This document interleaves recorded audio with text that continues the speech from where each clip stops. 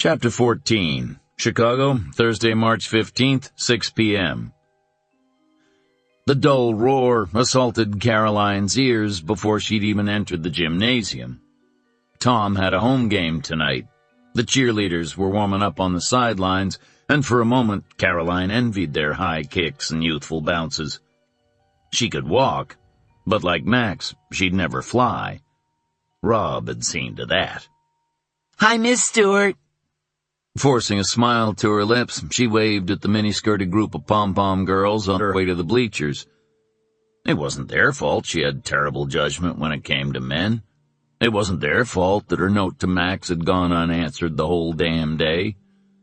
She wished it was someone's fault, but in the end, the finger pointed squarely back at herself. She leaned back, propping both elbows on the bleacher above her, and dropped her head back, trying to stretch her tight neck muscles. She shook her head, feeling her hair brush against the bleachers. It was hard to believe almost 2 weeks had passed since she looked up to find Max Hunter standing before her. In only 2 weeks, she'd had her heart turned inside out, felt the first stirrings of lust in her life, and held the man of her dreams in her arms for a few brief shining moments. She shook her head again. But he wasn't the man of her dreams. He wasn't a man she could respect. She'd meant every word of her note. She'd even typed her resume and had several jobs circled in yesterday's want ads. Leaving Carrington before graduation would be hard, but working so close to Max Hunter would be worse. She'd fold eventually, tolerate his self-pity, tolerate his blaming something or someone for his misfortunes, and start the cycle all over again. That cycle must never start again. "I need to thank you, beautiful." Caroline jumped a foot, much to the amusement of Tom's coach. A hulk of a man, he towered over everyone she knew. Everyone but Max, that is. Angrily, she banished the thought from her mind as she struggled to straighten her body. Angling a glance up, she found his black eyes dancing with suppressed laughter. "Don't, Frank," she warned. "Don't tease me. I've had a hell of a bad day." One eyebrow arched, stretching one side of his ebony face. "That's the first time I've heard you use the dreaded HE double hockey sticks, Caroline." He said her name with the smooth drawl of deep Mississippi, drawing her name out to 4 syllables. She hung her head. "I'm sorry. It's just been, well, whatever." She looked up to find his expression calm and waiting. He'd been a good friend to her for years. She'd met Frank and his wife when the three of them volunteered at the local grammar school, and Caroline had been so glad when Tom became a member of Frank's JV team. He was truly a good man. "How are you?" "Happy as a dog scratching a flea." He grinned when her lips twitched. "But I didn't come over here to discuss my personal state of being. I came to thank you." Caroline frowned. "For what?" Frank's bass laugh was enough to vibrate the glossy wood beneath their feet. "For sending a legend my way, beautiful." He gently grabbed her chin between 2 beefy fingers and turned her gaze to the end of the court. "He's gonna be a godsend. The boys are practically drooling puddles on their shoes. A Laker. I still can't believe it." "When, Caroline stuttered and gave up. "Today. Frank tilted her chin up to check her eyes. "You're surprised? You didn't think he'd come? And just why did you have an HE double hockey stick of a day, Caroline?" "Shut up, Frank." But her smile was practically ripping her face. "He's good with the kids?" "Oh, yes. Is he good with Caroline?" His laugh boomed out again at her blush. "No need for words, darling. You just said it all. I won't tire him out on his first day. I'll make sure I leave some of 'em for you." "Oh, stop." With a mock push, she sent Frank on his way, then turned and watched Max. For a full 15 minutes, he drilled the second string, while the first string kept missing their cues to rebound as they stared at the sight of a former pro in their midst. As a pregame warm-up, it was a bust, but Caroline doubted any of the boys would complain.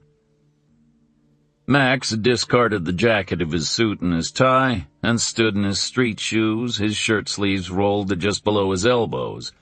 A steady line of perspiration dripped from his forehead down the side of his face, and that lock of black hair kept falling across his forehead. Sweat had darkened his underarms and soaked the back of his shirt. He'd never looked more disheveled. She wanted him with a fierceness that stole her breath. Then he stopped with his hand on a boy's shoulder and turned around. He caught her gaze as that slow smile she'd come to love lit his eyes, then curved his beautiful mouth. And he winked, just once, before turning back to instruct the lucky boy in the art of the free throw. And quietly, without thunder or lightning, it all fell into place. A sweet peace filled her as she watched him. This was right. This was for keeps. Her lips curved. She'd call Dana tonight and tell her to stop cursing Max with every spare breath. But for the moment, she hoarded the absolute happiness, the sheer contentment of knowing she'd found the one. The right one.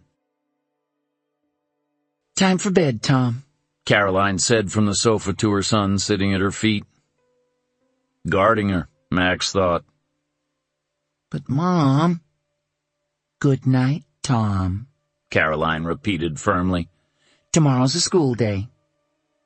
Tom rose, clearly unwilling to leave his mother alone. Good night, Mom. He hesitated, then added much more quietly. Good night, Max. Caroline rose from her comfortable seat, nestled in the crook of Max's arm, to muss Tom's blonde hair, standing on her toes to reach. Good night, Tom. Max didn't move from his position on the hard, lumpy sofa. Couldn't move. Wouldn't move. His back hurt like the devil. But that pain was nothing compared to the throbbing of his body. If he stood up now, Caroline's politely surly son would get a lesson in the birds and the bees that he'd never forget. Max doubted that would elevate his position on Tom's meter of trust. Caroline was looking at Tom expectantly. She threw a pointed glance at Max.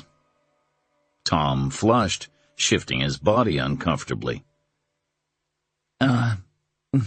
Thanks for coming, Max. No problem, Tom.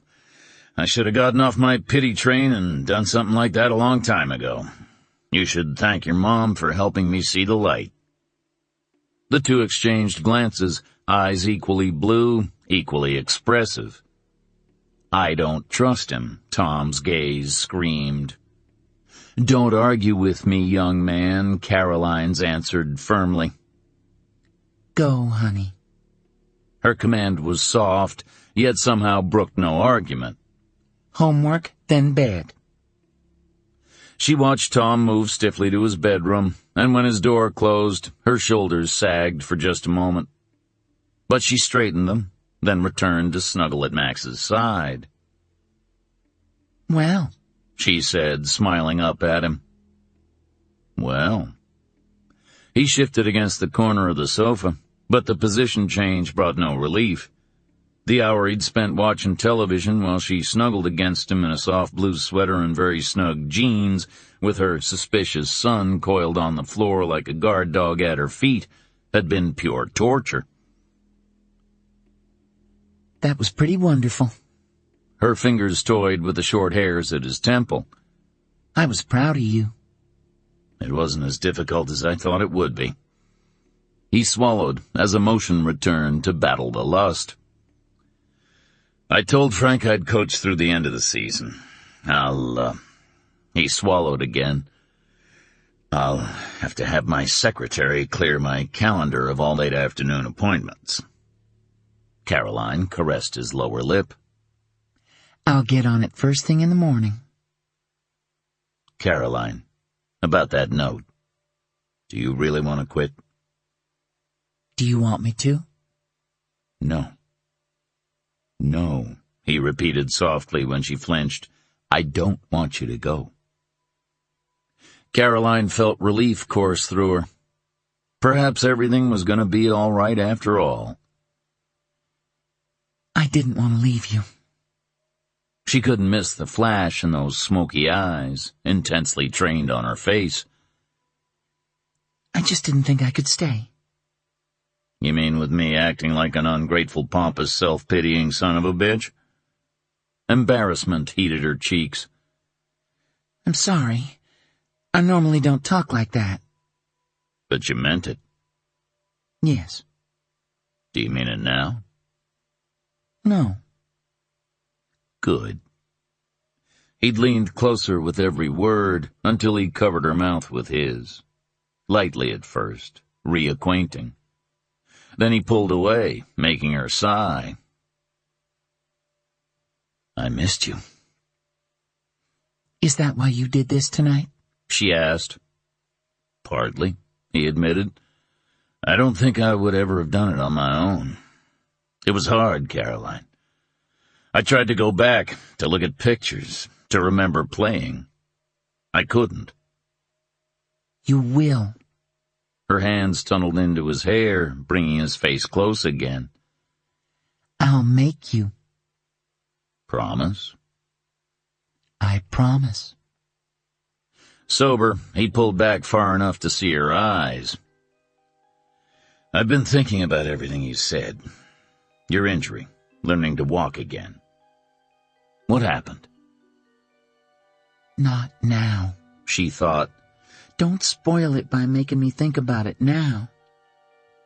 But he was waiting for an answer, his heart in his eyes. It was a long time ago. None of that matters anymore. If it happened to you, it matters to me. You never talk about your past. What happened to you, Caroline? Why were you alone, learning to walk again with no one caring if you lived or died? Please, he pleaded softly. I need to know. Max. Caroline. He brushed her lips with his. Please. His sweet pleading plucked at her heart. I fell down some stairs. When I woke up, I was in the hospital, partially paralyzed. Caroline closed her eyes and searched frantically for the right words. She needed to tell him, but this wasn't the right time. The closeness was still so new, so fragile. What if he didn't want her anymore when he found out? It would be his right. Only a fool would want a woman with such baggage. Opening her eyes, her breath caught at the tender expression of caring on his beautiful face. Or a man in love. It was almost too much to hope for.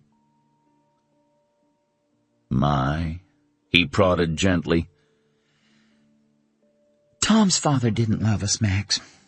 We were something of a burden to him. That much was true.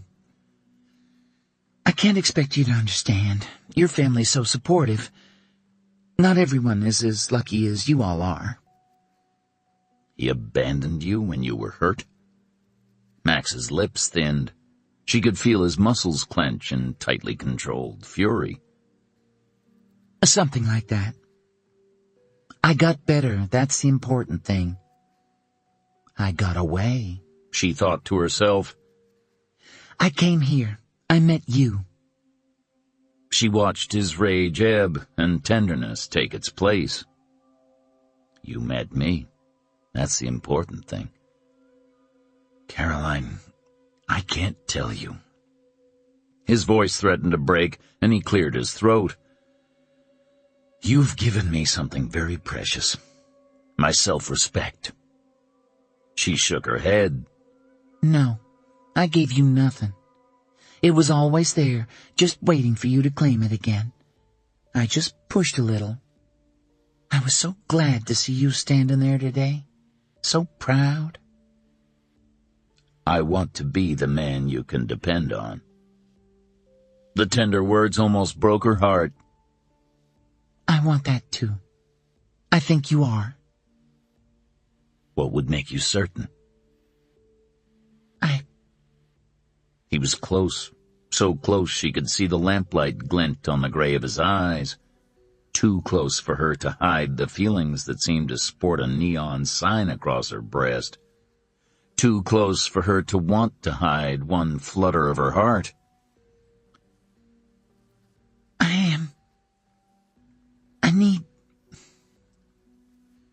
I need you to be certain.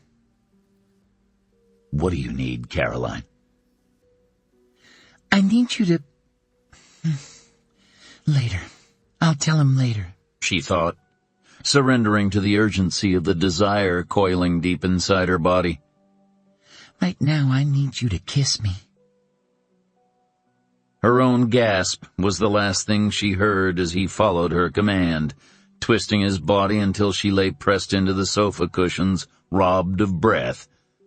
Waves roared in her head, echoes of the beating of her heart. His mouth was voracious, devouring without punishing. He was by turns sweet and savage, nudging, nipping, tasting, until she could only moan. She gasped again as his tongue stole inside her mouth, tracing, relearning every groove, the texture of every surface. Then her body went completely still as one large hand covered her breast, claiming her through the softness of her sweater. Max. It was half protest, half hosanna. You are beautiful, he breathed, his hand gently kneading. I don't think I've ever told you. No. It was a small wonder she could breathe, much less speak. His touch had her breasts swelling, pressure building. She could feel the rasp of the cotton of her bra against her nipples as they went hard. And every other ounce of feeling pooled low, making her arch instinctively, making him catch his breath in turn. It's true. Here. He stroked the softness of her cheek. And your eyes. They snared me from the first minute I saw you looking up at me. Entranced, she stared up at him. You want to know what else? He asked with a trace of a smile, which widened as she simply nodded. Your mouth. Meant to be kissed. He kissed her tenderly. By me. I've dreamed of you every night, and every dream ends the same way, with your hair spread across my pillow. Max. Shh. Just kiss me, Caroline. Helplessly entwined in the tender words, she kissed him back. Slow and sumptuous and just a little bit shy, she explored his mouth, experimenting with pressure and angle until she found just the right fit. His hand slid back down her sweater to cup her breast once again, and just as before, it swelled to fill his palm. She forgot reality, drifting away on a dream so precious she was afraid to wake up, afraid it truly had to be a dream. Nothing in her life had ever felt so good. Damn. Jolted from utter bliss, her eyes flew open to find his face contorted in pain. What? Nothing, he muttered. You're back, Caroline guessed. Sit back and try to relax. She placed her hands firmly in the center of his chest and gave him the starting push he needed to dislodge the crick in his back. He groaned as he lay back, his eyes clenched shut. I'm sorry, Max. Caroline scrambled to her knees beside him. I should have known better than to challenge you to anything that could hurt your back. He opened one eye, then in a flash, gripped her round bottom in both hands and swung her over to straddle him. My back'll be fine. It's the rest of me that's dying here. Understanding lit her eyes, followed closely by amusement. You don't say. He tilted her bottom, tumbling her against his chest. I do say. It felt good. Better than good. You are the boss, Caroline murmured, playing as he'd taught her, nipping his lower lip gently, making his pelvis jerk forward. Her eyes slammed shut as another wave of feeling swept through her, splashing kaleidoscopes of color against her eyelids. The unmistakable evidence of his arousal nudged at her core, sending a shudder through her body. Her hands clenched in the fabric of the sweatshirt he'd borrowed from Frank after the game. Oh, God. Her little moans stoked Max's fire even higher, and he struggled for control. I want you, Caroline. His hands kneaded her buttocks, bringing her into even closer contact with his rigid body. I can't hide it. Her body stiffened, and he studied her expression, a mixture of amazement and panic. His palms flattened against the small of her back and lightly massaged. I don't want to hide it. I want you to know. He felt the muscles of her back begin to relax and was stunned to find soothing her was as erotic as kissing her. I want you. I want to lie with you. His own heart stumbled when she sank down on him, the sudden friction against his flesh almost unbearable. He leaned forward to whisper in her ear, I want to be inside you. I want to feel your pleasure. Her body was shaking, draped against him, her arms now locked around his neck, her forehead resting against his. Shh, he whispered. Let me show you how good you can feel. His hands slipped under the hem of her sweater and teased the curve of her waist, feeling the shivers race across her skin. His fingers traced the ridge of her spine, upwards until he came to the clasp of her bra. One twist and a tug, and she was freed from the confining cotton.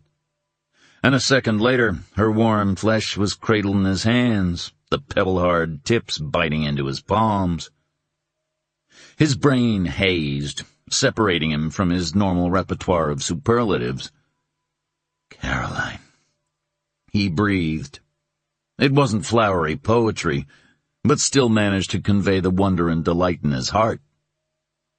Caroline tried to speak, but found all she could wring from her throat was a small whimper. His hands were warm and hard, yet tender and gentle all at once. His thumbs teased her, sending static bursts she felt down to her toes.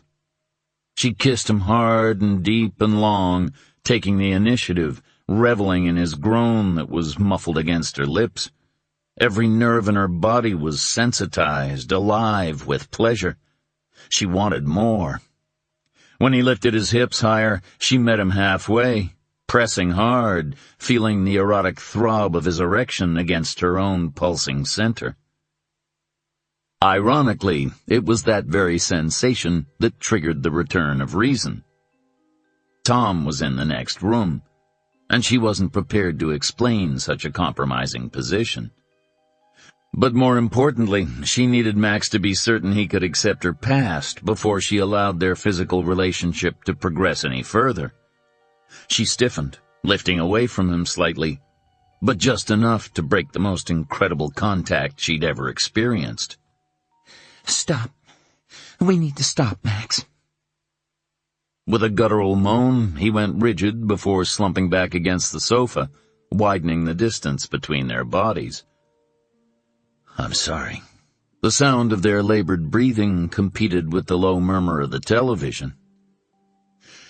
No, I'm sure as hell not sorry. I've wanted to do that since the first day I met you. Caroline forced herself to roll off his warm lap, sitting a safe 6 inches from him, knees to her chest, arms clutching her knees. I didn't. His head swiveled around, his expression one of injured disbelief. You didn't? She shook her head slowly, still caught in the web of arousal. I couldn't. I didn't know anything like this even existed. His eyes flashed, intense and possessive, and she felt her body warm once again. Why didn't you? You've had a child. Why didn't you know about this? Caroline struggled for an answer to his claim that, while unspoken, was every bit as strong as the question he'd voiced. and in the end voiced a question of her own. Where are we going with this, Max? Tonight specifically, or our lives in general? Her mouth tipped up. I could guess where we were going tonight. I may be inexperienced, but I'm not entirely ignorant. I do have a child, as you have so astutely noted. She sobered. Our lives in general, where? Max pushed himself to sit straight on the sofa, wincing at the tightness against his zipper that had not begun to abate. She sat watching him warily, her body curled in a protective ball. He wanted to ask who'd hurt her spirit, tossed her aside, put those shadows in her eyes. But instead, he simply told her the truth. I'm falling in love with you. Then panic gripped his gut at the tears welling in her incomparable eyes. Why does that upset you? It doesn't upset me. She blinked, sending streaks down her face. I just never expected it would be so beautiful when I finally heard it for the first time. The hitch in her voice tore at his heart. That such a woman could go her lifetime without hearing the words was incomprehensible. Ever, Caroline? Her eyes dropped. Ever. He opened his arms. Come here. And folded himself around her when she crawled back into his lap and laid her cheek against his chest. Don't worry. You'll get used to hearing it. Max? I love you too. He gathered her close and hugged her until she gasped for breath. You're right. It is a beautiful thing to hear. Caroline let herself be held and floated in bliss, refusing to mar the moment by thinking about the day when she'd tell him the truth. Asheville, Friday, March 16th, 9 a.m. Tony set her coffee cup on an ever-diminishing area of uncluttered desk. Her eyes were weary. Stephen wondered how much sleep she'd had. Status? She asked. Stephen looked over at Lambert, who gave him an after-you gesture. After working closely with Lambert all night, Stephen had determined the man was both sharp and indefatigable. Stephen wished he himself was, and swallowed the yawn that would surely have broken his jaw. We found his truck parked in the short-term parking lot of Knoxville Airport. He'd changed the plates, but we got a positive ID from the vehicle ID number on the engine block. Careless of him, Tony murmured. Stephen nodded. He thinks he's smart, but he's made some mistakes, and that's how we'll catch him. Roger Upton booked a flight from Knoxville to Chicago O'Hare on Monday evening. The Roger disguise is pretty elaborate. He had to put on a goatee and thick sideburns and significant bulk around his middle. One of the desk clerks remembers him because he walked up to the counter to buy his ticket. She said most people buy their tickets far enough in advance to get discounts. He and Lambert had been up all night making calls, and while they'd traced Winters' movements, they were still no closer to finding the bastard. Stephen sat up straighter in his chair, fighting a wave of his own exhaustion. The clerk said he became agitated when she told him his suitcase was too large to carry on. He complained that it contained materials vital to his business, and he'd be incapable of doing his job if he didn't have that case. She suggested he take a non-stop flight, which would reduce the number of times his bag was handled, and he did that, even though the fare was significantly more expensive than the lowest fare, which had 2 connections. Stephen's mouth quirked up. Of course, that didn't matter. He charged it to Roger Upton's credit card. Tony huffed a tired chuckle. Enterprising. Stephen nodded. He bought a first-class ticket. Tony sipped her coffee. Enterprising and discriminating. He rented a car in Chicago, Lambert offered. Same name. Clerk at the Avis counter said he flirted with her. He rented a large-size Oldsmobile, well-equipped. He was a little annoyed when they didn't have any Cadillacs. Our boy has style, Tony said lightly, then leaned over to pick up her phone when it rang. Ross. Stephen watched her brow furrow and her eyes slide closed. Thanks. No, I'll contact the boy's mother after I escalate this up the line. The captain needs to be prepared for the press when this gets out. Yeah, be prepared to do a rush analysis when I get the exhumation order approved. Carefully she replaced the receiver and dragged the heels of her hands down her face. Exhumation, Stephen thought, eyeing Lambert, who seemed equally uninformed. This was a thread she'd kept to herself. Perhaps this thread was the rope that had been pulling her down over the last few days. "Who was that, Tony?" Lambert asked quietly. The lab. I had a very bad hunch standing there in Winters's house the other night when we did the search. Lambert stiffened. "About?" he asked, as if he really didn't want to know the answer. Tony blew out a sigh. About the boots we found on his back porch. Sue Ann Broughton said Winters had brought the boots home Monday morning when he came home. I talked to him late Sunday night after I'd paged him. She shrugged. Half a dozen times or so. He said he'd been occupied questioning a witness in the gang stabbing of that convenience store owner over on 5th Street. We were looking for Alonzo Jones, the gang leader, and Winters said he knew where he was hiding. The next day, one of the boys caught on the store video with Jones was found beaten to death in an alley. Nobody thought anything about it. Kids in gangs get beaten, it happens. "Until you saw the boots," Stephen commented. Tony nodded. I sent them to the lab, and they found hairs on the boots that came from a black person. Her shoulders sagged. The boy was buried yesterday. Lambert paled. "He kicked a boy to death to get information?" He shook his head. "I don't know why I continue to be amazed, but I am."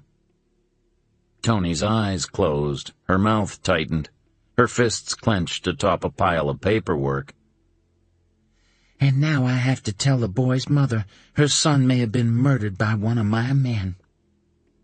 She finished in a ragged whisper. "This is not your fault, Tony." Lambert's tone was low and urgent. "You didn't know." Tony shook her head. I always knew something wasn't right. Her shoulder lifted in a muted shrug. I just thought he was a prejudiced good old boy. She pressed her fingers to her lips. How could I have missed this? Lambert shot a helpless look at Stephen, shaking his head.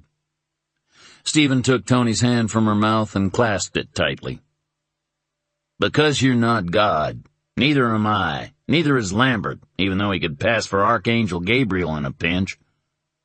"Hey," Lambert protested, smiling weakly.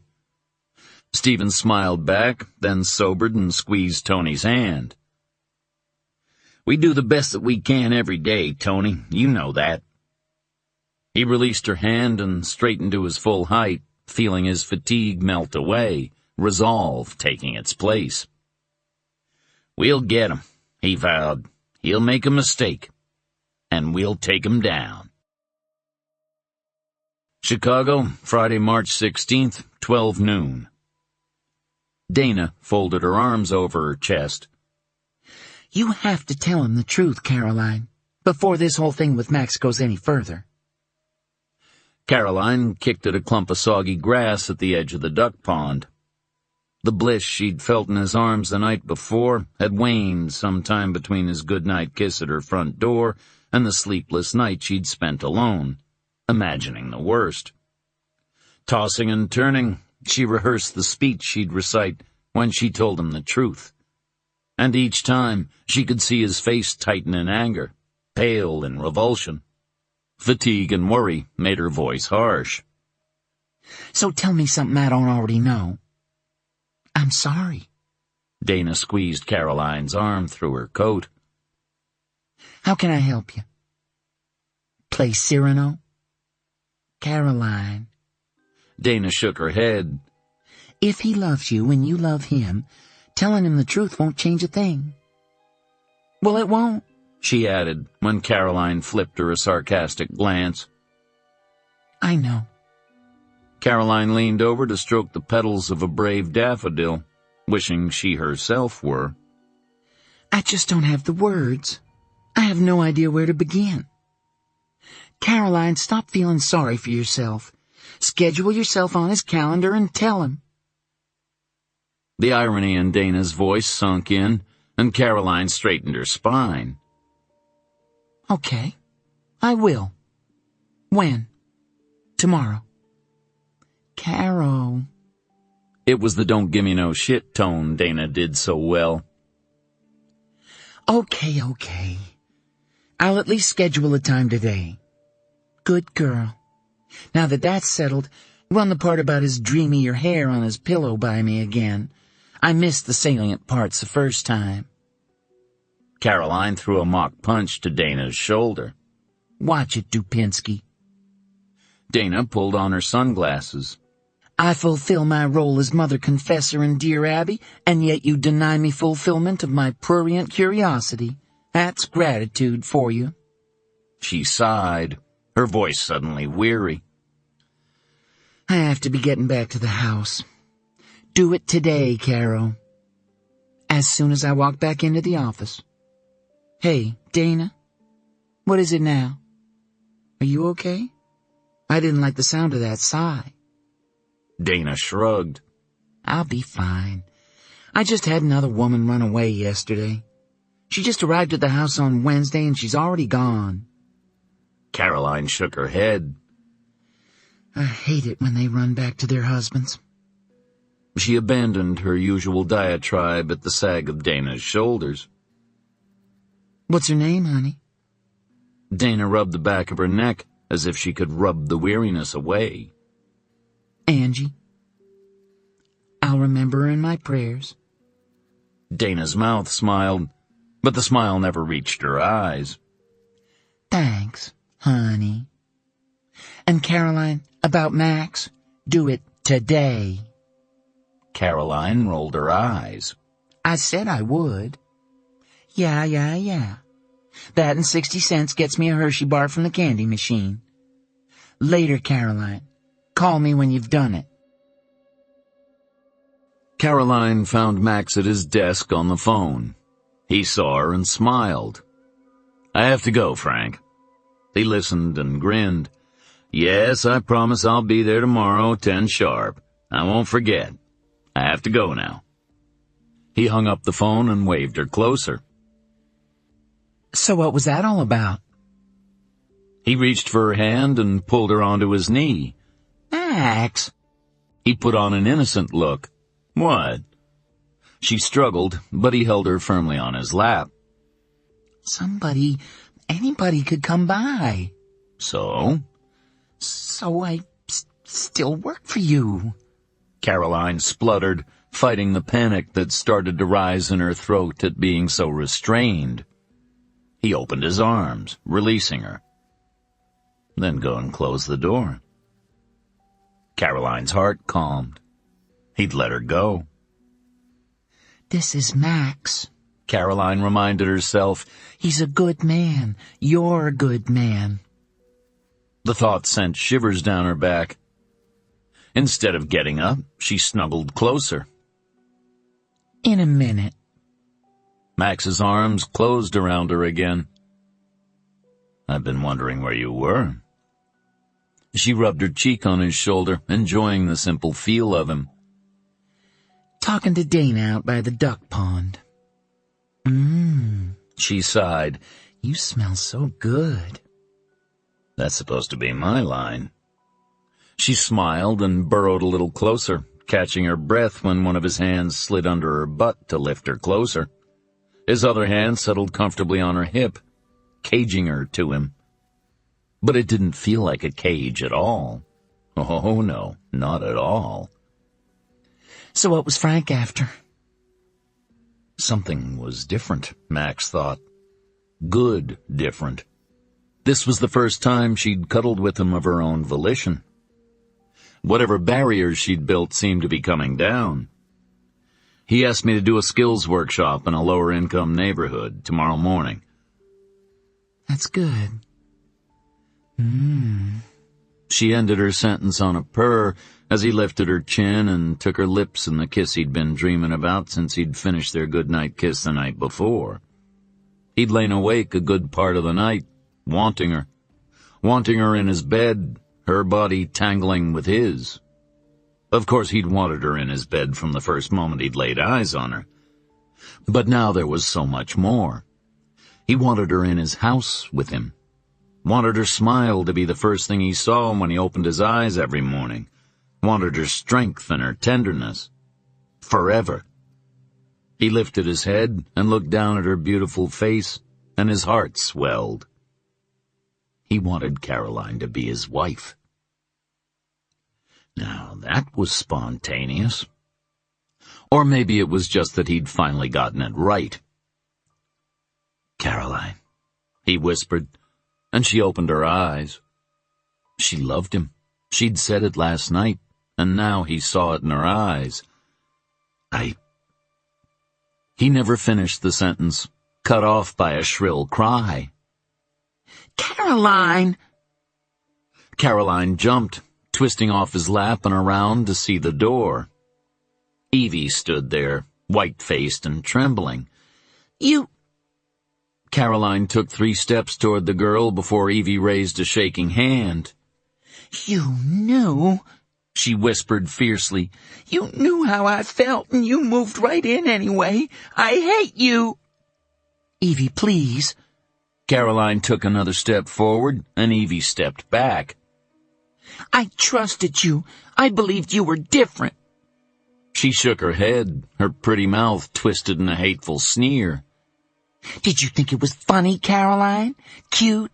Did you think I had a little crush on my school teacher? You're no better than any of the others. A cheap slut who'll sell her soul to the first man who comes along. Caroline only looked at her, shaking her head, saying nothing in her own defense. Maxie stood, and Evie turned her furious glare in his direction. You were interested in me. You looked at me like you wanted me. No, Evie. Don't tell me no, Evie, because it's true. Evie spun around to Caroline and slapped her face so hard that Caroline stumbled and fell to the floor. Max was at Caroline's side in 2 strides that left him wincing. He went down on one knee and pulled Caroline from the floor to a kneeling position. He lifted his eyes to see Evie staring at Caroline in horror, her hands still raised as if she were frozen in that position. That will be quite enough, Evie, Max said quietly. On Monday, I'll bring you before the dean. Use of violence on this campus is not allowed in any capacity, for any reason. Her hands slowly lowered, and Evie turned from the room without another word. Max lifted Caroline's chin, unsurprised to see her eyes heavy with unshed tears. I'm sorry, he murmured. You didn't do anything. I'm sorry she hurt you. Where will she go? Caroline looked up, and the tears spilled down her cheeks. I don't know. She doesn't have anywhere to go except to Dana's apartment. That's the only home she's really ever had. Do you want to go after her? He asked, wiping her face with his thumbs. The imprint from Evie's hand had left a red mark on Caroline's cheek. He tamped down the anger he felt at the sight. Evie meant a great deal to Caroline, so he'd try to understand the girl's reaction for Caroline's sake. But he couldn't allow her to strike Caroline or any other staff member and go unpunished. No, she won't want to talk to me now. She'll go to Dana. I need to call Dana and warn her. Then go. In a minute. First. He caught her and pulled her into his arms. She came willingly, he thought with relief. He'd been afraid she'd feel some kind of guilt at Evie's angry recriminations. He held her, gently rubbing her back until she shuddered out a sigh. I've got to go now. She lifted her face and caught Max around the neck in the same movement. She tugged his head down and touched her lips to his. It was the first kiss she'd initiated. He was acutely aware of it, even if Caroline was not. What are you doing tonight? He rubbed his lips across hers, loving the way it felt. So perfect. I was hoping you'd have dinner with me. We could leave right after my last class. She shook her head, not breaking the contact. Sorry. I have to go home and make sure Tom's ready for his camping trip. Come to my apartment and I'll make you dinner, she whispered against his lips. Come to my house. My kitchen is bigger. My bed is bigger, he thought, all the while knowing intimacy wasn't in the cards for tonight, not with her bodyguard hovering. Tom still didn't trust him, but they'd get there. Tom would have to, Max thought. Otherwise, the next 50 years of their lives would be unbearable, because Max fully planned to marry the boy's mother, whatever it took. Okay. I'll be there by 8. He kissed the corner of her mouth. I'll come and get you at 6:30. She drew back and gave him an uncertain smile. Okay. Be hungry. I will. He waited until he heard the outer office door close. I am. Asheville, Friday, March 16th, 2:30 p.m. Stephen trapped the phone between his ear and shoulder to type a final line on his daily summary email to Lenny Farrell as he listened to his youngest son relate a story of first-grade angst. He hit send, then leaned back in the folding chair in his little sauna to more fully savor the tale. So then what happened? Stephen asked. He'd missed his boys, he thought, glad to be leaving for home for the weekend in just a few hours. His middle son, Matt, had a piano recital the next day Stephen had promised not to miss. Then Jimmy Heekin puked all over Ashley Beardsley. Stephen had to smile at the obvious glee in his baby's voice. Well, it's not that often something that exciting happens on the playground. I guess Jimmy Heekin won't be taking dares to eat live worms again anytime soon. Nicky chuckled. I guess not. A pause, then more soberly. Daddy, how much longer does Officer Jacobs have to take me to school? Fear stabbed his heart again, the same as every time Stephen thought of Winters putting his hands on his baby, which was about 10 times an hour. But Gary Jacobs was a good man, an officer he'd trust with his own life, and, more importantly, with his child's. It was the one thing that kept him from fleeing back to Raleigh to hide with his sons in a makeshift bunker. Until we catch a man that you talked to that day, darling. Why? Don't you like Officer Jacobs? Yeah, I guess so. Nicky's voice held a wistful note. I just wish you were home, Daddy. Stephen kneaded his temples, feeling his omnipresent headache notch in a little deeper. His hand flattened to cover his eyes from the bright light in the conference room. I wish I were home too, baby. I'll see you later tonight. He glanced up through his fingers to find Tony standing at the door, gesturing for him to hang up. Hey, Nicky, I'll call you later, okay? Okay, Daddy. Love you. I love you too, Nicky. He hung up and Tony entered, a single piece of paper in her hand. My baby, Stephen explained, pointing at the phone. What's up? She approached, a fresh light in her eyes, and laid a sheet of paper on the table before him. New Luds just came in on the fax for you. Winters called his Charlotte number right after he hung up with Jolly yesterday. Stephen sat upright in his chair and pulled the list of Winters' phone calls closer. The hacker Lambert thought he was trying to contact? He asked, excitement warming his voice. Let's hope so. She pulled up a chair and sat close enough to point at the phone number in question. The cell phone belongs to a Randall Livermore. He's a freshman at UNC Charlotte. Lives with his parents.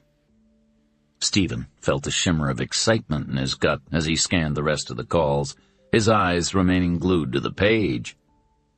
I'll call the Charlotte Mecklenburg PD and get a request for a search warrant started.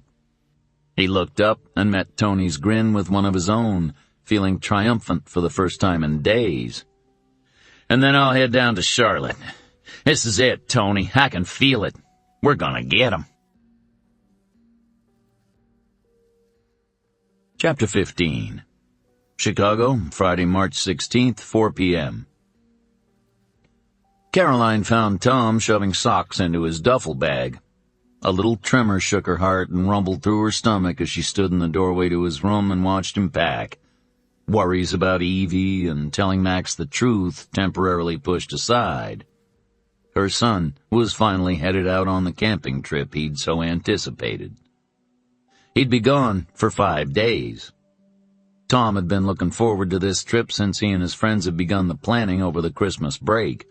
One of the boys' fathers was going to drive them all up to a lake in Wisconsin, where they'd sleep in tents, fish for their breakfast, and roast hot dogs over the fire if they proved to be inept hunters.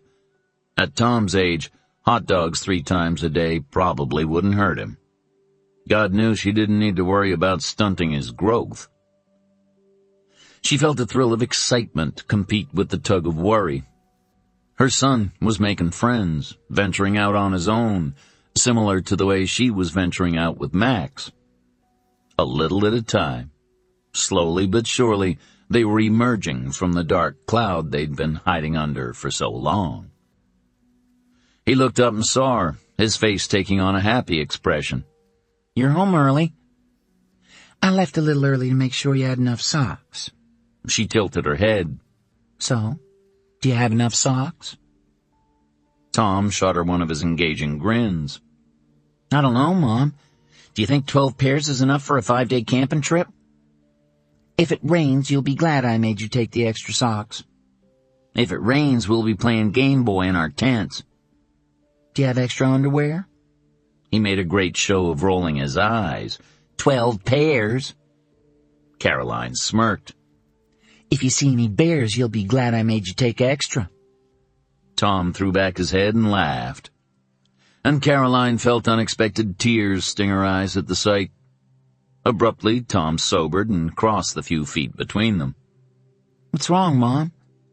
If you don't want me to go..." "Shh." Caroline reached up and laid a finger across his mouth. "I want you to go." He moved her hand away from his face, lightly holding her wrist. "Then why are you crying?" Tom's face darkened. "Did Max hurt your feelings again?" No. Caroline slipped her hand from his and reached up to hug him with both arms. Almost fiercely, he hugged her back, lifting her feet a foot off the floor. "I'm just realizing everything is changing," she said to the wall behind his back. Tom let her go, and she felt her toes touch the floor again. "Change is good, Mom. You always say that." She nodded and scraped tears from her face for the second time that day. "I know. Sometimes it can be scary, though." She patted Tom's cheek. "I seem to be getting involved with Max." A flush of embarrassment reddened Tom's cheek, even as his jaw tightened. "I know." Caroline drew a breath. "And before it goes too far, he needs to know." Tom narrowed his eyes as full comprehension dawned. "You're gonna tell him?" "Mom!" "Don't mom me in that tone of voice, Tom." She locked eyes with him until he dropped his gaze to the worn carpet. "Oh, I'm sorry, Mom. But we promised we'd never tell anybody." "Anybody," he repeated defiantly. "We told Dana," Caroline observed quietly. "That was different," Tom burst out. "We trusted her," Caroline supplied gently. He lifted his eyes, still narrowed and angry. "Yes." "Well, I trust Max." "I don't," Tom returned deliberately. "Why?" He said nothing, just looked away, and Caroline felt her temper simmer. "Because he hurt my feelings?" she demanded. "Well, I can handle my own feelings, son." Tom's shoulders remained stubbornly set. "Because you're afraid he'll hurt me?" A muscle twitched in Tom's cheek. "He has a temper, Mom." "Yes, and he's lost it.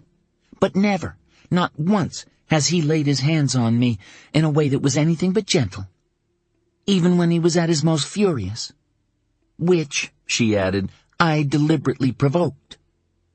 You've only known him 2 weeks. True, but sometimes you just know, even in 2 weeks. How long did you know him? Tom challenged quietly, triumphantly. Caroline winced. Low blow. That's not the same at all. I was 15 years old at the time, about the same age you are now. She finished with a meaningful tilt of her head. Tom glared, clearly frustrated. You're saying I don't know what I'm talking about. Her temper fizzled. No, honey, I'm saying I have 16 more years of experience than you. Tom, I know you don't trust Max. Yet. But do you trust me? Tom hesitated, then met her eyes and nodded, his eyes still defiant. Then trust me to do the right thing. She turned from her son's intense stare and began straightening the trophies on the top of his chest of drawers. She picked up a trophy at random and turned it over, staring at the flat bottom as if it contained great wisdom. It didn't. She heard the creaking of the springs of Tom's bed, then his heavy sigh. Do you love him, Mom? What a question from a 14-year-old. Yet it demanded an answer. She put the trophy down with care and turned to face the boy who had been forced by circumstances beyond his control to become a man too soon. She owed her son nothing less than complete honesty. Yes. His eyes lowered to the carpet and his hands clenched in his bedspread. He says he loves me too, she added, and watched his hands gradually relax. Tom finally looked up. Then I'm glad. Caroline let out the breath she hadn't realized she was holding. You are? He smiled. Not the cute, charming smile that he used to make her laugh or diffuse her temper, but a sober smile, not offsetting the worry that remained in his eyes. Yes, I am. You deserve to be happy, Mom. You deserve to have someone love you that won't make you afraid. Caroline tried to swallow, but the lump of emotion was far too large. I don't think I deserve you, she whispered. Tom raised one brow, and his charming grin reappeared. No, you don't.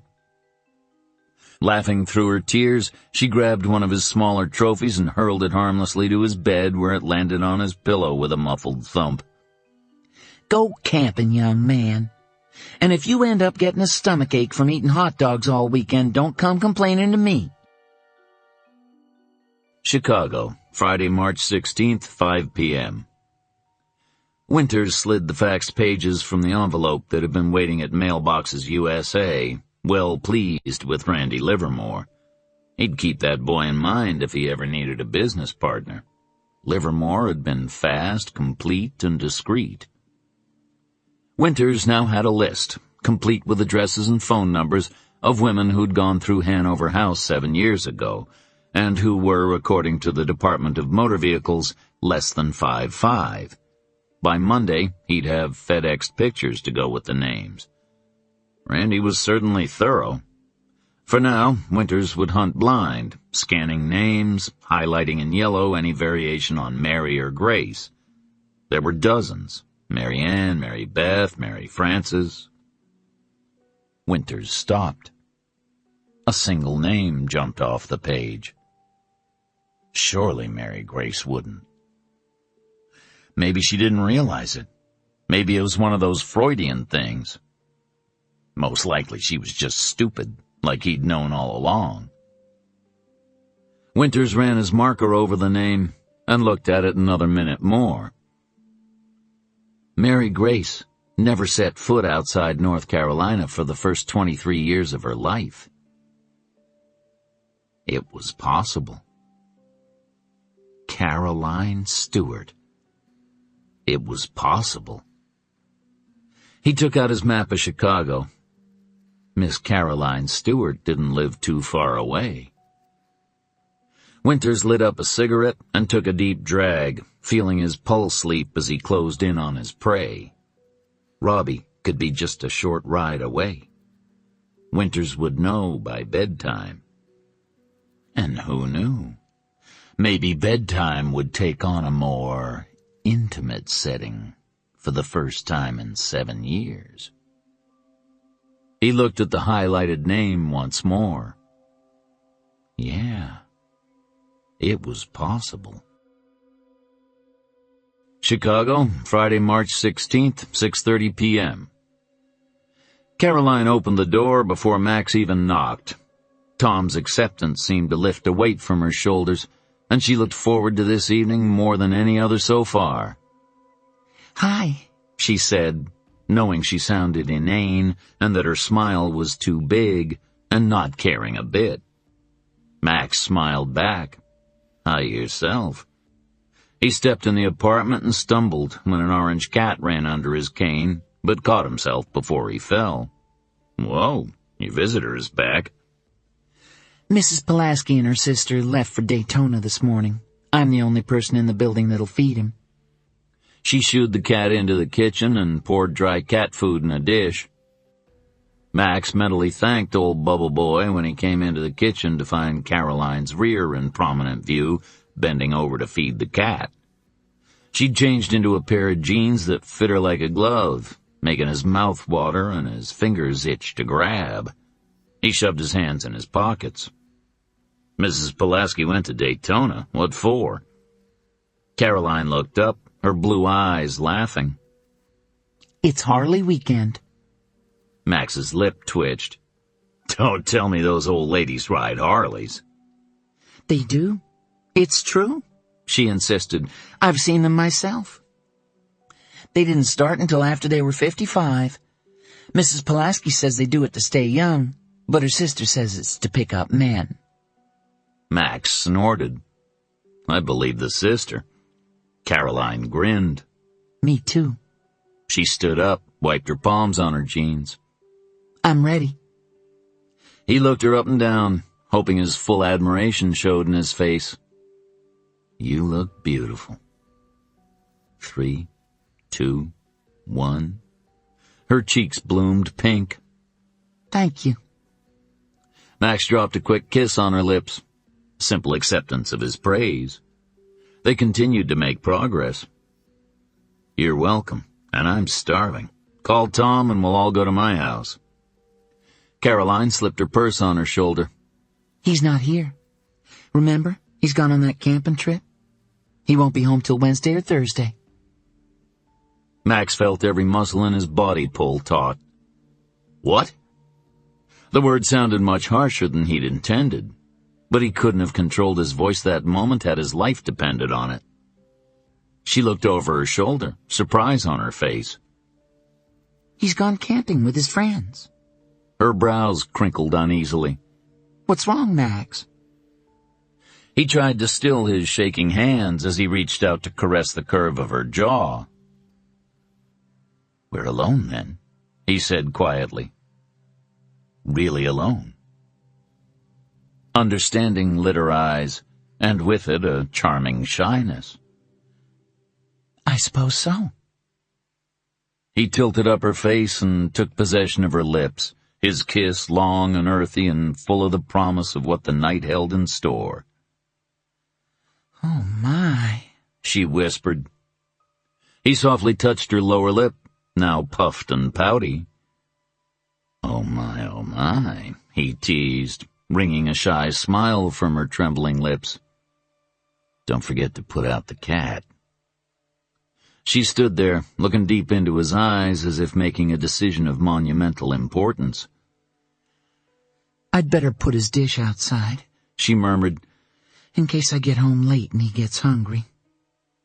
Max opened the door for her, or early, as the case might be. "Then we're off." When they reached the bottom of the stairs, Cy Edelman was in his usual place, sitting on the step. He gave Max a curious glance before greeting Caroline with a smile. Good night, Caroline. Good night, Mr. Edelman, she returned with a smile of her own. The old man caught Max's eye. Have a good time. Don't do anything I wouldn't do. Caroline laughed. What wouldn't you do, Si? Mr. Edelman chuckled. Not a whole hell of a lot. Caroline patted his balding head. You're a bad old man, Si. I know. Keeps me young. The door closed behind them, and the two walked out to a silver Mercedes parked on the curb. Winters frowned, keeping well into the shadows behind the stairwell. He'd slipped in the back of the apartment house through a utility door and had been waiting for the old man to leave so he could get up to apartment 3A. Instead, the woman in 3A had come out on her own, hand in hand with an extraordinarily tall man, taller than he himself, but lame, a gimp with a cane. The woman was Mary Grace. He was sure of it. A little older, hair dyed brown, and no limp. Winters clenched his jaw. She'd deceived him. She wasn't crippled at all. That's why they'd found her walker in the car. She hadn't really needed it. She'd never been lame. A slow rage began to burn. She'd lied to him. Every nurse and doctor in the hospital had lied to him. They all pretended she was hurt. Poor, poor little Mary Grace. She'd been normal the whole time. She'd lied. And she'd stolen his son. The tall man with the cane opened the car door for her, and she got in, laughing at something he said. She had a sugar daddy. Mary Grace was kept. A whore. No better than that slut Angie. The rage burned higher. His hands clenched into fists. Mary Grace and that man were probably going off to do it right now. When he got through with her, she'd rue the day she'd laid eyes on that man. When he was done, she'd rue the day she'd ever been born. With an effort, Winters brought his rage under control and his consideration back to the matter at hand. Robbie, his son, was upstairs in apartment 3A, alone, right now. He slipped out the utility door and made his way back to his rental car he'd left parked in an alleyway, opened the trunk, and found the coveralls he had stored there. People ignored a man in coveralls. The old man on the front step would assume he was the television repairman. A small toolbox and a nondescript brown wig completed his ensemble. He entered again through the front door and nodded to the old man. A little late for a house call, isn't it? The old man asked, looking up at him. Winters regarded him from behind lowered eyelids. I'm running behind. This is my last service call today. The old man squinted up at him. What company are you with, young man? Winters bit down on his temper. Meddling old fart. He thought fast. 3A contractors. He nodded briefly to the old man and made his way up the steps, ignoring the way the old fart turned to look over his shoulder with a frown. Winters jimmied Mary Grace's door lock with surprising ease. Trusting little soul she'd become. That would soon change. His heart pounding in anticipation, he pushed the door open and looked inside. It was quiet, like a tomb. Disappointment crashed around his ears. Robbie wasn't here. But he had been. Slowly, Winters crossed the small living room, his eyes locked on a group of pictures arranged on a little wood shelf. Robbie. His son. Winters picked up the picture closest to the end of the shelf. His son had grown into a man. Tall, blonde, athletic good looks. Robbie was a handsome young man. Pride swelled even as his heart grieved for the lost years. He picked up a second picture. Robbie in a basketball uniform, the ball nonchalantly held under his arm. His son played basketball. Winters scowled. It should have been football. It was always supposed to have been football. Like me. But it wasn't so. Still, pride swelled. His son was MVP once. Twice, 3 times. He counted the trophies. He took a step closer and quickly quelled the roar that threatened to erupt. Tom Stewart, he read aloud, his voice now icy. She'd changed her name and his son's, denied his son his heritage, even his own name. She'll pay for that, he muttered. Carefully, he set the trophy back in its spot, ensuring the thin layer of dust on the shelf went undisturbed. He wanted one of those pictures of his son for himself. He picked one up from the back row on the shelf, one that had obviously been sitting for quite a while. A 10-year-old boy looked up at him, smileless and sober. Robbie was obviously unhappy living here without him. He could see it in his son's eyes. The dust that lay across the top of the picture frame in a thicker layer than on the rest of the shelf told him 2 things. First, Mary Grace had become a lousy housekeeper. Second, she apparently had not picked this picture up in a long time. She wouldn't miss just one. He slipped it into his pocket as if it were pure gold. Cautiously, he made his way to the back of her apartment and opened a door. A bathroom. Shampoo bottles littered the edges of the tub. Pigsty. He frowned at the razor on the sink. Robbie was shaving already. Who'd taught him to shave?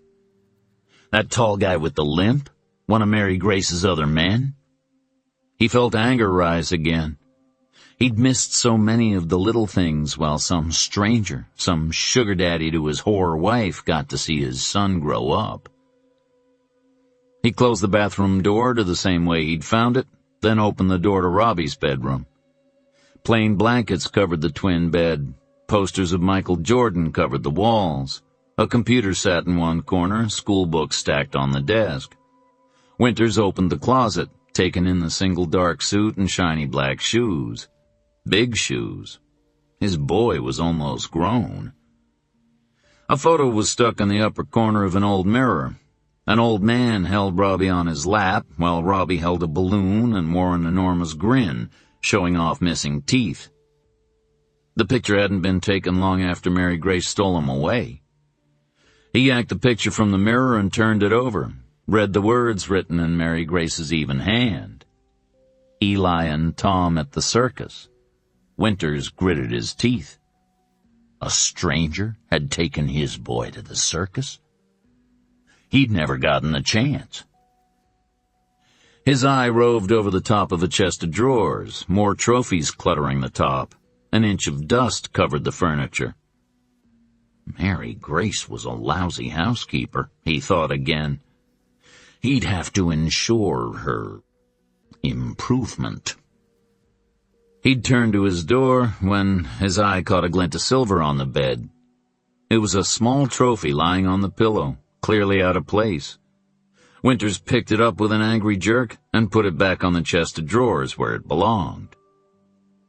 The boy had developed some bad habits.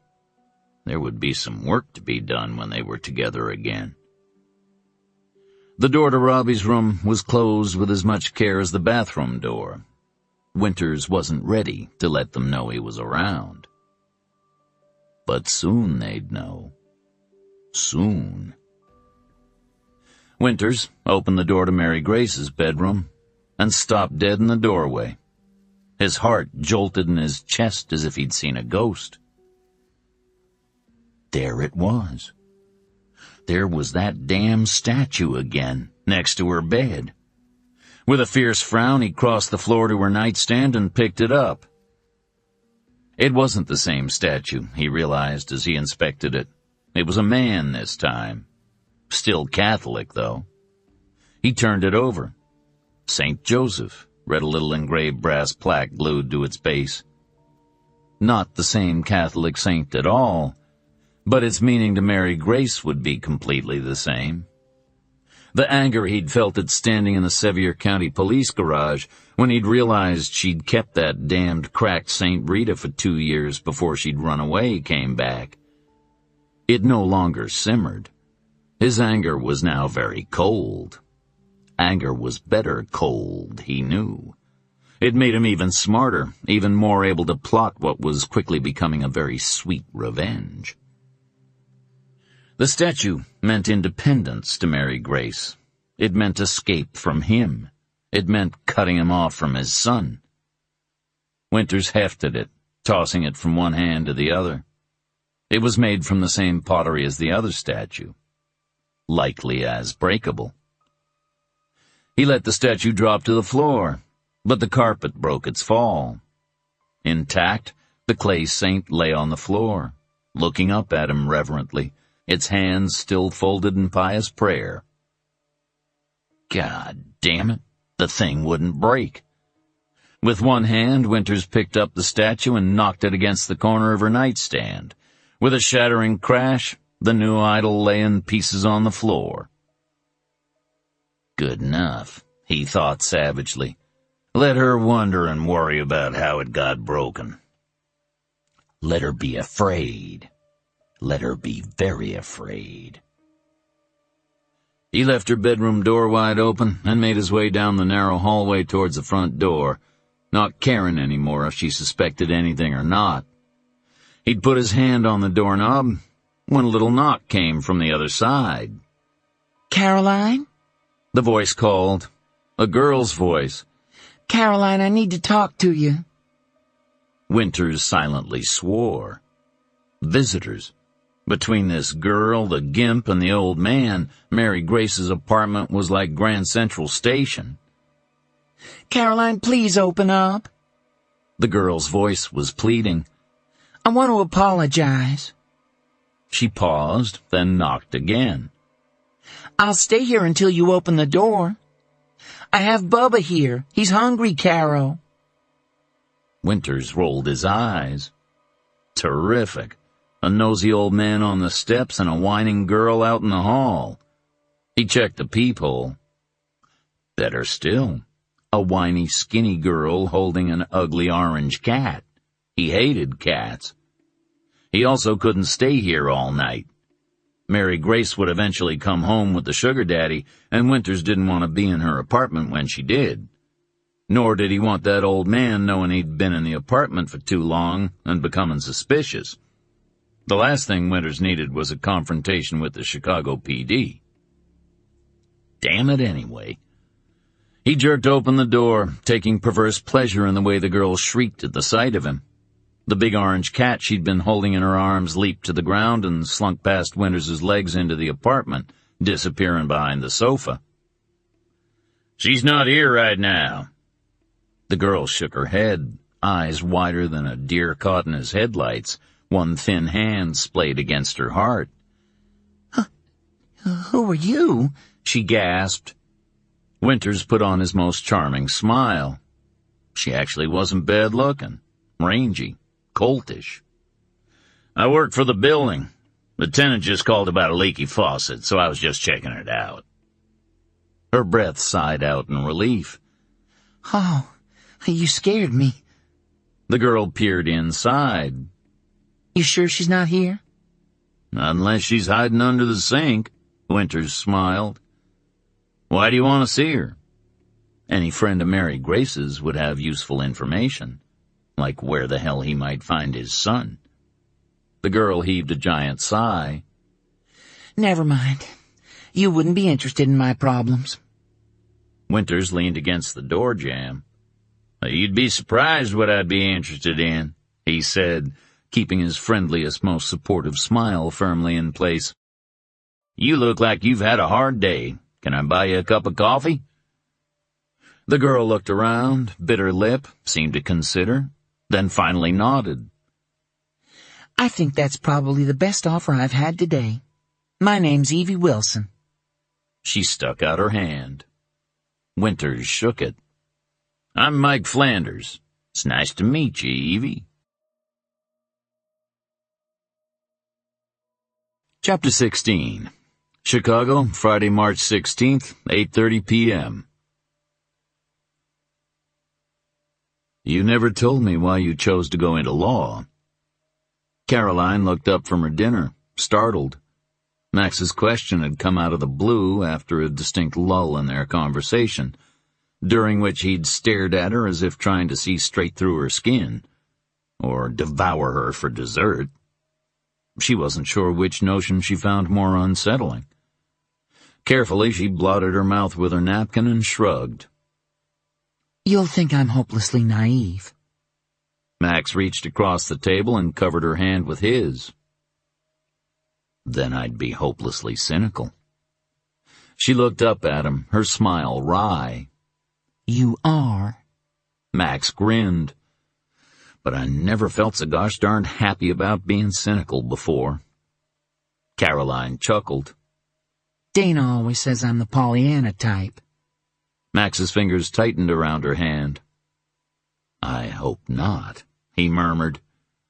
She pressed the fingertips of her free hand to her cheek, feeling the rush of heat. Mercy. The man could melt her into a puddle of goo with just his voice. He raised their joined hands to his lips and kissed each one of her fingertips. It was barely a kiss, yet so carnal it rocked her to her toes. Caroline? There was rich laughter in his voice. Are you going to tell me about law school?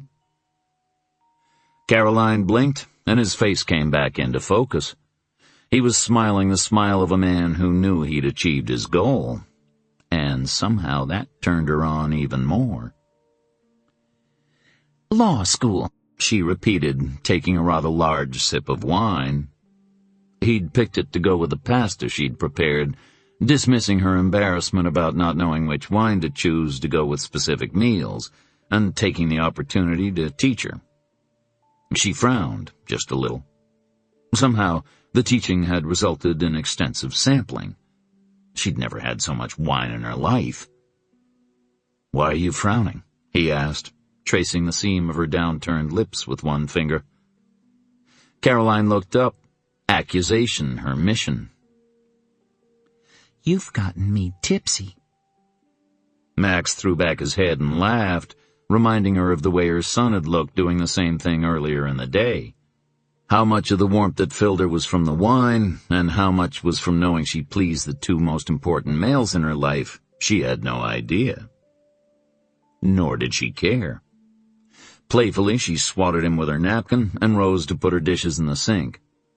From behind her, she heard his chair scrape the floor. One thump of his cane, and his arms were around her waist, pulling her close against him. I'm sorry, Caroline. Max kissed the top of her head. You just look so adorable when you're outraged. So, tell me about law school, he repeated. She relaxed back into him, loving the feel of his solid strength. She needed to tell him the truth. She'd chosen law school to aid abused women, because she herself had been one of those women. It was a perfect segue. One she'd use later, she thought, loath to spoil their playful mood. Later. Well, it's the 3-year period when one studies the theory of law and the statutes, and... Max groaned. So don't tell me. See if I care. He still held her, rocking them ever so slightly. He dipped his head, kissed her ear. But I do, you know, he murmured into her ear. A shudder racked her body from the outside in. She turned her face just enough to feel his lips graze her cheek. Do what? She whispered, her voice gone hoarse. Care about you. He feathered kisses along the line of her jaw. Her limbs grew heavy and she sagged against him. His arms tightened instantly to support her weight, then one hand glided up her body to gently cup her breast. Her reflexive intake of vital air only served to press her flesh more firmly into his palm. His reflexive response was to bring the other hand up to cover her other breast. He simply held her, allowing her to become accustomed to his possession of her body. For that's what it was. He possessed her heart, and now he was claiming her body. And she couldn't think of a single reason why it wasn't the right thing to do. Then his thumbs brushed against her nipples, and she couldn't think at all. Her pulse pounded like 1,000 drums, all sensation centering where he touched her, and where he didn't. She felt the liquid tug of desire woman low, and pressed back against him, seeking relief. He groaned in her ear, deep, wrenching, and absolutely wonderful. Her hands slid up her own body until they covered his, pressing his hands harder against her breasts, learning it didn't come close to relieving the pressure that had become an ache. Blindly, she turned her head, seeking his warm mouth, finding it. He devoured her with whole open-mouthed kisses that left her shaken and wanting. One of his hands left her breast to wind through her hair, tugging her mouth closer still. His tongue sought access, and to deny him such elemental contact was never even a consideration. She did her share, stroking, exploring the warm, wet interior of his mouth that tasted like the wine they'd shared, sweet and potent. She reached backwards, her hands clasping the back of his neck. She pulled herself higher against him, vaguely aware the whimpers of frustration were being torn from her own throat. He lifted his head, and her heart stopped. His eyes were dark with unhidden want, his mouth wet from hers. She could hear the beat of his heart in the stillness of the kitchen. Slowly, he turned her in his arms so that she was facing him, fully facing him, and everything this moment represented. "Caroline, do you believe I love you?" He whispered, his voice raspy and unfamiliar. She looked in her heart and found no doubts lurking. Yes. "Do you trust me?" She looked in her heart once more, and again found no doubts lurking. Yes. She didn't hear the word come from her throat, but he was evidently quite satisfied with her answer. "Come with me, then." He framed her face with both hands, lightly caressing her cheeks with his thumbs. He kissed her, slow and sweet, eyelids, cheekbones, corners of her eyes, everywhere but her lips. Yet when he lifted his head, she was trembling. "I want to take you places." He danced her around and backed her towards the archway separating his kitchen from his living room. Caroline swallowed, a sliver of fear insinuating itself in her mind. Places? He took her chin between his thumb and forefinger, gently forcing her to meet his eyes. His other hand firmly gripped his cane, and step by step they were swaying towards the darkened living room. "Wonderful places. You choose." Me? They were in the living room now, a few feet from the extra-long sofa that consumed the better part of the longest wall in the room. He smiled and brushed his lips against hers. "Yes, you." They came to a stop when the backs of her legs came up against the sofa, and he sobered. "I promise we won't do anything you don't want to do. I promise I'll stop when you say. Somebody hurt you, Caroline. I can see it in your eyes every time I tell you I love you, or tell you you're beautiful. I promise you'll someday believe me, because I'd never lie to you. I just need one promise from you." Eyes wide, tongue inoperable, Caroline could only nod. "I want you to promise to remember who I am. Can you promise me that, Caroline?" Her eyes filled with sharp tears, and she blinked them away. Max. "Promise me," he persisted, brushing the tears from her cheeks. I promise, she whispered. I wanted to light a fire, have music, Make it perfect for you, he murmured, stroking her face. Touched to the bottom of her soul, Caroline lifted her hands to his face. He turned to press his lips against one palm, then the other. She trailed her fingertips down the strong column of his neck and felt the thrill of pride when he shuddered. She had the power to make this powerful man shudder. It was discovery. She ran her fingers up into the crisp short hair at his nape and pulled his head down, kissing him with all the newfound confidence she possessed. Her reward was another one of his deep guttural groans that made her insides melt like butter on a hot day. He took control of the kiss, covering her mouth with his lips and her breast with his hand. Her eyelids slid shut and her knees gave way as he guided her down to the softness of the sofa. She heard his cane fall to the carpet. Her last coherent thought was that Max's sofa was larger than her bed. Then he was joining her, settling his body between her legs, sliding his hands beneath her head to cradle her face. "Look at me," he whispered. With difficulty, she forced her eyes to open. He was close, so close she could see each individual lash that framed his eyes. Eyes that stared at her with an intensity that made her heart start pounding all over again. "Tell me you love me, Caroline." She lifted her hand to his jaw, felt it clench beneath her fingertips. "I love you, Max." Another hard shudder racked his body, and he gritted his teeth, thrusting his pelvis against hers.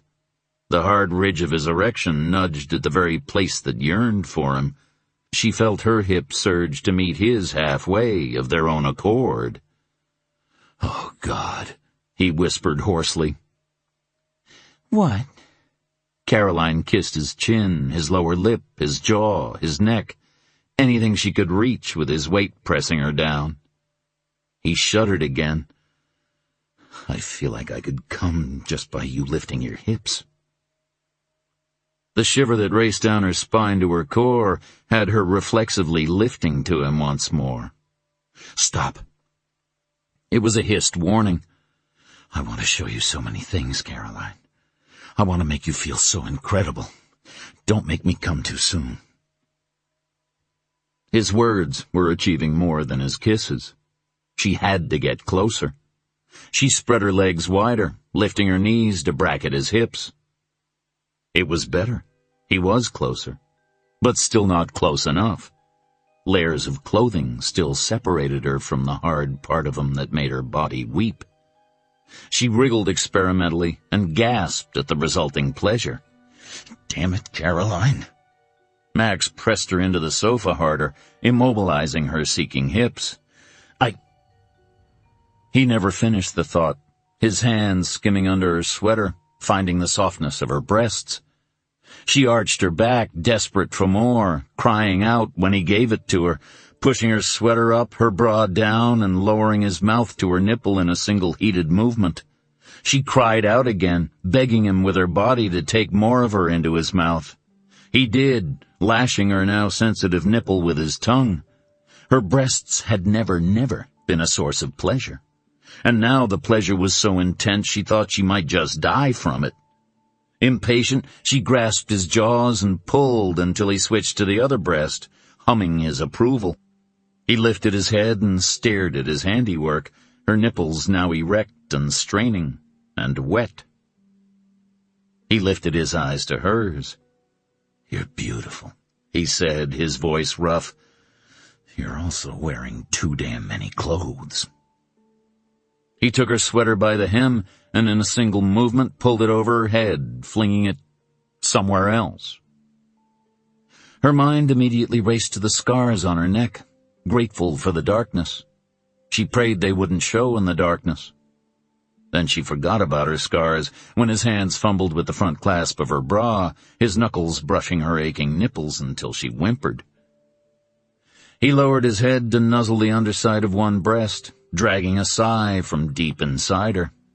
He lavished, kissing one breast then the other, teasing, lightly biting, never hurting, always pleasuring.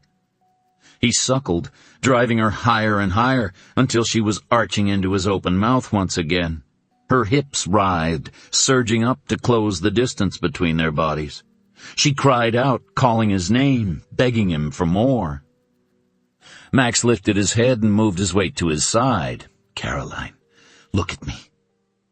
Eyes glazed, she looked into his beautiful face and felt every muscle convulse when his hand cupped the juncture between her legs, his fingers restlessly moving against the fabric of her old blue jeans in a rhythm she instinctively understood. "Is this what you wanted?" he asked, his voice so rough it was almost unrecognizable.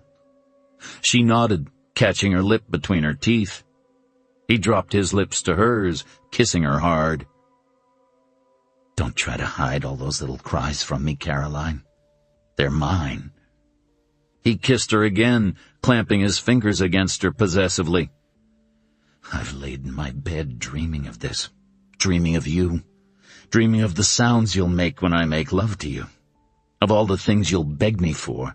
Please, Caroline, I want to hear you ask me for all the things that make you scream." "Max." She lifted her hips, chasing the feel of his hands on her most private, protected parts. He kissed her mouth, her breasts, working her hard until every thrust of his hand brought her hips off the sofa. She wanted him inside her. It was wondrous, a miracle. She'd almost touched heaven itself. And then he stopped. Once again she dragged her eyes open. He was staring down at her, his jaw clenched. "I'm going to ask you this only once. I promised we'd stop whenever you said." Caroline reached for him, her hand molding against his erection through his slacks. "Don't stop. Please." He hissed an oath and rose to his knees, tugging his shirt free. She watched, awestruck, as the most beautiful chest she'd ever seen emerged from beneath that plain white shirt. Broad, thick, corded muscle, covered with dense, thick, curly dark hair. He struggled with the button at his cuff, then yanked until the button flew off. His shirt landed on the floor next to the sofa. Caroline sat up and ran her hands up and across the breadth of his chest, through the crisp hair, and his hands paused at the button of his slacks. His head dropped forward and his face tightened as he absorbed the feel of her hands on his body. He'd obviously been waiting for her to do just this very thing. It was new, incredible, that she could bring such pleasure to his face.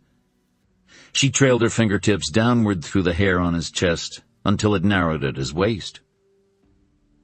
She pushed his hands away and looked up to find his eyes open and staring at her with an intensity that shook her soul. Keeping her eyes on his face, she slid free the button at his waist and slowly slid the zipper down.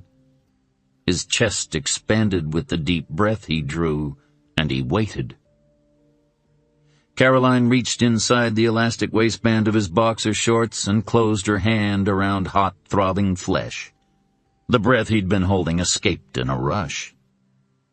"Please don't ask me to stop now," he gritted as she lightly ran her fingers up and down his swollen length. "Please."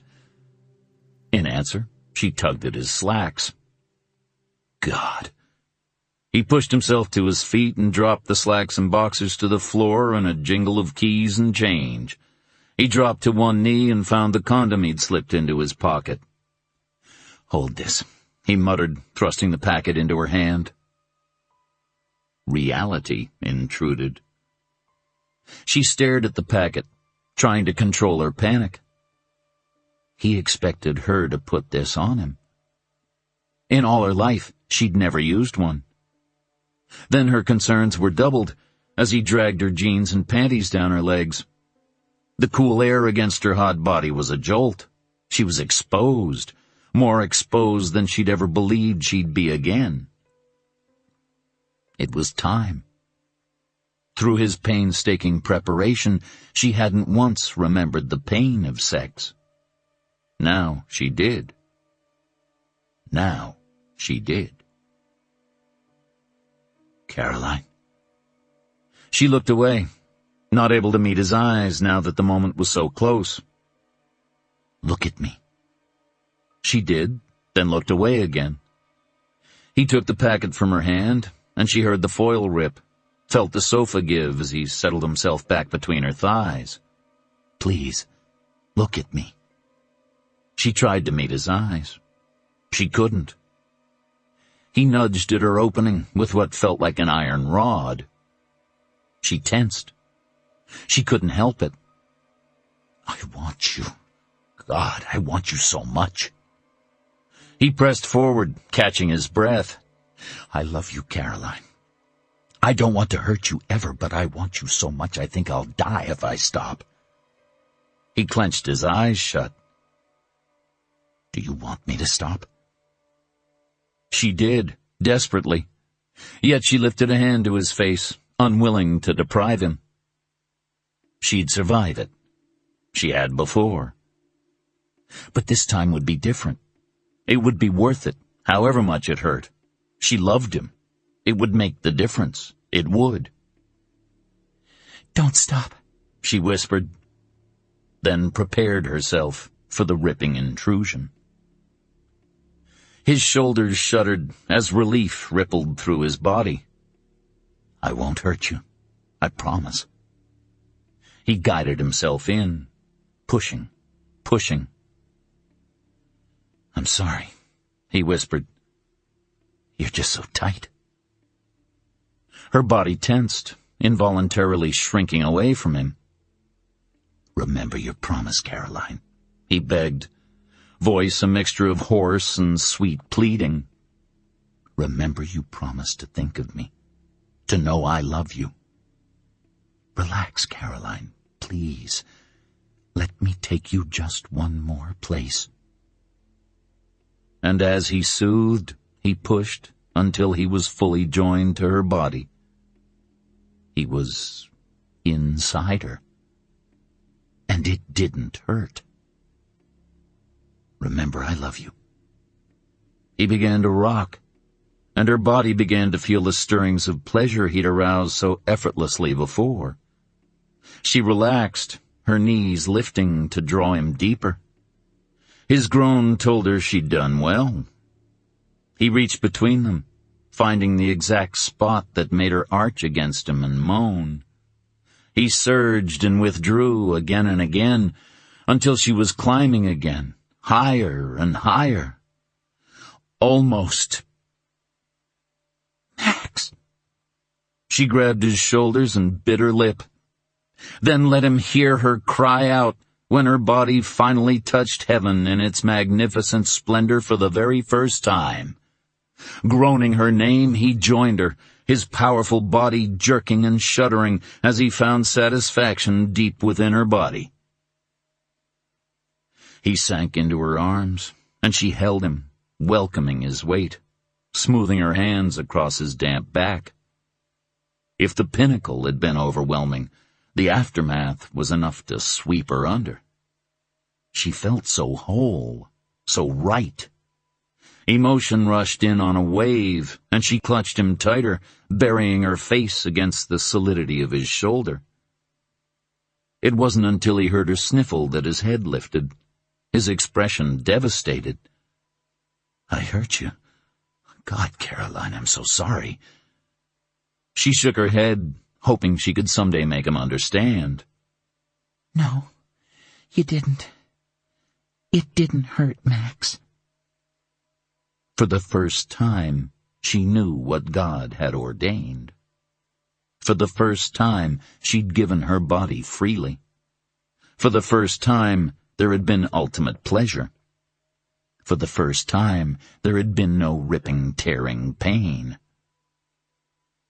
He was looking at her, trying to see inside her soul, even as his body remained nestled within hers. "Who hurt you, Caroline?" She could have told him then, but her body was still rippling from the sensations with which he'd gifted her. Allowing the memory of him to intrude seemed obscene. "Not you," she whispered, pushing his hair from his forehead. "Not you." Chicago, Friday, March 16th, 10 p.m. It had taken 5 beers to loosen the girl up, the first one probably going to counteract the caffeine from the coffee he'd bought her first. Winters looked at her from across the tiny table in the overcrowded bar that conveniently forgot to card his very obvious minor. Now she was finally starting to show some effect of the beers he'd been pouring down her throat. "So, you ready to tell me what brought you to your friend's house tonight?" Evie rolled her eyes and plunked her chin down on her fist. "It's too embarrassing." "Oh, that's just silly. How bad could it have been?" "Pretty bad," she answered glumly. "I caught my friend kissing a guy I thought—" "You thought he was interested in you?" "Yeah. Stupid, huh?" "No, not at all," he returned smoothly. "So what was the guy's name?" She frowned and took another healthy swig of beer. "Max." She wiped her mouth with the back of her hand. "Max Hunter. He's my boss at Carrington College. Or was, anyway." Max Hunter. A name to put with the gimp's face. A name to focus on as he plotted his revenge on his cheating wife. He schooled his voice to be gently incredulous. "He'd fire you for catching him kissing your friend? That doesn't make sense." "No, he'll fire me for slapping Caroline's face and saying I hated her." "You did that?" She dropped her eyes to the tabletop. "Yeah. I wished I hadn't the minute I did it, but I couldn't take it back. She looked so shocked that I'd hit her like that." Mary Grace, shocked at a little slap? She'd become soft in 7 years. He'd fix that soon enough. "Why did you slap her?" "I thought she'd stolen him away." She shuddered. "God, how humiliating." "So, how long had it been going on, this thing between your friend and your boss?" Evie shrugged. "Since he started, I guess. 2 weeks ago? Seems like longer." 2 weeks. The irony was not lost on Winters. "So if he was your boss, how did your friend know him?" "Caroline is his secretary. I was going to get her job when she graduated. She's going to law school." Winters had to fight to remember who he was supposed to be and not to allow his jaw to drop in shock. Mary Grace was graduating from college, going on to law school? It wasn't possible.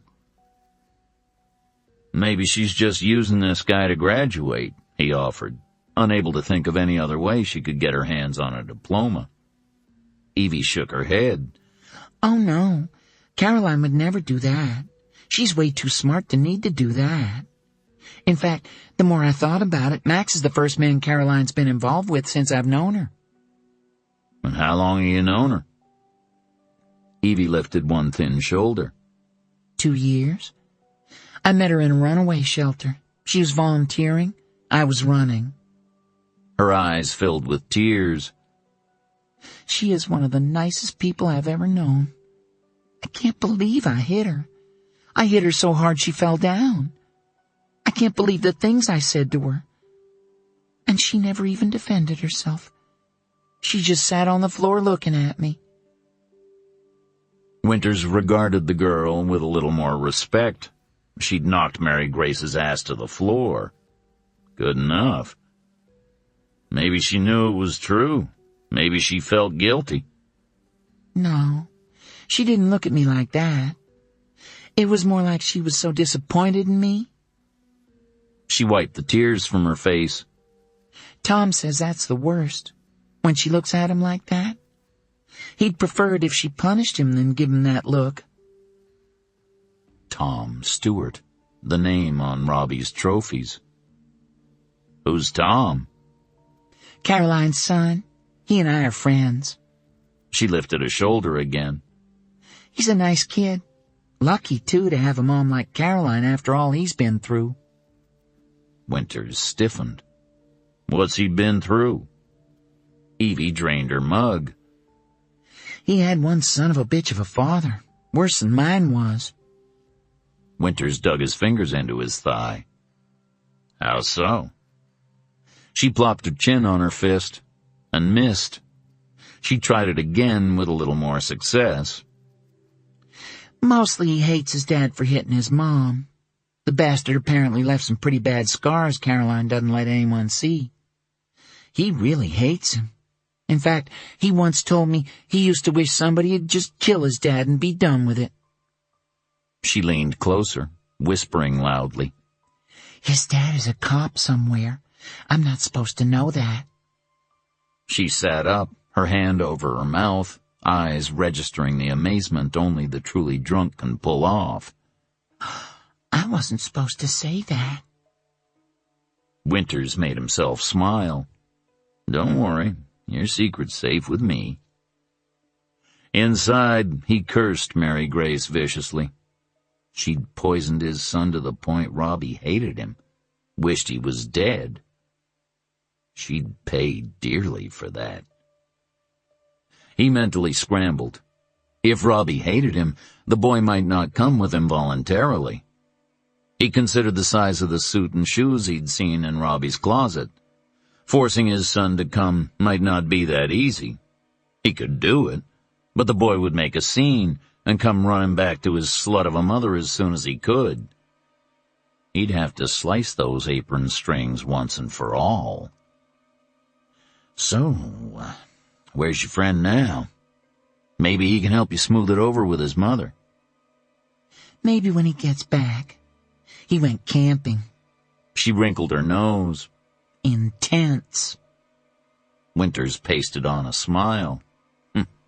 Guy stuff. Yeah. But he should be back by Wednesday or Thursday. Hopefully I will have worked it out with Caroline before he gets back. Tom won't be happy about me hitting his mother either. Wednesday? He asked, the latter part of her statement whizzing right on by. His mother lets him out of school to go camping? What kind of a mother is she, anyway?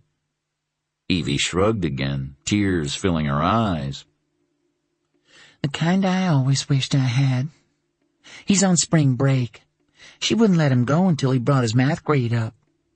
She's the best mom I've ever known. And the best friend. The tears streamed down her cheeks. I can't believe I turned on her that way, Mike. I can't believe I actually thought Max was interested in me. Men hate me. God, I wish I could just die. Winters kept his smile in place with a great deal of effort. He patted her hand. You're a pretty girl. You'll find another guy real soon. She sniffled. You think I'm pretty? 5 beers made her gullible. Another few would make her putty in his hands. She wasn't so bad looking after all, and he might need her to help change Robbie's mind. He signaled the waitress.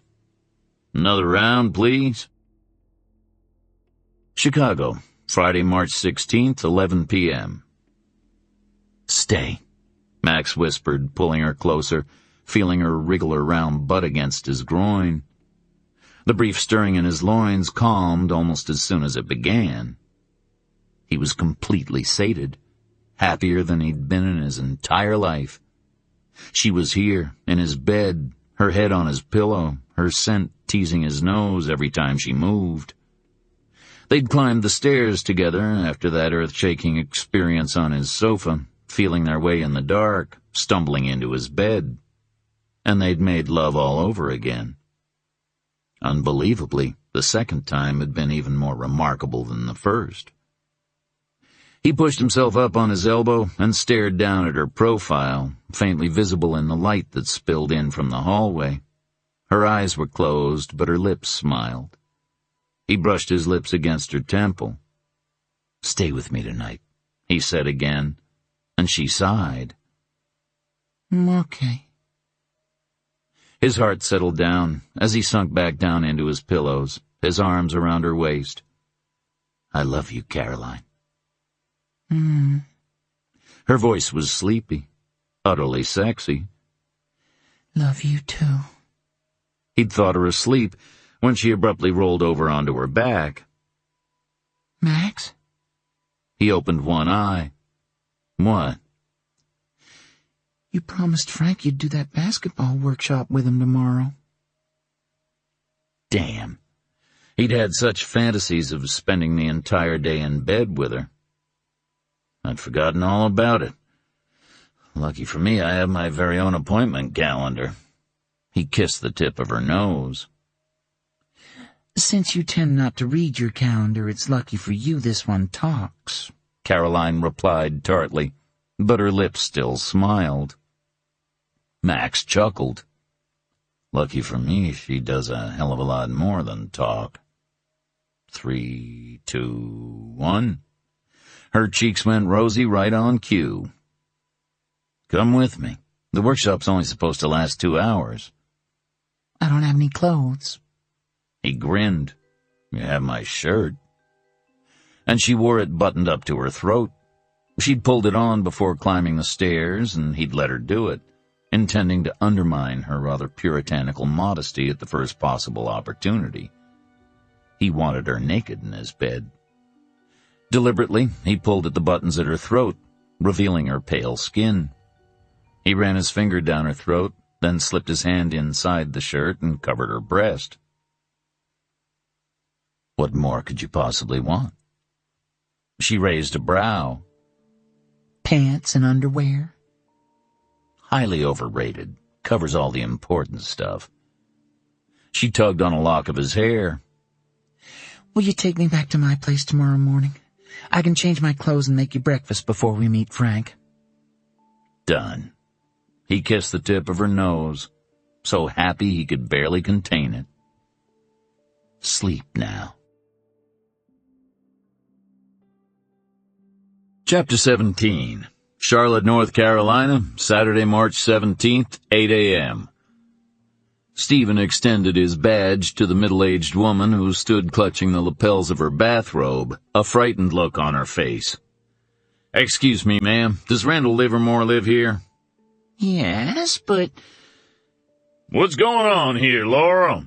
A man's voice thundered from another room. They say they're policemen. She faltered. They're looking for Randy. Immediately her husband appeared at her side. What's this about? He asked, tucking his shirt into his pajama bottoms. We have a search warrant, sir. You'll have to step aside.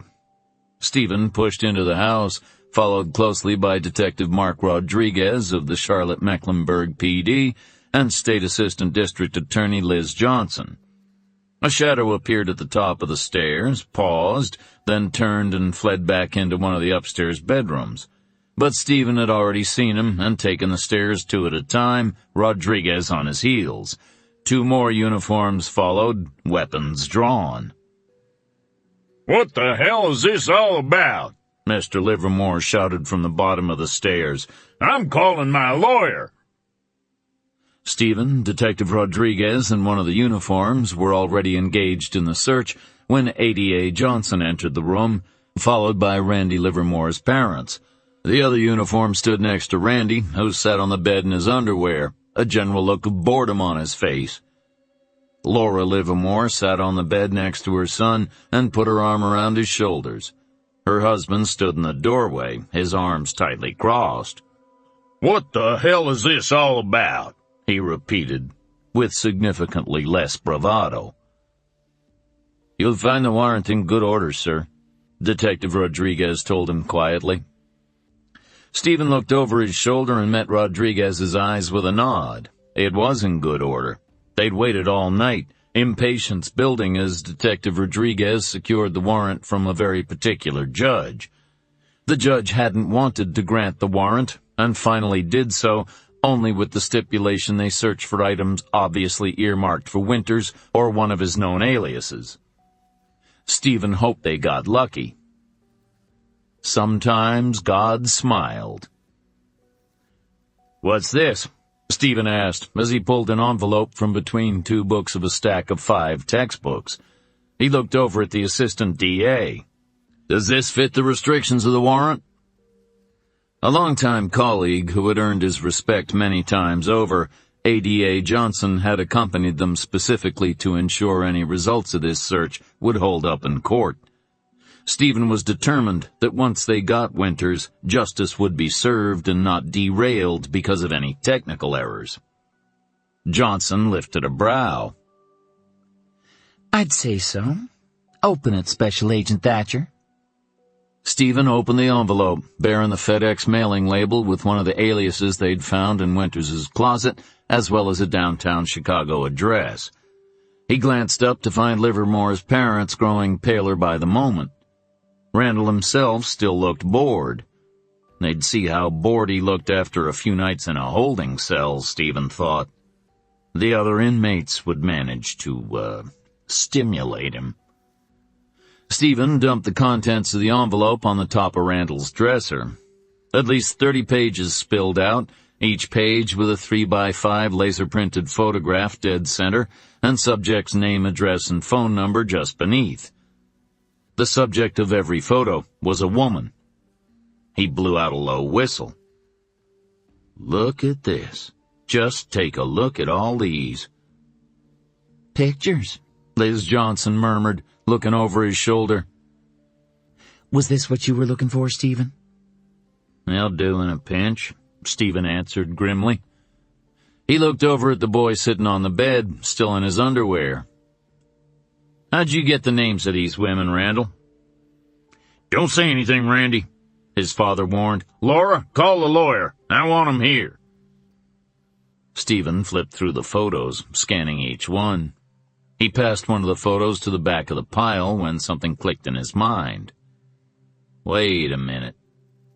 Slowly, Stephen pulled the photo back to the top, feeling the hum of excitement race along his skin. Older, darker hair, same eyes. It's her, he said, looking over at Detective Rodriguez. We've found her. Stephen looked down at the photo again, the tight fist around his heart loosening for the first time in 2 weeks. And we found her before he did. I need to call Lieutenant Spinelli up in Chicago and let him know so he can get a unit to her house and warn her. Mary Grace Winters. He held up the photograph with the picture of the woman who'd outsmarted them all and read the name beneath her picture. Caroline Stewart. Stephen turned abruptly and stared at the young man sitting on his bed, taking it all in, with little to no visible emotion, and his temper cracked. Do you know what you've done, Mr. Livermore? He demanded. He bent over until he could see the striations in the boy's eyes. Do you have any concept of what you've done? The boy was quiet, his chin lifted just a fraction. You little son of a bitch, Stephen said quietly, ignoring the outraged gasp from Mrs. Livermore. He held up the picture of Mary Grace Winters. Look at this woman, he challenged in his most ominous voice. Look at her carefully, because if anything happens to this woman, I'll make sure you're charged as an accessory. Mr. Livermore smacked his hand against the wall, and everyone flinched. For the last time, I want to know what is going on here, he demanded, his face red with frustration. Detective Rodriguez stepped forward. It would appear your son has been engaging in a bit of extracurricular hacking, Mr. Livermore. He's been doing research for the subject of a manhunt, who's been searching for the woman in that photo. When we're done with your son, we'll hand him over to the feds. Rodriguez looked down at Randall. Hacking is a federal crime. You did realize that, didn't you? Please stand up. Rodriguez pulled out his cuffs. Randall Livermore, you have the right to remain silent. Chicago, Saturday, March 17th, 9:30 a.m. Max, stop it, Caroline muttered, swatting his hand away while trying to get her key in the lock on her front door. Anybody could come by. He moved his hand back under her sweater, unperturbed. No, they won't. Mrs. Pulaski's in Daytona, remember? And Mr. Edelman's still trying to cough up his dentures after you surprised him by coming in this morning wearing the same thing you had on last night. "You must not stay out all night very often," he added lightly. But she could hear an undertone of serious question. She turned to face him, leaning up on her toes to place a kiss on the side of his throat. "You're the first." The fierce hug he gave her confirmed she'd been right. This tall, dark, and gorgeous man was also vulnerable. "Now I've got to go change my clothes or you'll be late meeting Frank." "It's your fault that we're late," Max remarked blandly just as she got the key in the lock. She glared at him over her shoulder. "My fault?" "Your fault." She opened the door, walked in, and dropped her purse on the sofa. "How is it my fault? You started it. Just once more, you said. It'll only take a few minutes, you said." His smile was only slightly superior. "You weren't complaining." Caroline grinned and shrugged out of her coat. "No, I guess I wasn't."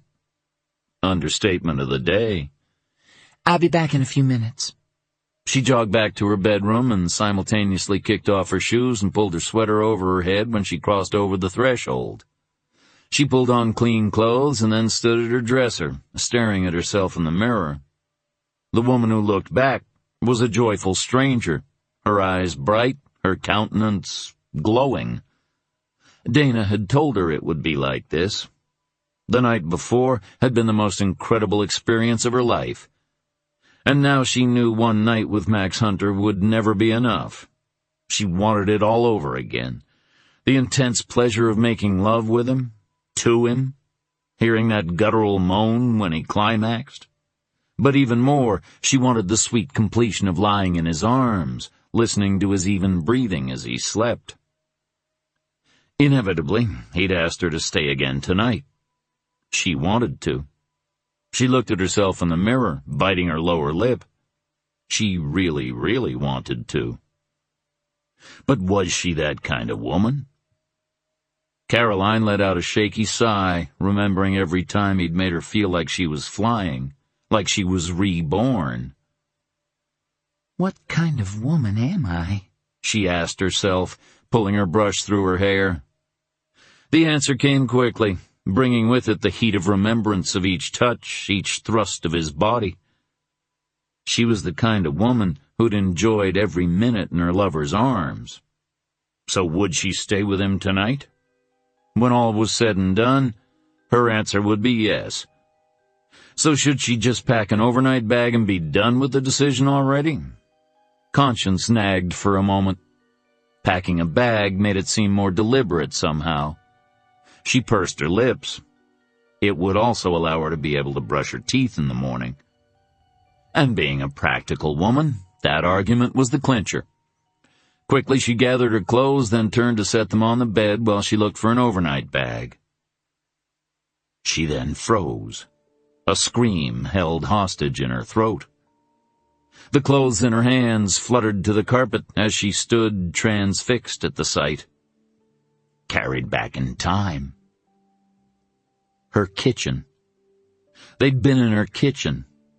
She'd been so exhausted, dragging herself up the porch steps behind her walker. She hated that thing.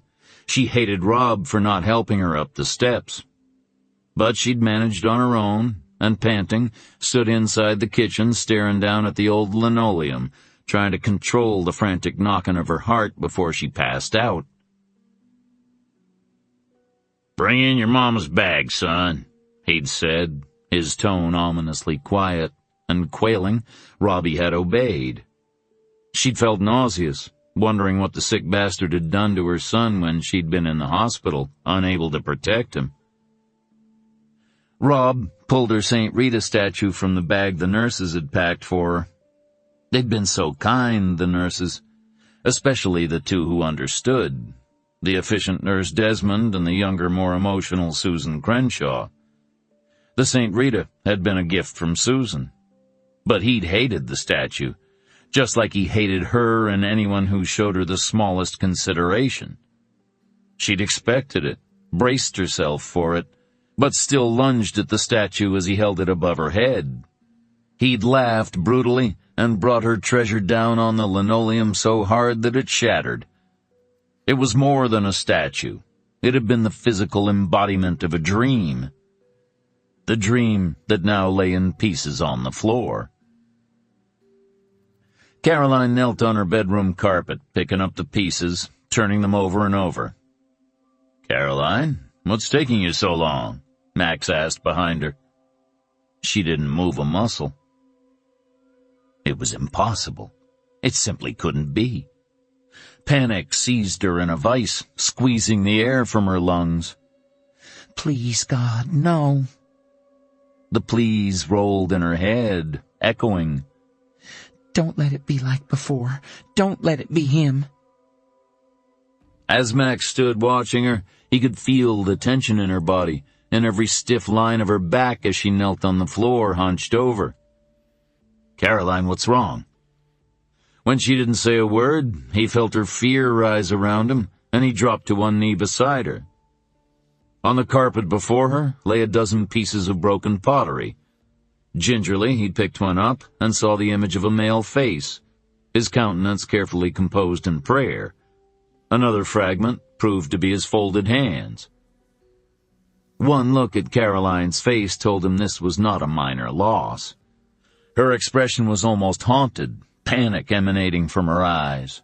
In her hand, she clutched one of the fragments so hard, a little stream of blood oozed from where it had cut her hand. But she didn't even seem to notice. Gently, he took the fragment from her hand, and grimacing, pulled himself to his feet to get a wet cloth from the bathroom for her hand. When he returned, she was still frozen in the same position, her hand open, blood dripping. Fighting his own fear, Max grasped her shoulders and lifted her to her feet. She came easily, as if she were a posable doll. He gently pushed her down to sit on the edge of the bed. "Caroline," he urged, washing her hand. He shook her shoulder a little harder than he normally might. "Caroline, snap out of it." He snapped his fingers in front of her face, and she blinked. She didn't jerk to awareness as he'd hoped, but lifted her panicked eyes to him in slow motion. "He broke it," she whispered. "Who broke it?" he asked, wiping the dried blood from around the cut. "Oh, God." It was a faraway cry, keening and desperate. Holding his own fear in careful check, Max got up to get another wet cloth, this time covering her face with it, pressing it so that the cold water dripped down her neck and throat. It was a modified version of a pitcher of water in her face, and brought the knee-jerk reaction he'd been waiting for. "Caroline." He tilted her face up, checking her eyes. "Where were you?" She closed her eyes and swallowed, clearly distressed. "I'm sorry." "Don't be sorry. Tell me what happened." It's stupid. It must be stupid." She sounded like she was convincing herself. A movement caught his eye, and Max whipped around to the source, his defenses immediately ready. He let out the breath he'd sucked in as the big orange cat leapt to the bed and sauntered across, sitting on Caroline's pillow as if he owned the place. Max rolled his eyes, embarrassed that her fear was causing him to expect monsters to leap from closets. He lowered himself to sit next to her. "It was your cat, honey," he said softly, and she looked over at the orange mutt, her expression a riot of emotions. "He must have knocked the statue off your nightstand. It's okay, really." She relaxed slightly. "Oh, you're right. How silly of me."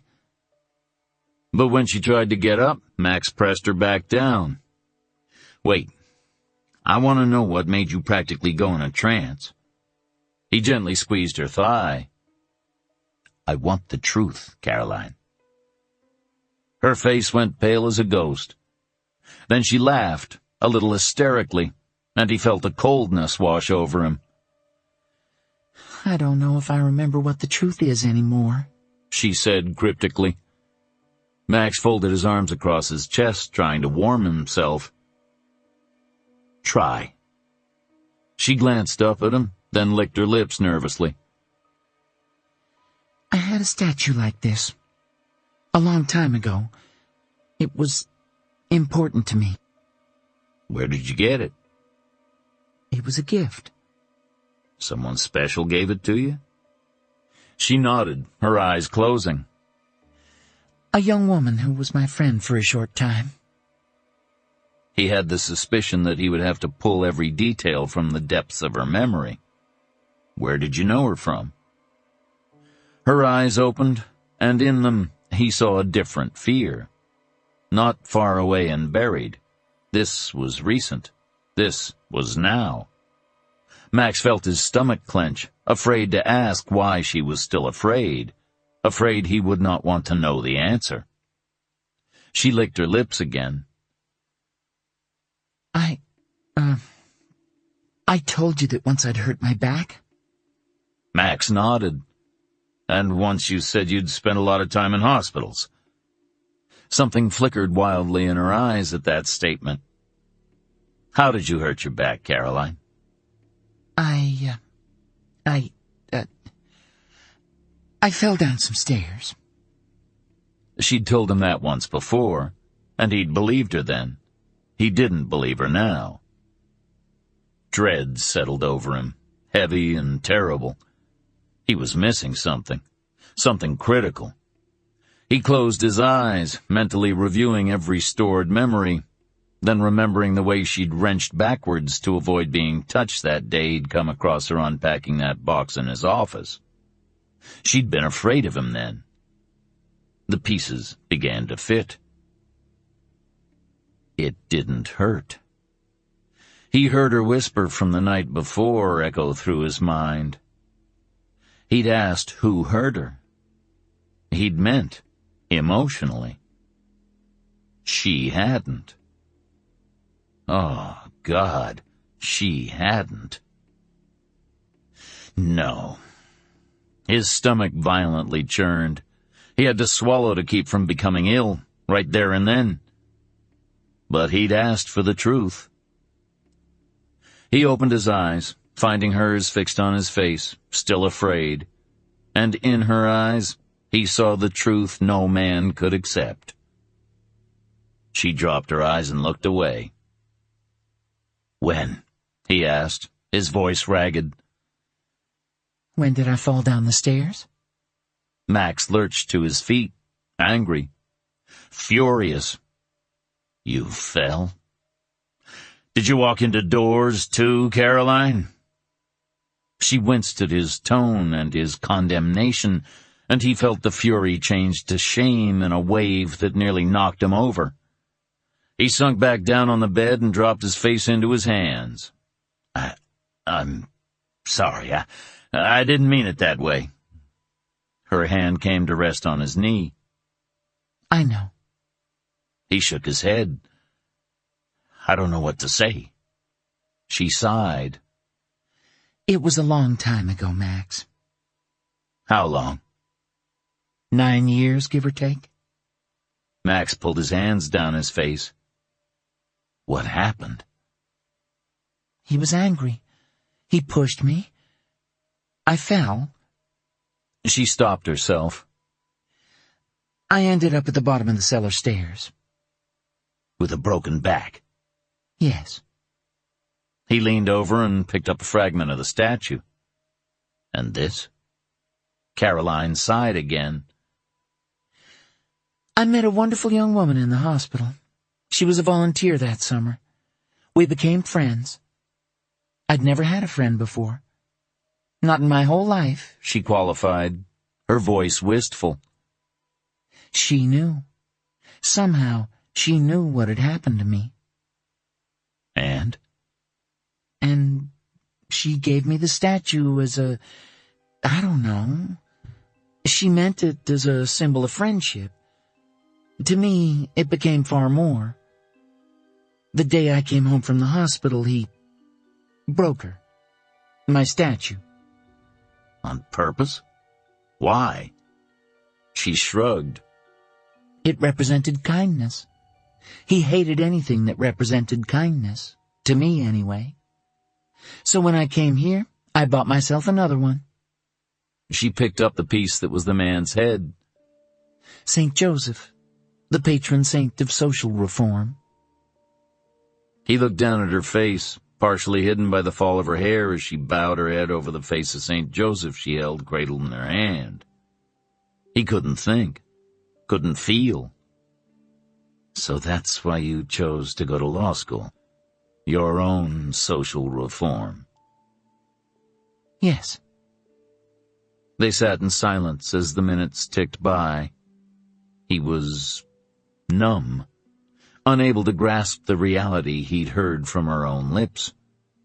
Later, he'd be angry. Later, he'd fight the urge to find the bastard who raised his hand to her and kill him with his own hands. Later, he'd hold her and cherish her and tell her it would be all right. But for now, he was simply numb. We need to be going, Max, she said quietly. Frank is depending on you. He turned to stare at her, unbelieving. You expect me to... After... He gave up and looked at her helplessly. Caroline met his eyes with unflinching challenge. I do. Every day of my life. Max swallowed. He looked down at the floor where some of her clothes lay in a pile. What are those for? I was planning to pack a bag so I could stay with you tonight. She paused, then cleared her throat. Should I put them away? Max let his head drop backward, and he stared straight up at the ceiling. His throat was so tight he thought he might never draw an easy breath again. Do you think, he asked, his voice breaking and not giving a damn, that it matters? Doesn't it? He blinked, and the ceiling came back into clear focus. Of course it matters. He brought his gaze back down to meet hers. It matters because it happened to you. It matters because I love you.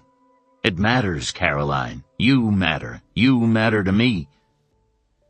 He watched her eyes fill with tears and felt anguish stab at his heart to think that she thought he might walk away. He bracketed her jaws with hands that trembled. He ran his fingers up into her hair, cradling her head as he'd done during their lovemaking the night before. I love you. She turned her cheek into his palm, her body sagging in relief. Then let's go. You've got a bunch of starstruck kids waiting to drool puddles on their Nikes. She stood up and gathered her drop clothes from the floor. Caroline? She stopped, holding the clothes to her chest. Yes? Later, when we're done at this thing for Frank, I want to go back to my house and hear the whole story. She fumbled with the clothes. Why? Max stood and put his hands on her shoulders. He bent over and kissed her neck through her sweater. Because I need to understand. He tipped up her chin and gently kissed her mouth. Because you matter to me. Chicago, Saturday, March 17th, 10:30 a.m. Can't you stay a little longer? Winters paused from buttoning his cuffs to look down at the young body in the bed. He drudged up a winning smile. Sorry, sweetheart, I have to work today. I'm already late for a toilet snake and a hot water heater installation. In reality, he was furious with himself.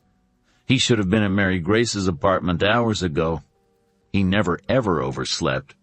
It must have been all the stress adding up. Evie pulled the sheet up to cover herself and sat up in the bed. She rubbed her temples. Oh, I have one awful headache. He was surprised she wasn't in the hospital. The girl could really put it away. Try a few aspirin. She nodded wearily. Sounds like a plan. I don't want to be hung over when Dana gets home. Winters's hands stopped abruptly. Recovering quickly, he slipped the last button through the hole. Dana? Evie pressed her fingertips into her eye sockets. Dana Dupinsky. She's my roommate. She and Caroline are best friends. Dana's working nights this weekend. Oh, she'd be truly pissed to find me hung over with a man in my bed. I've got She squinted at the clock. About a half hour to get myself together. So Dana Dupinsky was her roommate. It truly was a small, small world. Perhaps he'd get a chance to extend his personal thanks to Miss Dupinsky after all. So what are you doing tonight, Evie? She looked up, her eyes bloodshot. I don't know. You want to do something? Winters tucked his shirt into his pants. I'll pick you up at 8. Chapter 18. Raleigh, North Carolina, Saturday, March 17th, 2:45 p.m. Stephen's cell phone jangled just as he pulled his car into his driveway. Thatcher. Stephen, it's Tony. She was breathless. I just got your page. What do you have? Where are you, Tony? He asked, getting out of his car. Just got back from my run. Did you have any luck with Livermore? Stephen pulled his briefcase from the back seat. No, he answered with a grimace. Rodriguez had to give it up when Livermore's attorney shut down the interview. We didn't even chip through the surface. Livermore's one cold S.O.B. He didn't give a damn about any of those women, or why Winters wanted them. It was a job, nothing more. You order a psych profile? Tony asked, her breathing calmer. The DA's office will. Dime to dollar, they rule him a sociopath. No conscience whatsoever. Stephen slammed his car door a good deal harder than he needed to. Those guys give me the chills. Hey, Cindy Lou, he added, patting the shaggy head of the Thatcher family sheepdog. Who's Cindy Lou? Ross asked, mild amusement in her voice. My dog. My youngest named her after Cindy Lou who was not more than 2. Christmas gift, huh? Stephen scowled as the dog drooled on his shoe. Christmas mistake. He raised his knee to Cindy Lou's chest just in time to protect his suit coat from 2 dirty paws the size of dinner plates. You're a Grinch, Stephen, Tony said, laughing. I'm a man who likes clean clothing. Listen, I'm due at my son Matt's piano recital in 20 minutes, so I don't have a lot of time to talk right now. I just wanted to let you know I heard from Spinelli in Chicago. He sent a unit to Caroline Stewart's apartment this morning, but she wasn't home. Instead, they talked to a neighbor, an old man, who said Miss Stewart left with a man 30 minutes before the unit got there. Don't tell me it was Rob, Stephen, Tony said, her voice heavy with dread. Please. Daddy!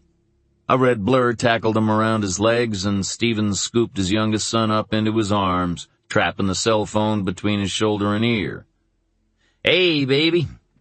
He smacked a loud kiss on Nicky's forehead, then hitched his boy up on his hip. No, Tony, it wasn't Winters. It was some tall guy with a cane. Old guy said his name was Max. Did Max have a last name? Spinelli's men asked, but the old guy said he didn't pry into the affairs of his neighbors. Stephen snorted. Chicago PD said the old guy practically lives on the stoop. I wish he'd pushed himself to pry just this once. Tony sighed her relief. Well, at least she has someone to take care of her. I'd hate to think of her duct-taped to a bed in some sleazy motel. Or at the bottom of a river. I gotta go, Tony. Call you later. Stephen hung up, slipped his phone back in his pocket, and swung a squealing Nicky up on his shoulders. Daddy, what's at the bottom of the river? Nicky asked, ducking as they passed through the front door. Stephen thought about Susan Crenshaw and the devastation Winters had left in his wake. A fresh wave of fear shook him as he thought of Winters sitting right in front of his house, mere inches from his precious baby. Then the fear became grim determination. No way in hell would that bastard touch his family. No way would his children live in fear. Just that big granddad catfish that jumped off my hook last time we went fishing, he answered his son. He swung Nicky down from his shoulders and sat him on the 3rd stair of the staircase so they were face to face. What do you say after Matt's recital we all jump in the car and go fishing for the rest of the afternoon? Nicky's smile beamed from among his freckles. Really? Really. Stephen shoved all thoughts of Winters back as far as he could, which wasn't very far. But he made himself grin anyway. "I'm feeling lucky today." Nicky jumped to his feet.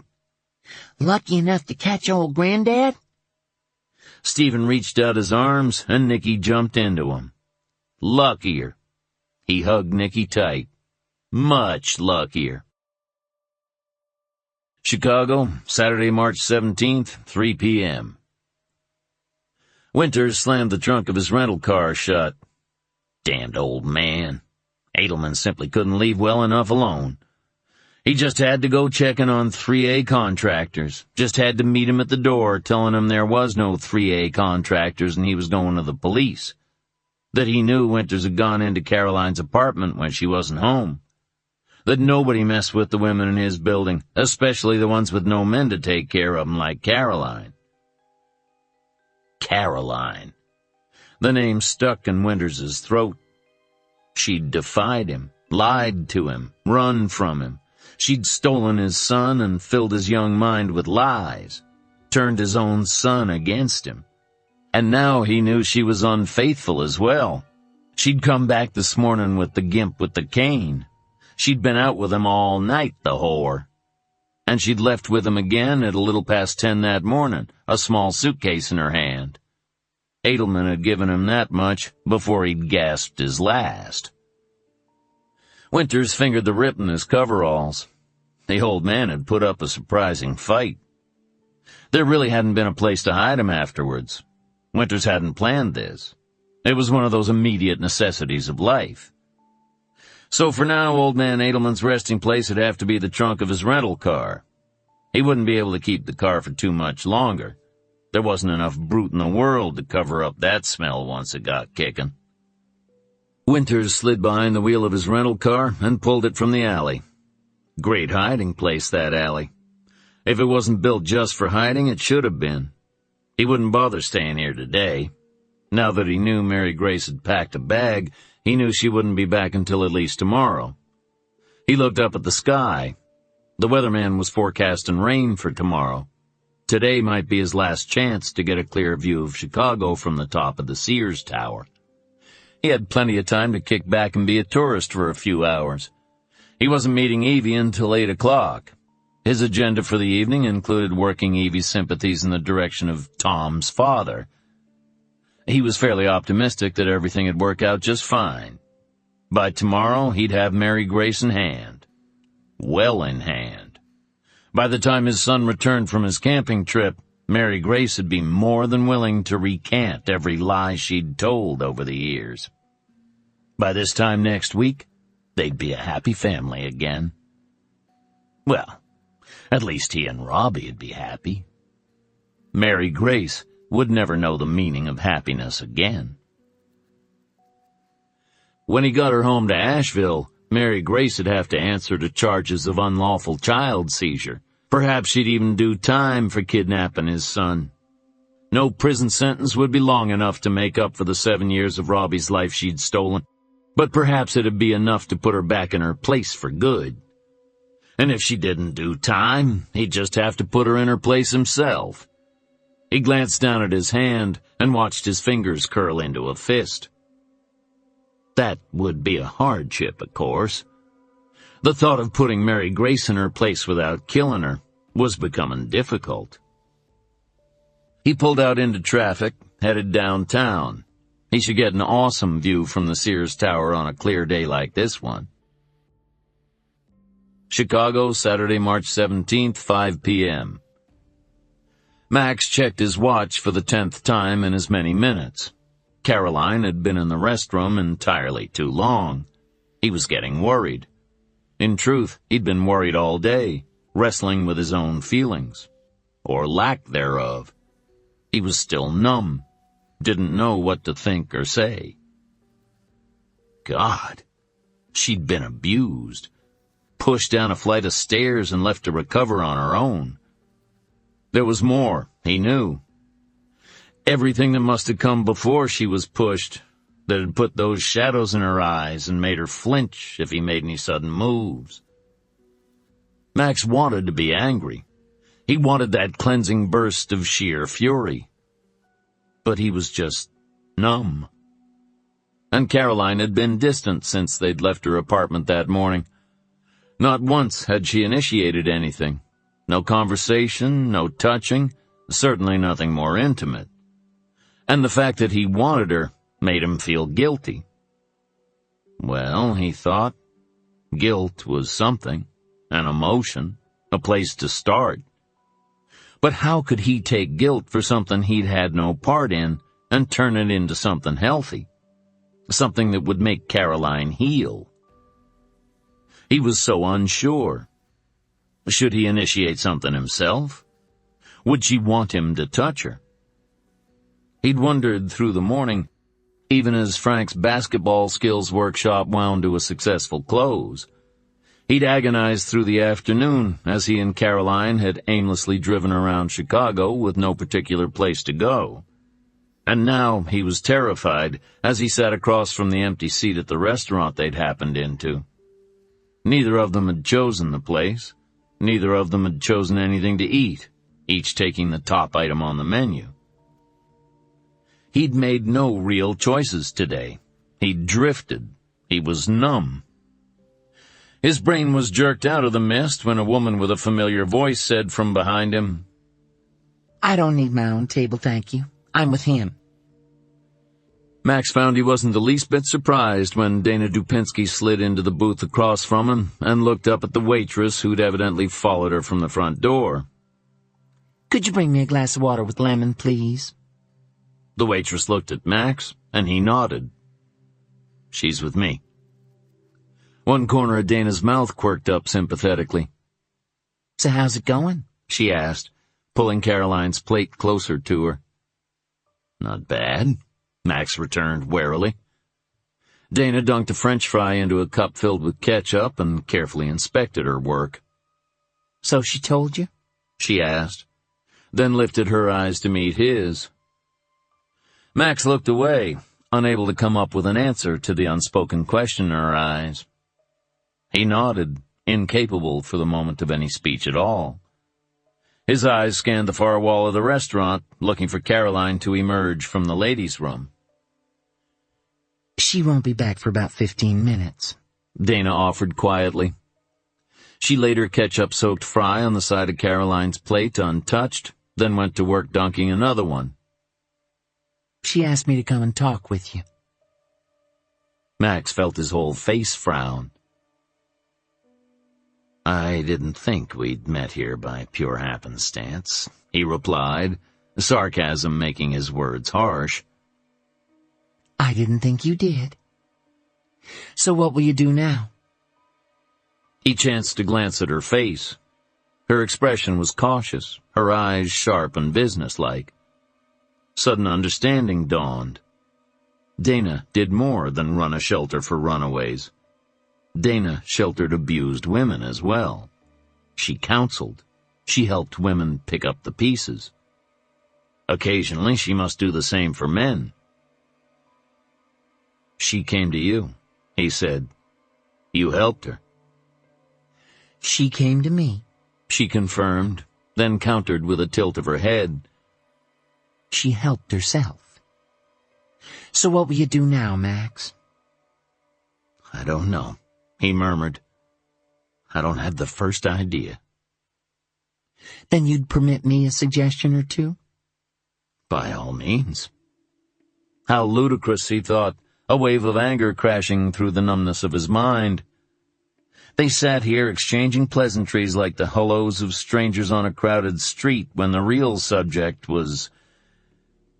He swallowed and dropped his forehead into his hand. When the real subject was far too heinous and painful to consider. Dana dunked another French fry, and this time ate it, watching him as she chewed. "I don't know what to say to her," he confessed. "All day I've just been going through the motions, and then, when I look at her..." She nodded. "Go on. When you look at Caroline, what do you see?" Max looked up at the ceiling, over at the bar, out the window. anywhere but into Dana's brown eyes that seemed to see more than he wanted to bear. "I see." He shrugged. "I don't know. I know what I think I should see." Dana smiled. An incredibly gentle smile that made him want to swear and cry at the same time. He did neither, and she gave him another. Self-control. I admire that in a man. As long as it's within reason, of course. Max, what do you think you should see when you look at Caroline? A strong woman who survived. I should admire her.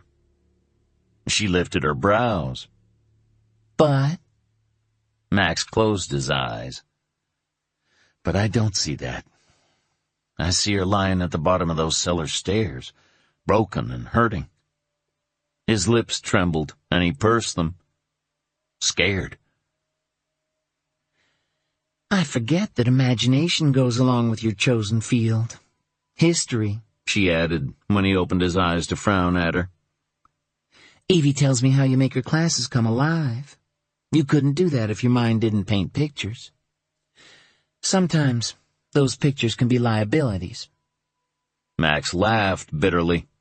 Yeah, so what? So you're right. She was lying on that cellar floor, broken and scared. Tom found her like that. He was the one to call 911. Max winced, able to see that picture all too clearly as well. No wonder the boy acted like his mother's bodyguard. Dana's hand came to rest on his wrist, initiating a soothing human contact. But she isn't there now. She isn't lying on any cellar floor. One corner of her mouth turned up. She doesn't even have a cellar floor anymore. Max stared, stunned. How? Can I joke about such things? She finished. Come on, Max. What's the alternative? Depression that eats at you until you wish you were dead? You want to know who taught me to laugh when I wanted to do violence to the bastard of a man who hurt her? Caroline did. She came into my life 7 years ago, when I'd already been divorced from my own abusive spouse for years. I'd gotten my degree in counseling to make a difference, but I was so discouraged. One day the old director of the house told me to pick up a new client.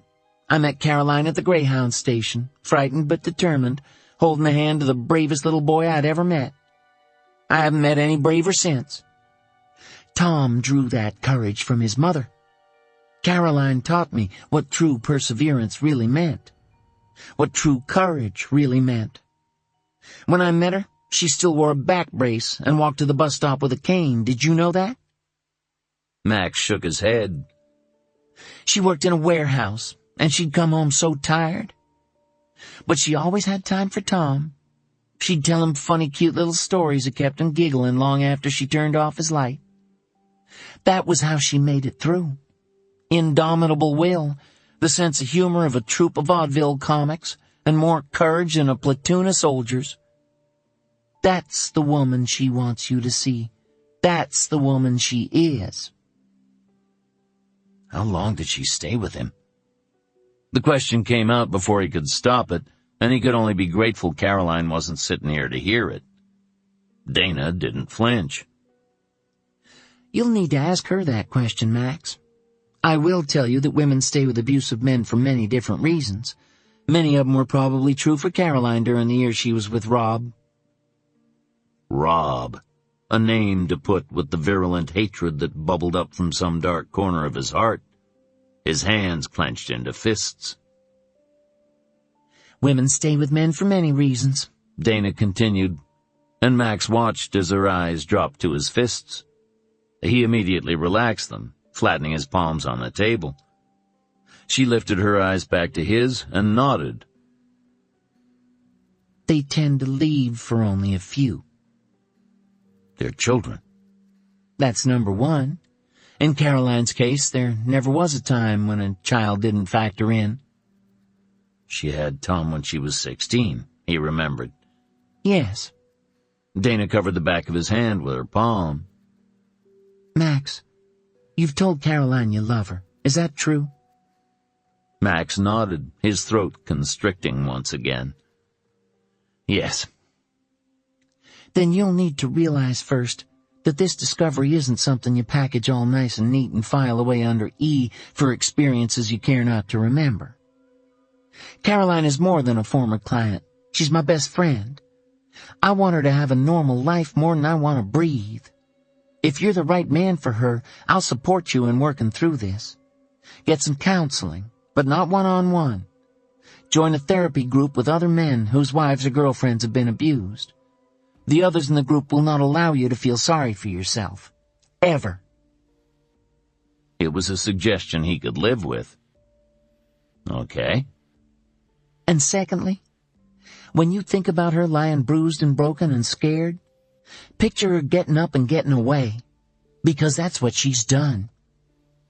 She picked up another French fry and studied it intently as if she were weighing her next words with care. "And Max, don't fall into the trap of treating her like spun glass, especially when the situation is an intimate one." She abandoned the French fry and slid from the booth. "It's the absolute worst thing you can do." Chicago, Saturday, March 17th, 8 p.m. Sitting on the sofa where they'd made love not 24 hours before, Caroline watched Max kneel at the fireplace and poke at the kindling fire with the old poker that had belonged to his grandparents. There was proof of his family and their ongoing legacy everywhere she turned. It made telling him the whole truth even more daunting. She now had so much more to lose if he turned her away. "It's nice that we can have a fire this late in the year," Caroline commented, more to break the silence than for any other reason. The silence during the day had been excruciating. They'd picked at their dinner when she'd returned from her 20-minute visit to the ladies' room. Dana had been there talking to Max. Caroline didn't even need to ask to know it was true. A, because Dana had promised she would, and B, because Caroline found mounds of ketchup-soaked French fries on her plate. Dana was a fry dunker, always had been, especially when she was nervous or agitated. Max had tried, really tried, but it was an incredible shock to a man like him, a man whose parents had loved one another and their children openly and without restraint.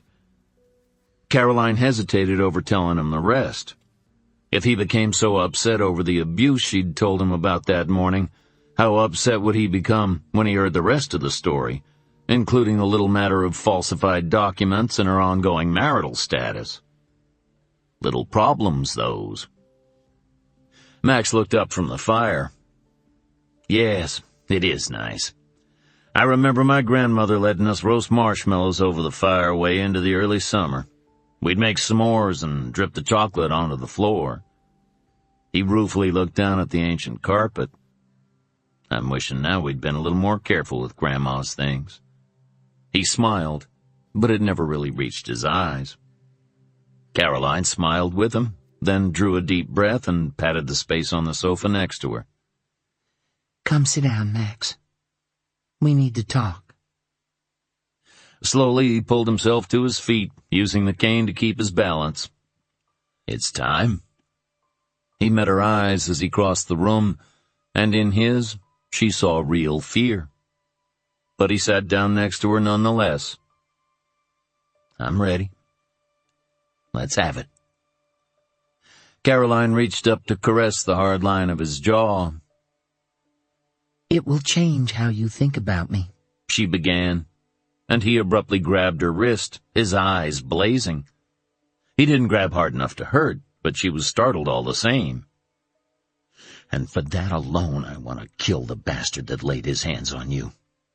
Does that change the way you think about me?" Caroline blinked. "I guess I never thought about it that way." "Then do. This thing will change us both. I swear." He dropped her wrist and looked away for a moment. She watched his throat work as he stared into the fire. "I swear, Caroline," he whispered now, his voice breaking. "I don't know if I'm strong enough to listen, then go on the way you have all this time. All day long I just wanted to Howl at the moon?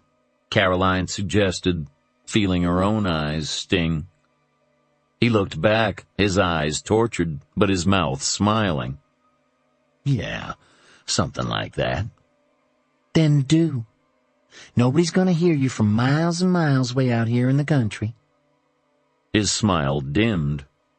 And I've also wondered if you weren't a little afraid of me. I'm a big man, and I live in a very isolated... Caroline reached up to cover his mouth, to stop the sentence before he finished it. No. The answer to that is no. Once when you startled me, I was afraid.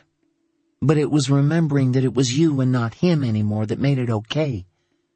I've never been afraid of you, Max. Never. He closed his eyes as his shoulders sagged in relief. I've been so afraid to hear that answer. Do you have any more questions before I get started? He opened his eyes and rubbed his thumb against her lower lip. Yes. Last night, when we made love. It was the first time for me, Max, she whispered. All my life I heard people talk about how wonderful sex was. I never understood until I made love with you. This time his smile made it to his eyes. That's what I needed to know. Caroline drew a breath and settled back into the sofa and gave him a shaky smile. I'm not sure where to begin. How about at the beginning? Max lifted his arm, offering her a place to lay her head. Caroline nestled against him. That's what Dana always says. Okay. She paused and hoped for wisdom from above.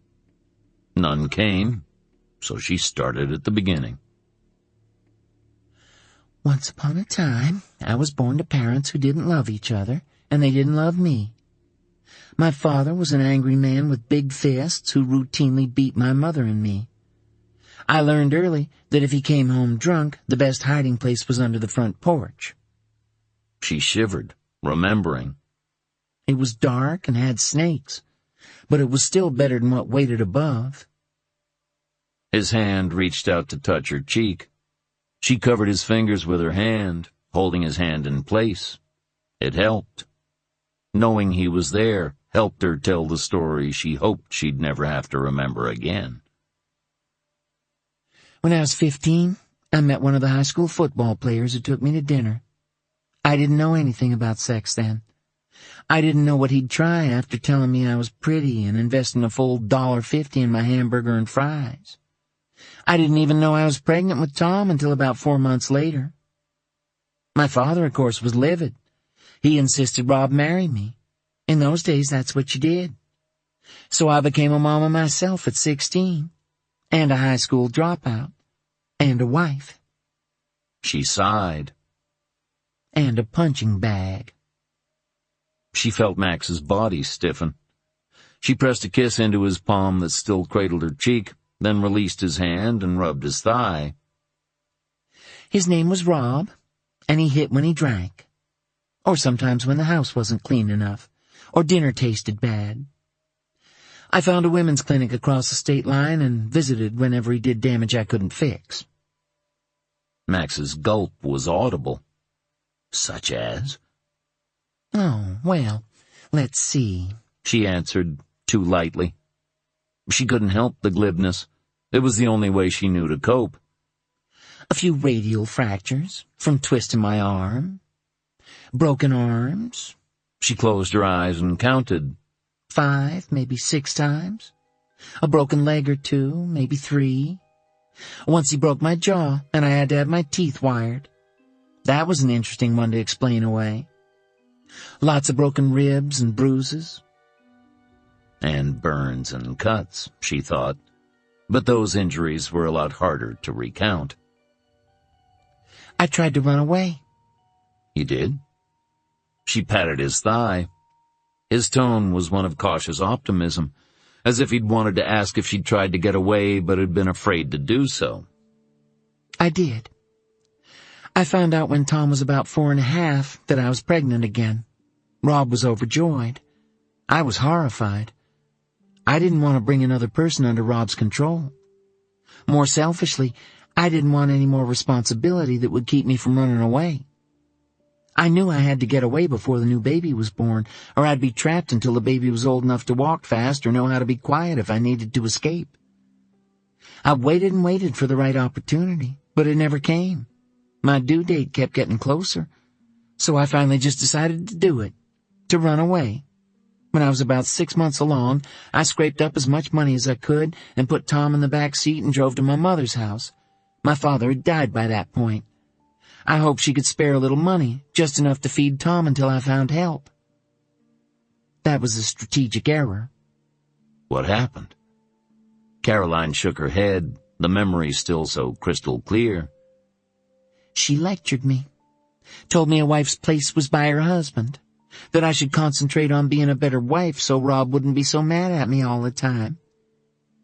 And then? She shook her head again, still unable to believe what happened next after all these years. And then she called Rob. What? She looked up at his stunned expression and shook her head. I couldn't believe it either. I was in shock. Then I grabbed Tom and we ran. I'd made it almost to the state line, so close to a secret shelter where Rob couldn't have found me. She sighed. Anyway, I was this close. She held up her fingers, measuring. When I looked in my rearview mirror and saw the flashing lights, he'd found me. Max frowned. He called the police on you? Caroline started to frown back, and then understood the source of his confusion. No, Max. Rob was the police. He was a cop. He closed his eyes, his expression now haggard. God. Yeah. So there wasn't anyone to help you. She took one of his big hands between hers and focused on tracing the lines defining his palm. No, not really. He pulled me over that night and pulled Tom from the back seat. He said I could go, but I had to leave my son behind. Her throat swelled, remembering. I'll never forget the look on my baby's face. He was so terrified. So I went back. She looked up to find his gaze fixed on her, and she met his eyes, willing him to understand. He had my baby. Max brushed a stray lock of hair from her cheek with a hand that trembled. You did what you had to do to protect your child. You couldn't have left him alone. She shook her head. No, I couldn't. She cleared her throat. Rob pushed me down the stairs that night. He swallowed, his throat visibly working. And you broke your back. No, not that time. That would have been the second time, after I finally got up the nerve to take out a restraining order. This was the first time I tumbled down the stairs. She didn't miss the way his face tightened, but he didn't say a word. This was the time Caroline felt her lips tremble, her eyes fill. She dreaded the memory of what came next. It was a memory she'd always managed to stuff back down, but tonight it simply wouldn't. I lost my baby that night. She blinked and felt the warmth of her own tears on her face. Max brushed them away. I felt so guilty, she whispered, the emotions all coming back. I hadn't wanted that baby and... It wasn't your fault, he interrupted harshly. You didn't make yourself lose that child. She leaned her forehead against his chest, shuddering when his hand brushed up her spine to cup the back of her neck. The tears came then, hot and fast. I never told anyone that part, Max. Not even Dana. I was so ashamed. She gritted her teeth, trying to stop the sobs that shook her body, stole her breath. I had a little girl. She lived a few hours, And she had all her fingers and toes and blonde hair and... He pulled her to him, cradling her in his lap, rocking her against his chest. "Damn it, Caroline," he said, his voice breaking as well. "That was not your fault. It was a bastard you married. He was responsible, not you." He buried his face in her hair. "Not you. Oh, please don't cry. Don't cry like this anymore, please." Caroline drew a deep breath and held it in, battling for control, failing miserably. "I got to hold her once before she died. She was so incredibly tiny." She gulped back the sob and turned her face into the strength of his chest. Her arms wound around his neck, and he held her, rocking her, one hand threaded up through the hair at her nape, holding her head against him, the other rubbing the length of her back up and down, his touch desperate. Finally, he twisted his fingers in her hair and gently tugged her head back, covering her lips with his, the desperation of his touch flowing into the possession of his mouth. He kissed her until she pulled away to catch her breath, then took her mouth again. He kissed her until the torrent of her grief gave way to something new, something tender. It consumed her, filling her up until there was no room for the grief or the memories, until there was only Max holding her, running his hands over her body, until the tenderness bloomed into desire, and she swung one leg over his lap to straddle him, fully participating in the kiss that continued to gather strength. Until Max pulled back, each breath he drew expanded his chest to the point of straining the buttons that ran up the front of his shirt. Caroline paused, her hands splayed against his chest, looking down into his face, her body poised over his. Every nerve sizzled, every muscle vibrated. She was ready. God, she was ready. His eyes bored into hers, his face harsh in the flickering firelight. "Say it, Caroline." There was only one response. "I love you," she whispered. "I do." "Then let me make love to you." His hands ran down her back, cupping her bottom, stroking, claiming her, inflaming her. "Let me make you fly."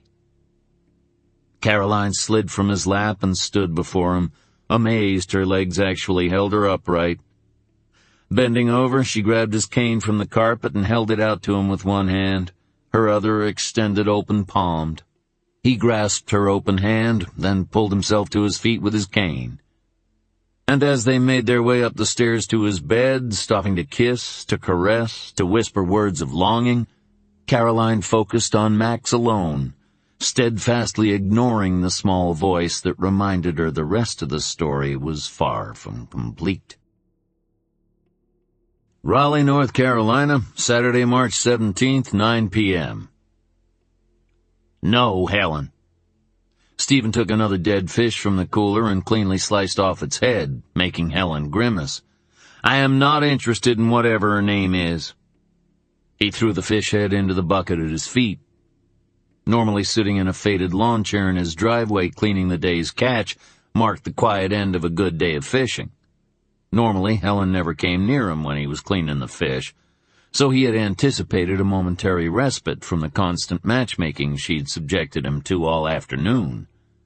He'd been ready to throw her in the river along with old Granddad, who, like Winters, remained stubbornly at large. "Her name is Amanda, and she's a very nice woman. Look, I know your date with Susanna didn't go that well."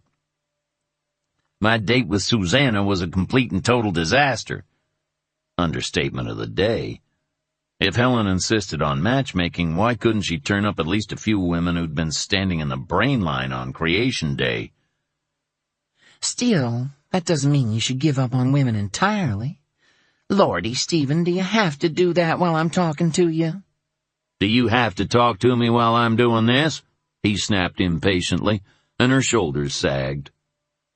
His heart melted, even though he knew Helen was a better con than most of the criminals he'd busted over the years. "I'm sorry, Helen. I don't mean to be rude here, but you continue trying to set me up with every available female in Raleigh."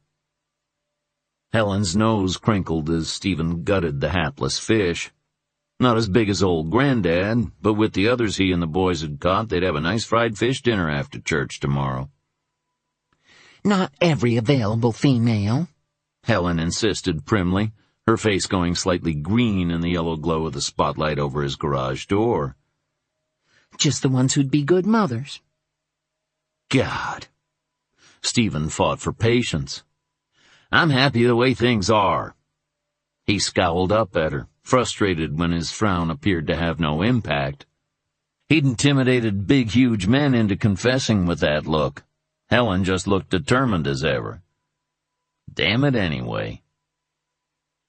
"But I will become decidedly unhappy if you continue to push women into my path against my will."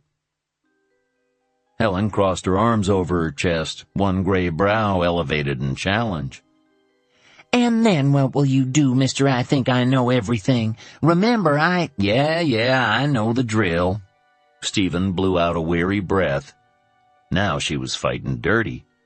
"You changed my diapers, even the really dirty ones, and you tanned my hide with a switch when I was bad, even though you cried yourself. Helen, please."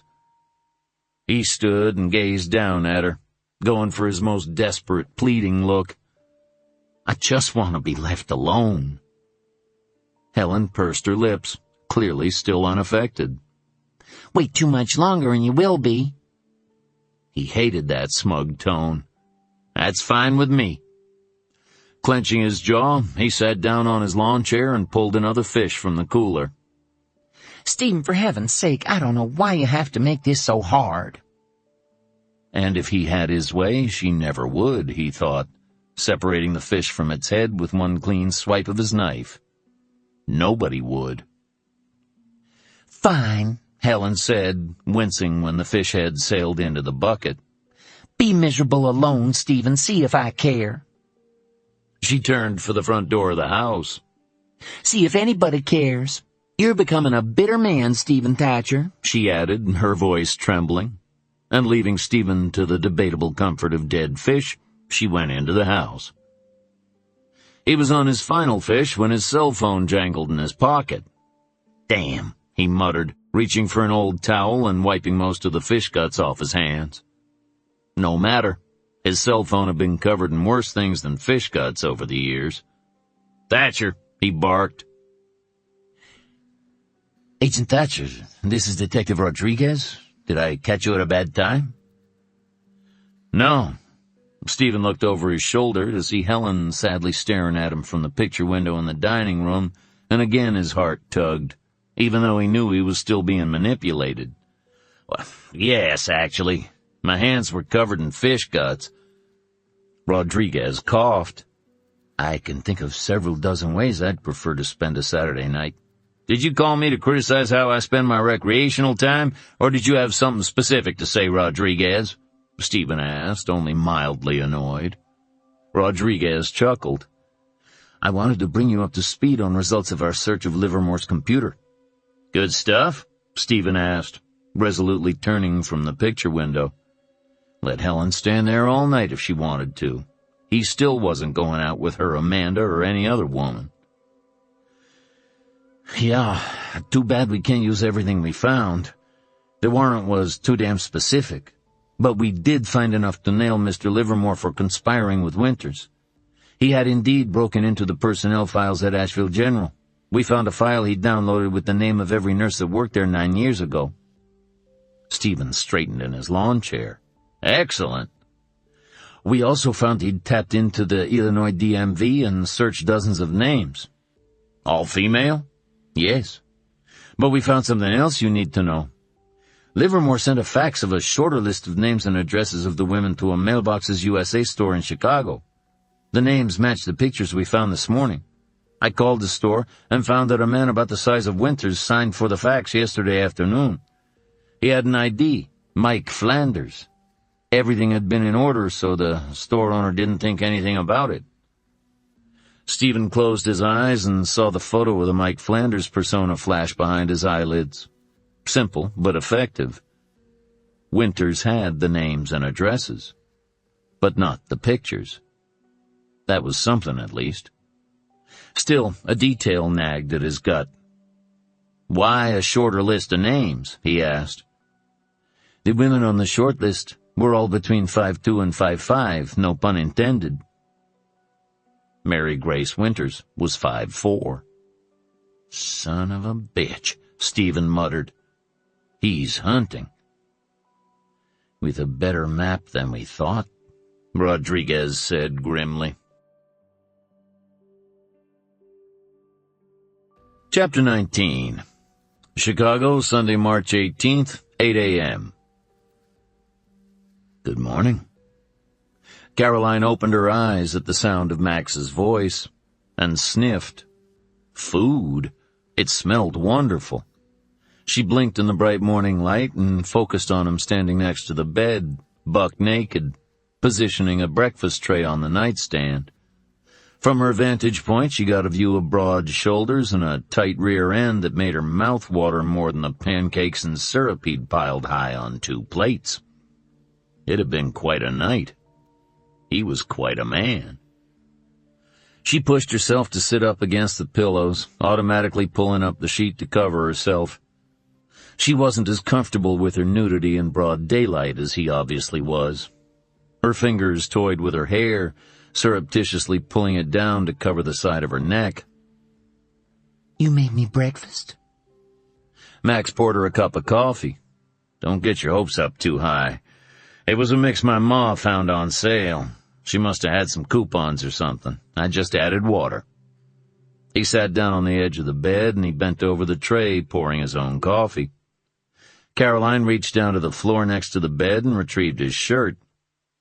"Don't put that on," Max asked quietly. His hands had stilled on the coffee pot he held as he looked over at her. "I want to see you. In the daylight." Caroline bit her lip. In the daylight. Up until this moment, they'd made love at night, in the darkness, by firelight. Even yesterday morning, he'd kept the shades pulled low, keeping his bedroom in semi-darkness. But this morning all the shades were pulled high, letting in every beam of morning sunlight. All her scars would be visible in the daylight. "But he'd see them sooner or later," she told herself. She dropped the shirt back to the floor. "All right, Max." Nevertheless, she clamped her arms over the sheet, holding it in place as she took the plate he offered. "Smells good. I guess I was hungrier than I thought." He raised a wry brow. "We worked up quite an appetite last night." Caroline felt her cheeks burn, but couldn't stop the smile that curved her lips. "I guess we did." Oh boy, they did. Her body still tingled from the exertion. Muscles ached that she hadn't known existed. Max certainly didn't let his handicap stop him from full mobility, in bed or out. Mercy. He was a most generous man, many times over.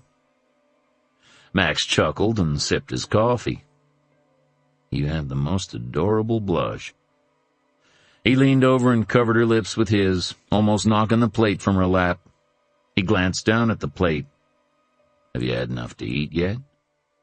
She'd yet to take a bite. "Depends. What are you suggesting we do instead?" He murmured, running his mouth up the curve of her jaw to her ear, wringing the most delicious shiver all the way through her body. "Obviously you weren't paying enough attention last night. Some after-school instruction is in order." She smiled against his cleanly shaven cheek. "More places?" The plate was moved from her lap and pushed onto the nightstand, where luckily it stayed. "You're going to have sticky sheets if you're not careful," she admonished. "I'll wash them," he muttered, as he pulled her back down on the bed until she looked up into his face. His eyes had the look she'd come to know so well over the last 48 hours. He wanted her. Again. Her body grew warm just from the way his eyes took her in, as if she were precious. He made her feel precious. And suddenly all the guilt that had been building assaulted her in one big wave. She owed him more honesty than she'd given him so far. She'd let this go way too far without telling him about that damned marriage certificate in the Buncombe County, North Carolina courthouse. She owed him the rest of the story, and she owed it to him now. Max, She began to say, but he interrupted her with a kiss so possessive it stole her breath. She reached for his shoulders to push him back, to talk to him, but her hands, treacherous hands that they were, continued across the breadth of his back. The heels of her hands dug into powerful sinew and muscle, drawing an appreciative groan from deep within his chest. His mouth left hers only to nibble a trail down the side of her neck. She tensed. In the morning light, he'd see her scars plainly. But there was no shocked cry of disgust. He never even skipped a beat as his mouth heated her skin anew. He hadn't noticed, or if he had, he wasn't so repulsed after all. She relaxed, sinking into the sensations he created simply by the touch of his lips. Her hands wandered, exploring him with a newfound freedom, sliding across his back, his hips, his buttocks, that abruptly tightened in response to her feathery caresses. He lifted himself so that he was looking down at her, sexual tension making the lines of his face harsh.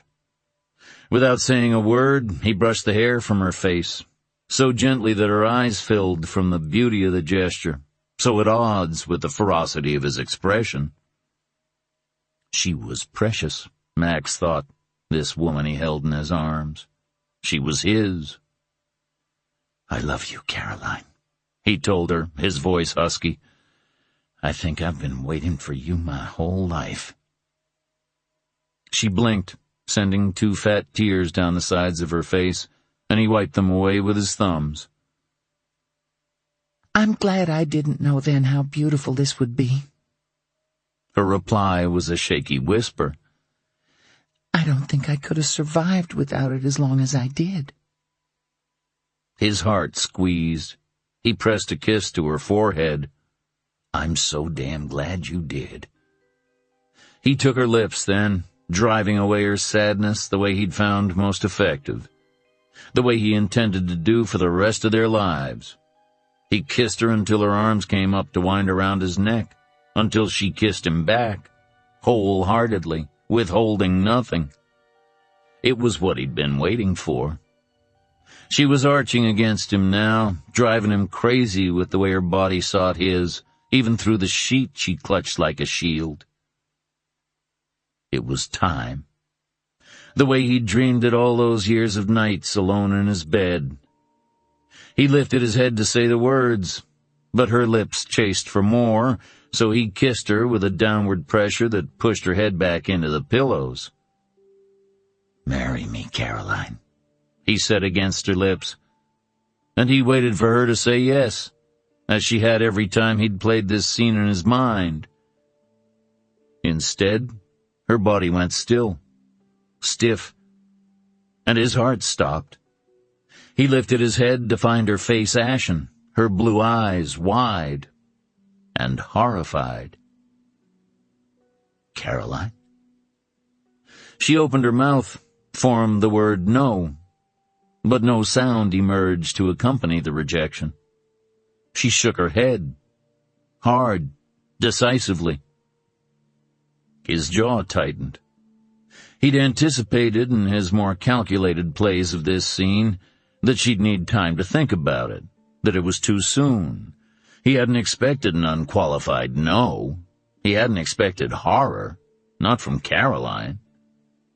He pushed himself away from her, his spine now as stiff as hers. He sat up, widening the distance between them. "Care to tell me why?" She nodded. "Out loud?" he added. She licked her lips, sat up and pulled that damn sheet higher, but still produced nothing resembling a verbal explanation. "Sometime this century, Caroline?" Her eyes flashed, and she pressed her lips together. He'd made her angry. Good. because so was he. "Let me make it easier for you," he said, throwing his legs off the side of the bed to grab a pair of gym shorts from the closest drawer. He stumbled as he made the short walk to the chair in the corner. Anger surged, and he savagely controlled it as he sat down. He shoved his legs into the shorts, then pulled them up and stood in the same movement. "I'll make it a multiple choice." He searched the room for his cane, then limped over to pick it up. "Choice A. You're afraid of me. You think I'll hurt you like your ex-husband did." He walked closer, leaning on the cane, staring at her in his bed, her back pressed against his pillows. She stared back, her now narrowed eyes locked on his, bright blue as the core of a gas flame. "Go on," she said softly. "I'm anxious to hear the rest of my choices." He stopped where he stood, his anger slightly subsiding. She was no longer horrified, no longer merely angry. She was furious. He'd never seen this side of her, this cold fury, even the night she swept into his house to yank him from the mire of his own self-pity. He sat down on the edge of the bed and reached for her hand. She crossed her arms over her breasts in response. "What is multiple choice B, Dr. Hunter?" she asked in that same deceptively soft voice. One dark brow quirked up. "I truly want to know." Max took a deep breath. He'd stepped in something. There would be no way around it now. He'd have to go through it. "That you don't love me as much as you led me to believe." Her jaw clenched. "And choice C? Please don't disappoint me, Professor. There simply must be a choice C, or it's not a fair test." Max looked away. "These." He pointed to the ugly red scars on his legs. "And this." He held up his cane and winced when she laughed bitterly. The bed moved, and when he looked back, she'd pulled his shirt on and held it closed like a bathrobe. "Those are my choices?" she asked, picking up her clothing from the floor where he'd discarded them the night before. "I'm a fool, I'm a liar, or I'm a hypocrite?" She straightened and turned to him, her eyes bright, no longer with the flame of her fury, but with tears. "I guess I should be relieved to find out what you really think about me, Max, before you do something stupid like ask me to marry you. I choose D, none of the above." She walked around the bed to where he still sat, the tears now running down her face. "I'd be a fool if I thought you were like Rob. You're gentle. He was abusive and angry. The only common trait I can see is that you're both prone to temper tantrums when you don't get your way immediately." He dropped his eyes to the curve of his cane, wishing with all his might he could take back the words. But of course it was too late. "I'd be a liar if I said I didn't love you," she continued, her voice breaking. He couldn't look up. "Because I do. More than I ever thought possible. And I'll tell you one other thing, Max. Rob hurt my body, but he never, ever broke my heart." He heard her draw a deep breath. "Because I never loved him." He stood to follow her as she moved to the door and stopped when she abruptly turned, her eyes now wild and hurt. "Don't come after me. Don't touch me. I don't want you to touch me." She wheeled around, the tail of his shirt flying in the wake of the breeze she created. Max held up his hands, palms out in surrender. "Caroline, wait, please." She paused, her back still to him. "Why?" "I'm sorry." Her back stiffened. "You're sorry," she repeated carefully. "That's very nice. You're sorry you accused me of being so shallow, so hypocritical, that I'd judge you based on your scars? Didn't you listen to anything I told you last night? Damn you, Max, think about someone besides yourself for a damn minute." She turned her back to him and let his shirt drop to the floor. His gut reeled as if he'd taken a physical blow, and bile rose in his throat, gagging him. He sank down to sit on the edge of the bed, barely conscious he'd done so. her back. Caroline. It was as if her name was wrenched from his chest, along with his heart and every last nerve in his body. He sat, unable to move. My God. You want to compare scars, Max? She asked, her voice quiet now. I think I win. Chicago, Sunday, March 18th, 9 a.m. The phone ringing jolted Winters out of a nice easy sleep. He rolled over and stretched, watching Evie feel for the phone by her bed, her eyes still shut. There was something to be said for younger women. They may not rise with the chickens, but they certainly were inventive. Evie managed to get the receiver to her ear. Hello? She paused, frowned. She's not here. Wait, Caroline, what's wrong? She paused again. Because you're crying, that's why. What's wrong? Winters's ears picked up at the sound of that name. It would seem little Mary Grace wasn't having a very good day. She worked last night, Evie said. She won't be home for at least another hour. She turned over and shot him a distracted smile. Try paging her. Caroline, wait. She rolled over and sat up, holding the phone with both hands. Don't hang up. Look, about what happened on Friday. I'm sorry I said what I did. I want you to be happy with Max. Evie winced and pulled the phone away from her ear, frowning as she stared at it before hanging it up. What was that all about? Winters asked, keeping his voice at just the right level of interest. Evie gave the phone one last puzzled look, then turned to him with a shrug. That was Caroline? You know, my friend I had the fight with? Oh, of course, you know her. You were fixing her pipes. She rolled her eyes and laughed at herself. That was stupid of me. Anyway, she needed a ride back to her place. She scrunched up one corner of her mouth. She's had a fight with Max, a pretty bad one, I'd guess. She told me I was welcome to him. She looked down at him with a grin. Too little too late, huh? Winters smiled back, his mind already processing. He needed to get to Caroline's first. He needed to be waiting for her. If she'd had a fight, the tall guy with a cane would be absent. It was the opportunity he'd been waiting for. Listen, hon, I gotta go. Your roommate'll be home soon, and he rolled out of bed, only to have her playfully pull him back. We got an hour, Mike. We can do a lot with 60 whole minutes. Besides, if Dana goes to pick up Caroline, she won't be home until past 11. Come on, it's Sunday. Don't tell me you work on Sunday. Winters pulled her hands from his waist none too gently. I really need to go, Evie. I'll call you later. He rose from the bed and began pulling on his clothes. She followed him, pulling his jacket from a chair and slipping into it.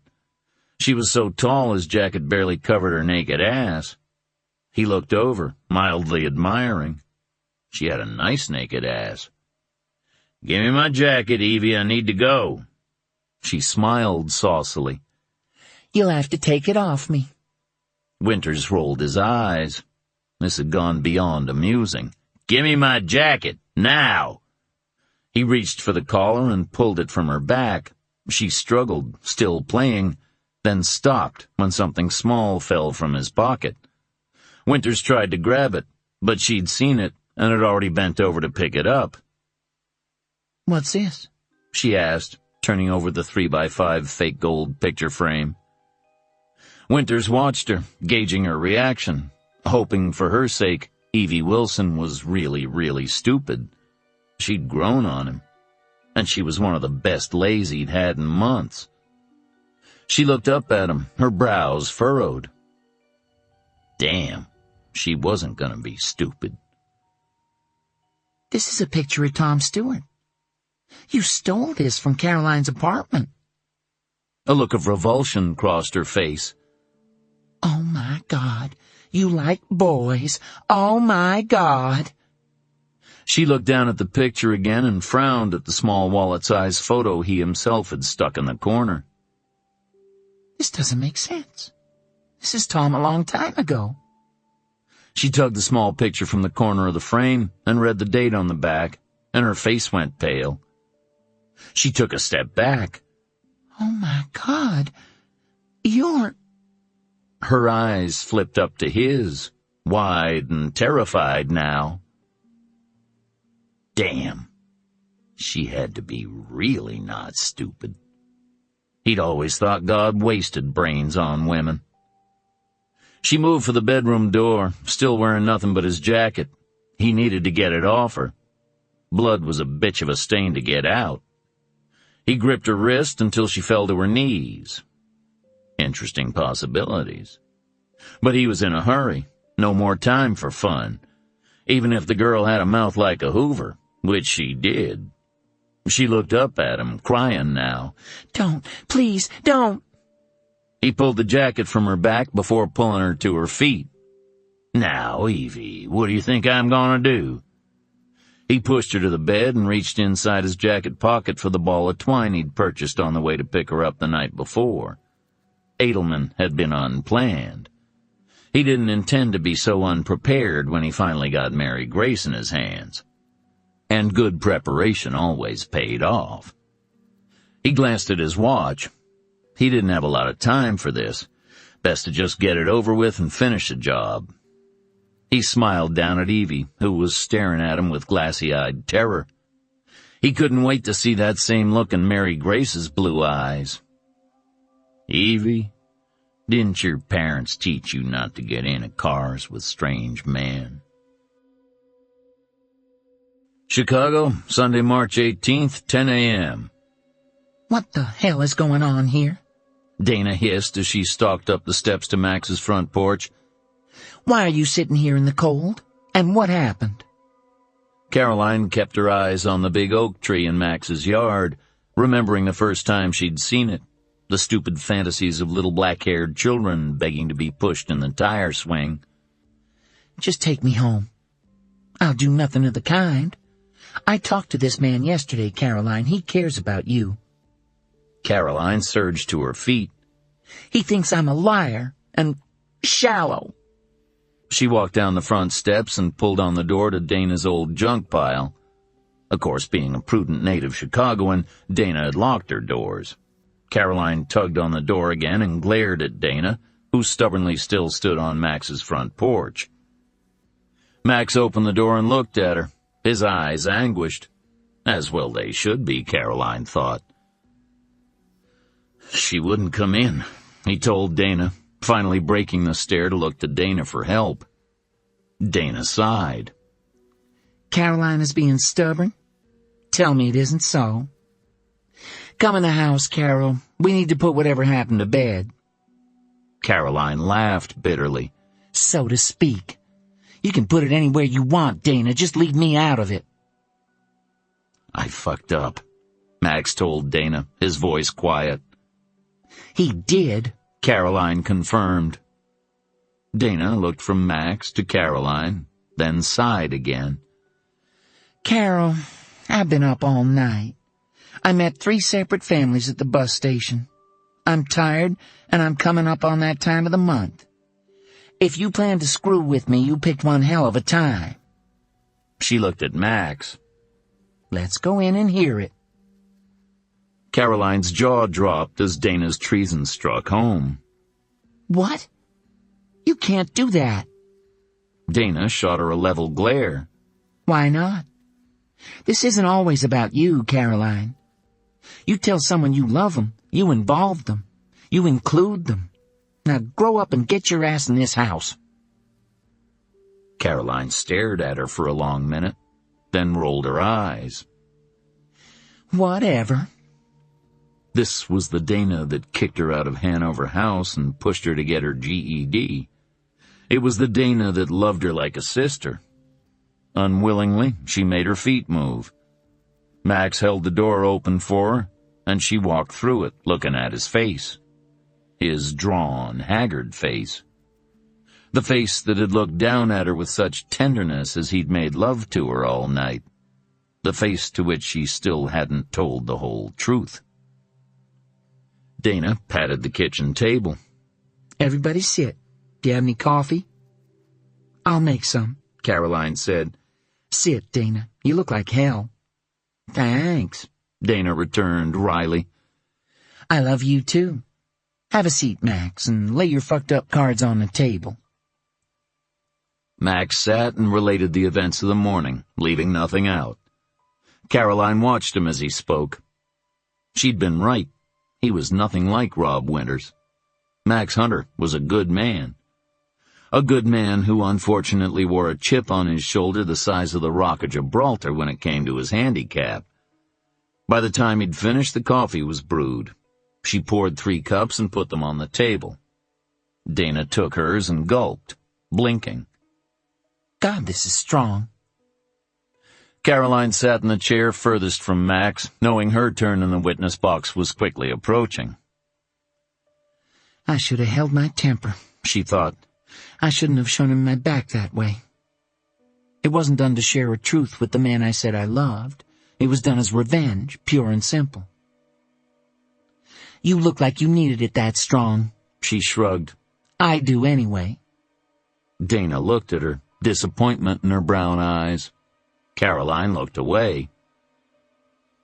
You let all that go on, and you still didn't tell him? Dana asked wearily. Caroline shrugged again. I was mad. You were stalling. Dana fired back. 100% correct. Tell me what? Max asked, his voice now wary. Tell him. Dana put her cup down with a bang, moving her hand just in time to avoid the hot coffee that sloshed over the edges. Caroline moved to get up and get a towel, and Dana caught her by the edge of her sweater, holding her in her chair. Sit your ass in that chair and tell him the goddamn truth. I will not tell you again. Tell me what? Max demanded. Caroline, what's going on here? Caroline covered her face with her hands. I don't know where to start, Max. Her voice wobbled and she swallowed. I'm very scared to tell you this. Why? His voice was gentle. Why are you afraid of me still? She lowered her hands and looked straight into his eyes. He deserved that much. I'm not afraid of you. I told you that and I meant it. I'm afraid of what you'll say when I tell you why I said no this morning when you asked me to marry you. Max reached across the table and took her hand. Tell me. Please. Caroline closed her eyes. I'm not really a brunette. Why was that the first thing that came to her mind? She would have kicked herself had she been able. I figured that out for myself, Max returned dryly.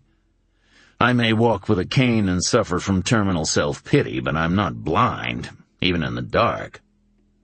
Dana cleared her throat. I didn't need to hear that. Go on, Carol. Get to the good part before I fall asleep in this very uncomfortable chair. Max glanced over at Dana before bringing his eyes back to Caroline's. I wondered why you dyed your hair, if what was on your head was the same pretty color as... He checked himself when Dana choked on her coffee. I figured you'd tell me when you got ready. He looked down at the table. I thought you trusted me that much. Caroline winced. Direct hit. She filled her lungs with air and let the breath out on a tremendous sigh. Max, I'm not the person you think I am.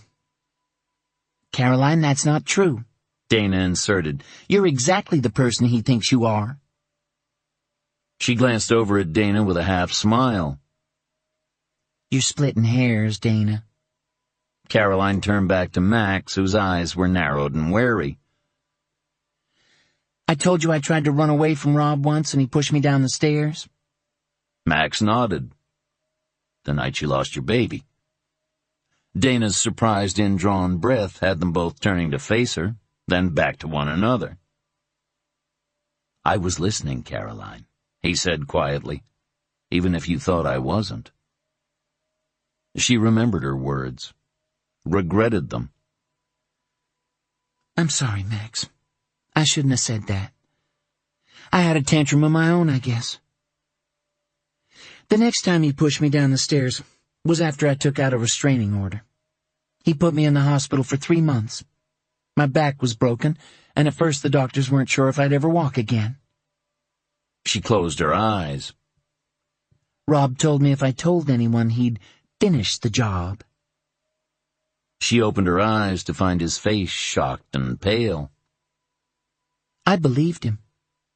After my mother had called him, after I'd tried to run away before, her car ran off the road a few months later. He didn't want her telling anyone. So when he told me not to tell anyone, I didn't tell anyone. But I listened. One of the nurses at the hospital kept telling me to just leave, to get help, like it was that easy. But one day she gave me information I could really use. The name of Hanover House, a place that would help me change my name, get all the papers I'd need to live a new life. Caroline covered his hands with hers and watched his gray eyes flicker as his shrewd mind processed. For 3 months I laid in that hospital bed and listened and planned my escape. I woke up every morning and saw my statue, my St. Rita statue, and knew I wasn't an impossible case, that one day I'd get away and take Robbie with me. "Robbie?" Max asked, his voice hoarse. He lifted his eyes to Dana, and Caroline felt her heart sink. He couldn't look at her. Maybe it was better that way.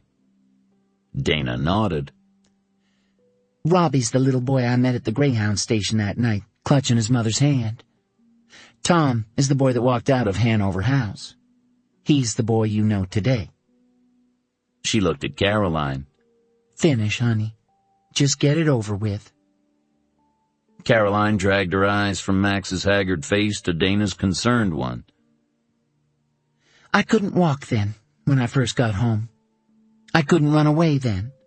I knew he'd find me, knew the walker would make me stick out like a sore thumb. She dropped her eyes to the tabletop. He wouldn't let me go back to rehab. I knew he wouldn't. So I listened so carefully to the doctors when I was still in the hospital. I took notes, and when I got home, I did all the things they said to do. You did your own rehab? Dana commented quietly. You never told me this part either. I couldn't relive it. I never wanted to remember it again. But she closed her eyes, made herself remember. I worked out with his weights when he wasn't home. Got stronger every day. But I never let him see it. I walked with the walker, held my hurt arm against my body like I had every day in the hospital, dropped bowls and pretended to stumble. But every day I got stronger. Towards the end, I walked around the house with a backpack on my back filled with rocks whenever he wasn't home. Caroline felt her lips twist, the memories still humiliating. He wasn't home a lot. He stayed with a neighbor next door. She was prettier than me, more of a woman than me. I was a gimp. She swallowed hard. He didn't touch me as often once he had her. It was the one good thing to come out of all of it. But he did touch me. Enough. She felt the familiar terror wash over her and pushed it back. Don't worry, Max. I had myself tested once I'd been here a year. Somehow I managed to get away uninfected. She shot a look at Dana. The nurse at the clinic told me I should thank God. It was a year before I could find any thankfulness in me. I think God understood, Dana murmured. I think he still does. Caroline shrugged. Perhaps. Anyway, when I finally could carry the backpack filled with rocks for 8 hours at a time, I knew I was strong enough. I sewed all the money I'd saved inside my shirt and picked Robbie up from school one day at the end of May. It had been 2 years since I woke up in the hospital. 2 years? Max ground out. Caroline shrugged again. I told you once that rehab for poor people sucks. It takes a lot longer when managed by an amateur. She sighed. I had my route mapped out. I knew Rob wouldn't be home till morning, that he'd spend the night at Holly's house. That gave me enough time to drive to Tennessee and lose my car. Where did you lose it? Dana asked. A satisfied smile bent Caroline's lips. At the bottom of a deep lake where nobody would ever find it. St. Rita made a handy accelerator wait. She paused, one particular memory sweet. I remember watching the car launch and sink. It had been just as I'd dreamed it every time I thought about my escape. And so was the look of shock on Robbie's face when I picked up the backpack and started to walk. He didn't know? Max asked. No. I didn't want to burden him with yet another secret his father would suspect. We hiked into Gatlinburg, Tennessee. It's all tourists, so nobody even noticed us. 3 bus transfers later, we were in Chicago. With a stopover in St. Louis. Dana said. Why? Max asked, his head now in his hands. To borrow a birth certificate. It's so easy, it's scary. You go to a cemetery, find the name of a child that died as an infant with the right birth date, go to the country seat and request a copy of the birth certificate. I wandered around the cemetery for hours searching for the right name, the right birth date, before I settled on Caroline. What was your name before? His voice was muffled. Mary Grace. Mary Grace Winters. She paused. Do you understand now, Max? He nodded, his head still down. Yes, I do. He ran away, disappeared, and never divorced the son of a bitch that terrorized you every day of your life. He lifted his head, his gray eyes now fierce and alive. And you feel like you have to honor the legal tie that binds you to a monster you should have shot with his own gun while he slept. He's quick, Caro, Dana commented. He came to exactly the same opinion I did. Dana, please. Caroline squeezed his hands. I can't marry you, Max. She felt her eyes sting and clenched her teeth. She would not cry. She would not. She'd cried too much for one day already. I want to marry you more than I want to breathe, but I can't. Caroline, Max started, but she cut him off. Don't try to convince me otherwise. I love you, and I'm prepared to do just about anything except that. It's wrong. Keeping your vows to a monster is wrong, Caroline, Max insisted. Denying us a chance to be happy is wrong. Don't tell me you haven't dreamed about spending the rest of your life with me. He took her hands and put one on each side of his face. Don't tell me you haven't dreamed of waking up with me. Don't tell me you haven't dreamed of the babies we'd make together. He dropped her hands and stood, walking around the table, holding the table edge as he made his way to her. When he reached her, he grabbed her shoulders and pulled her to her feet, compelling her to meet his eyes, steely gray with determination.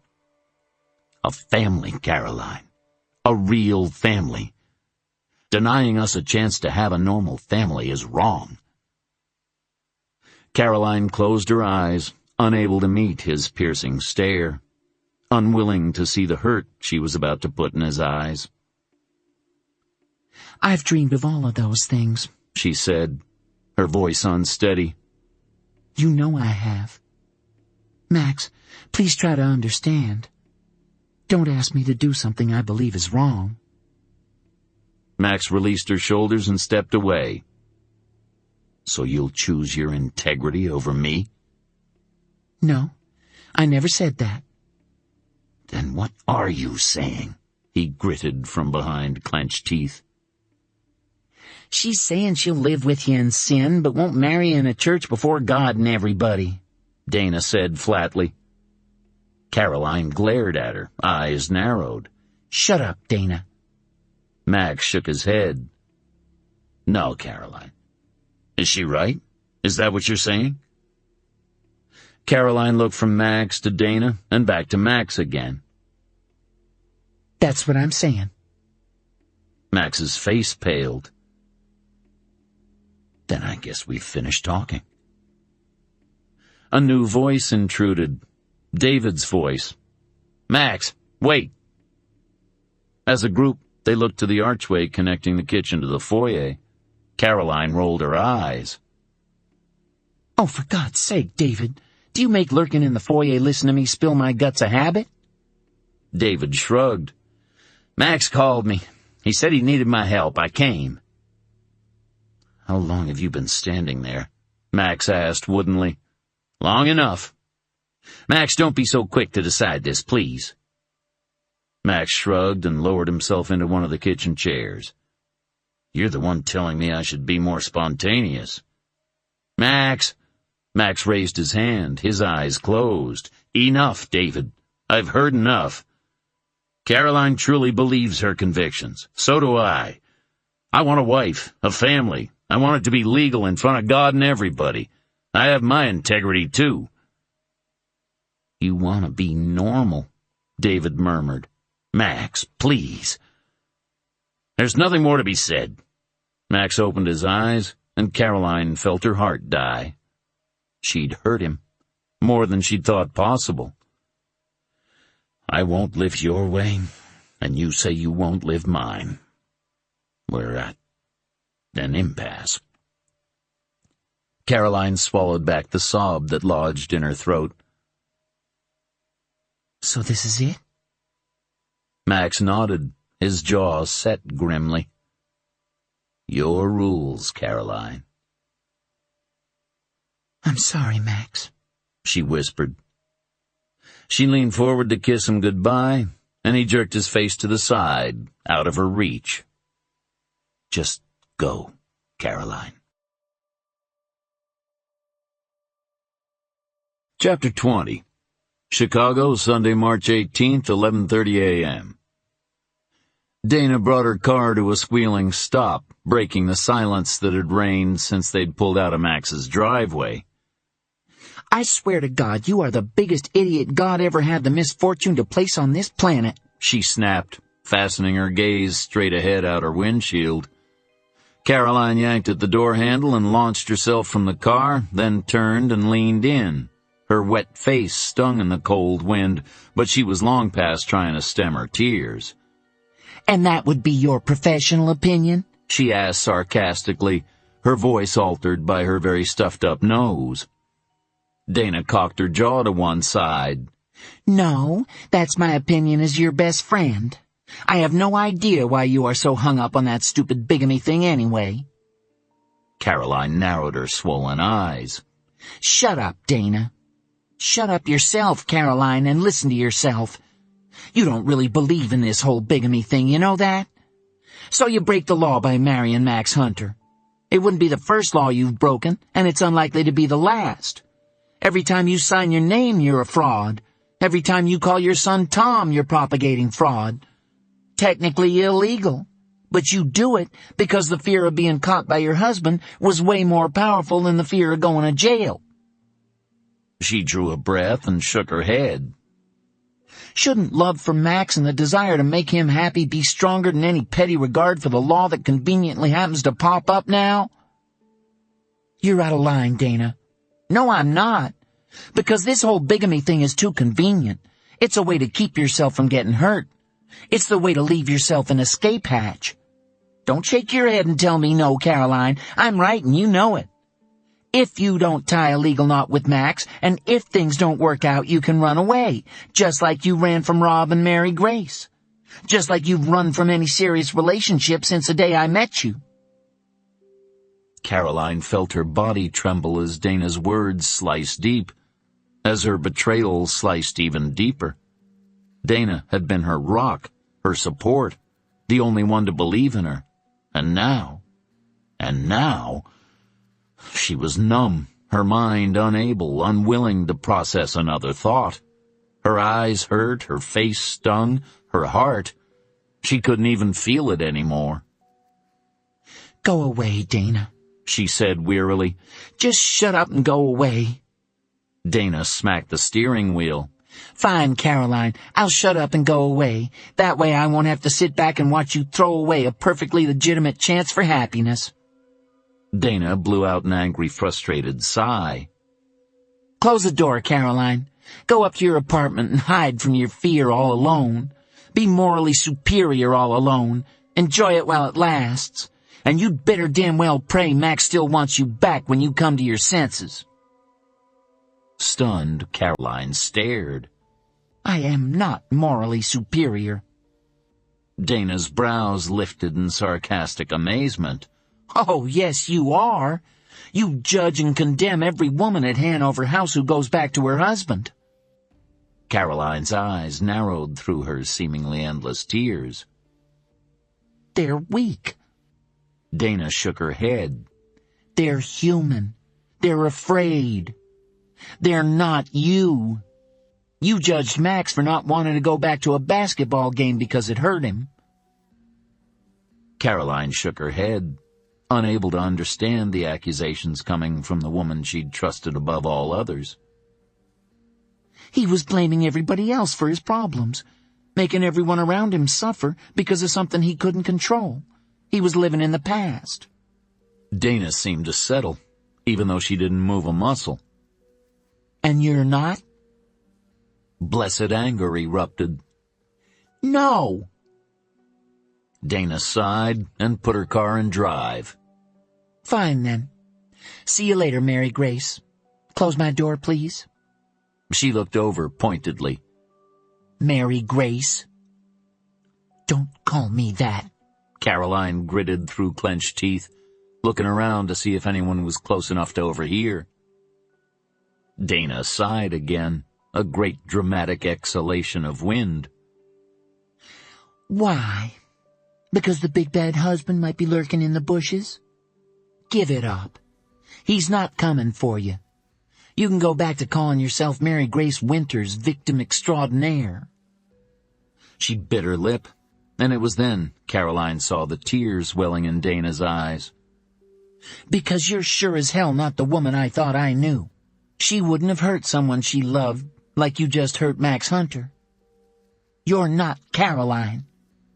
She blinked, sending tears down her face. So close the door, Mary Grace. I need to go home.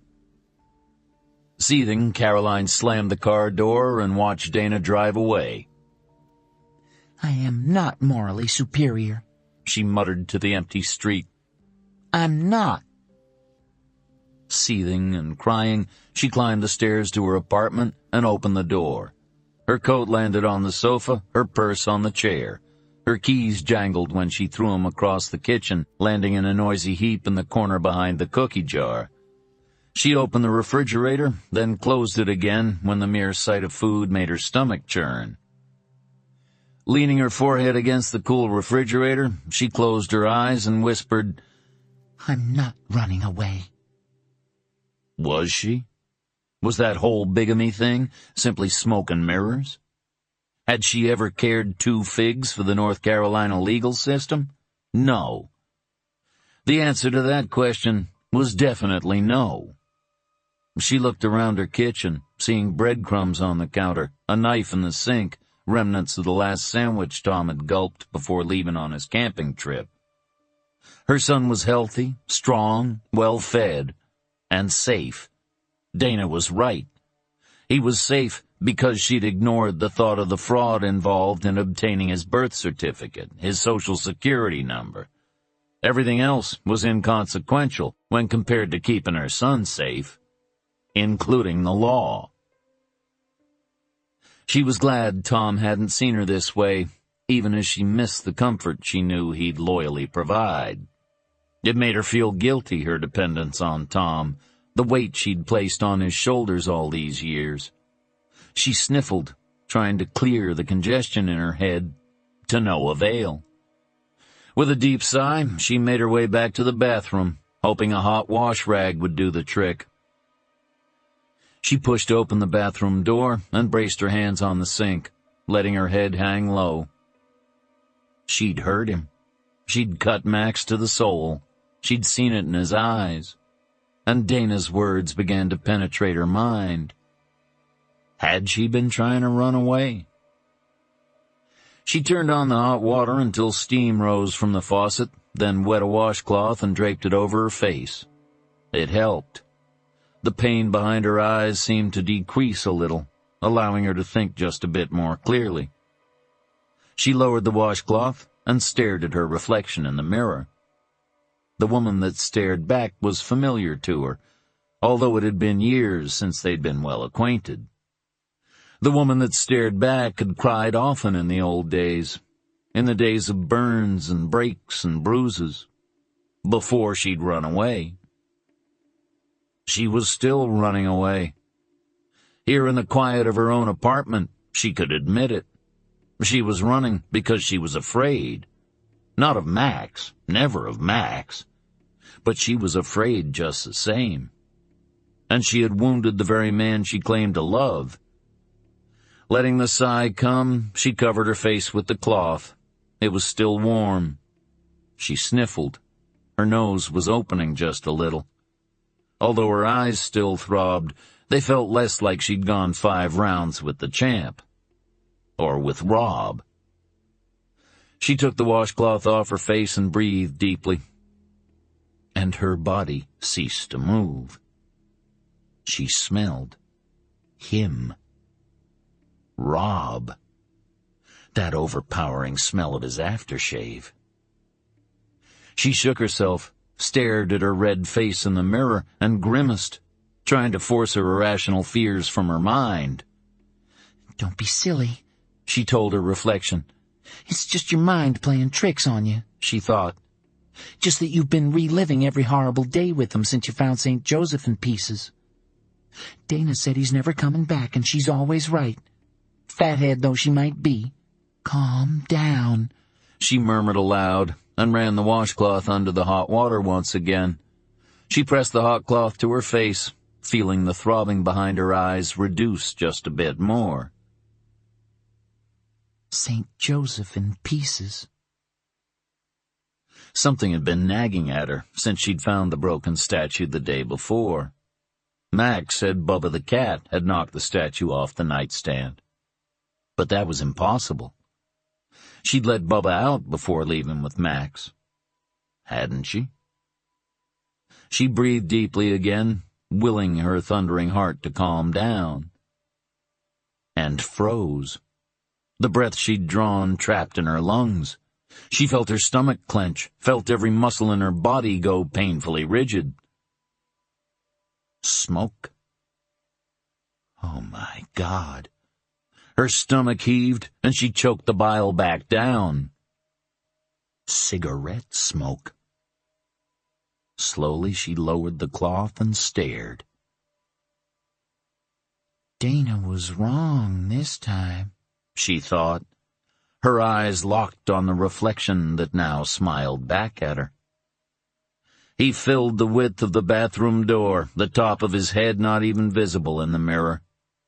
He leaned against the door jamb as if he'd lived in her apartment all his life. One large hand raised to his mouth, a cigarette between his fingers.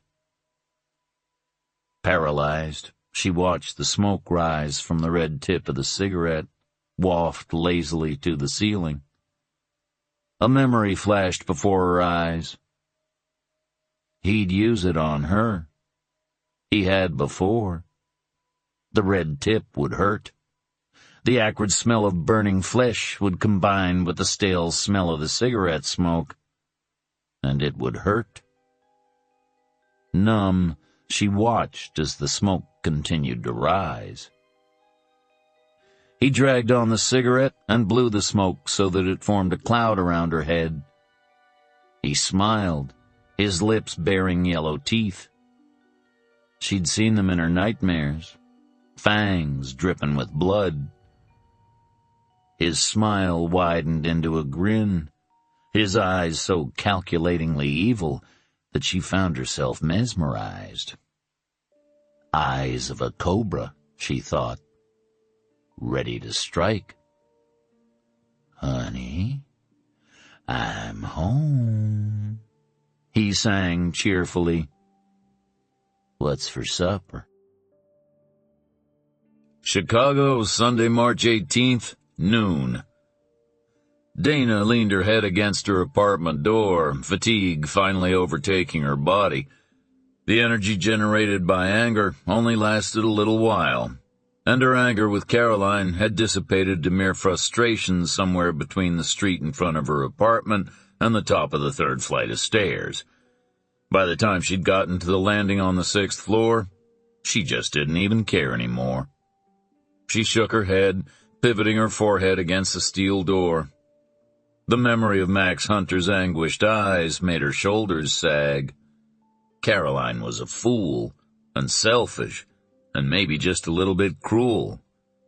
She'd always known Caroline was stubborn. She'd respected it, played on it, egged it on. For over the years it had been the tool to keep Carol going, reaching for her dreams. But today... Dana shook her head again and fumbled with her keys. Today, that stubbornness had ceased to be a tool and had become a weapon.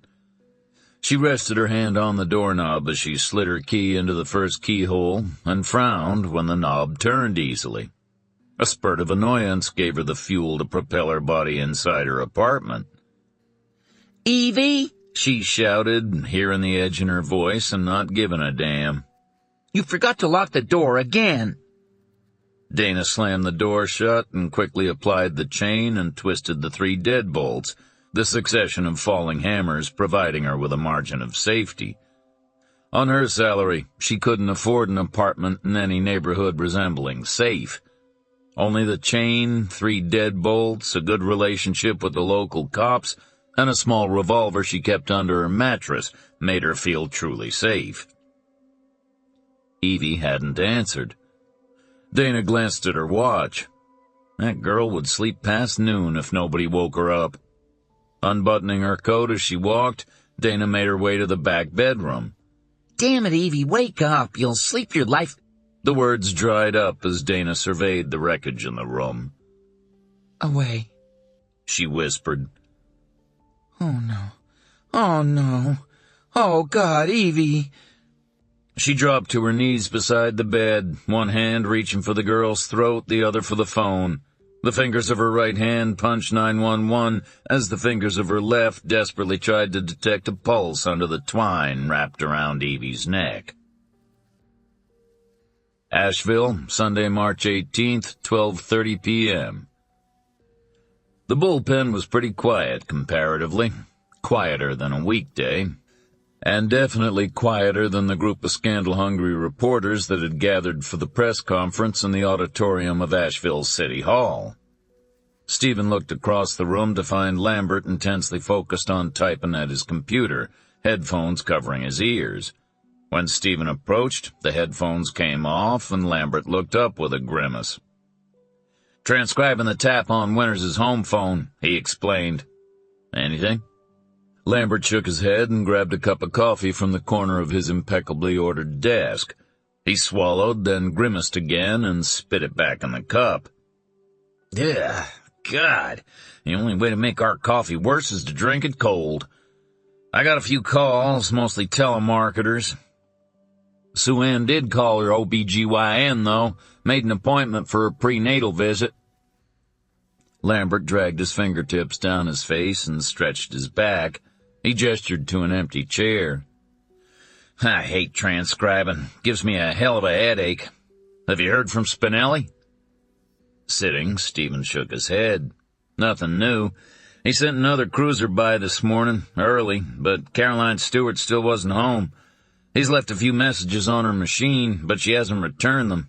Any news from the autopsy on the boy?" Lambert seemed to sag in his chair.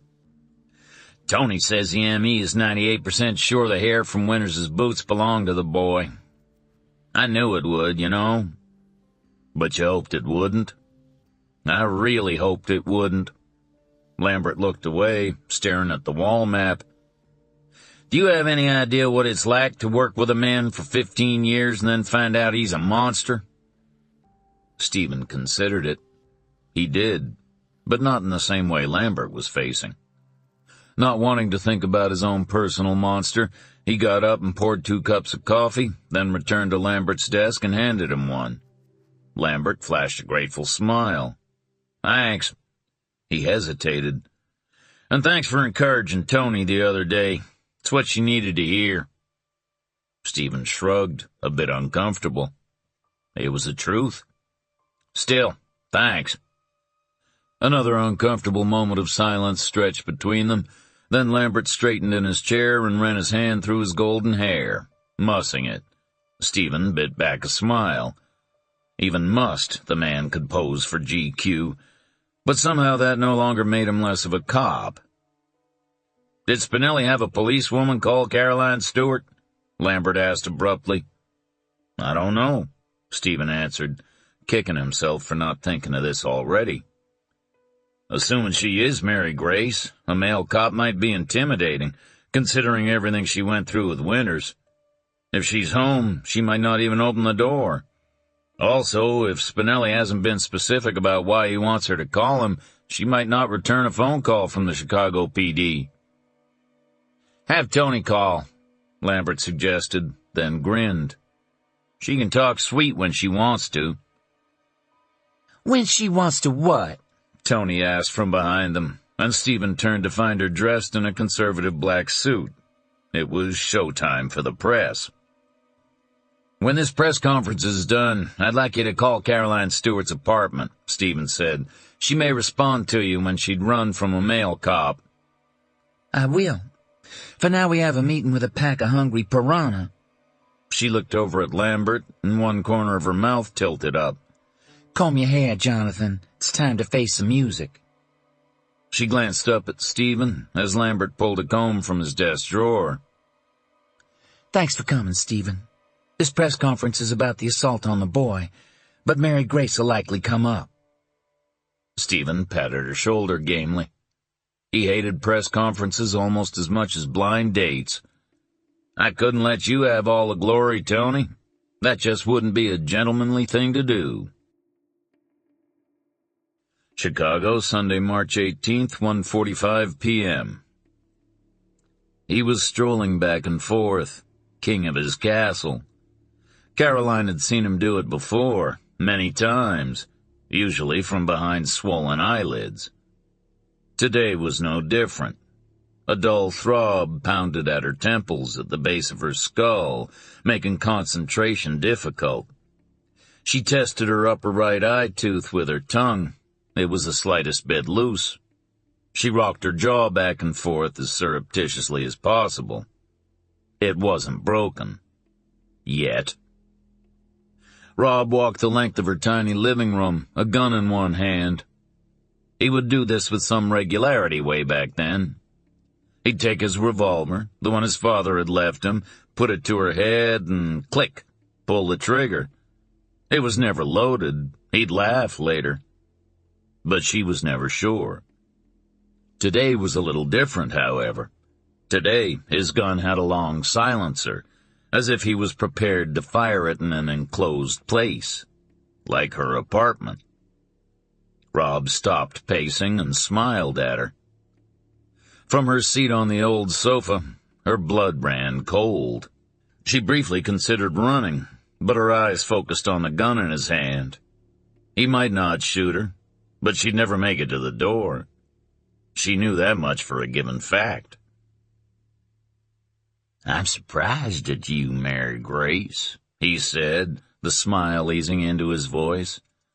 "You've managed to lead me on a long chase. Someday you'll have to tell me how you managed it all." His eyes went brittle.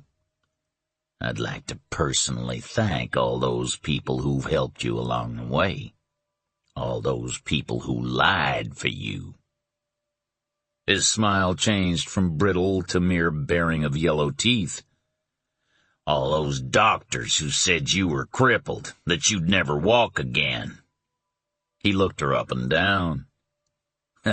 "You had me on that one. How many of them did you have to sleep with to get them to lie for you?" He lifted his brows. "We'll cover that one later. I promise." For now, let's get back to the main question at hand. He took a step forward. Where is Robbie? She stared up at him, willing her eyelids to blink, her throat to swallow, and said nothing. He took another step until his feet were inches from hers. You look different, he commented. Your hair's too dark. He reached out and grabbed a handful and yanked her to her feet. I'd wager it's still that same blonde at the roots.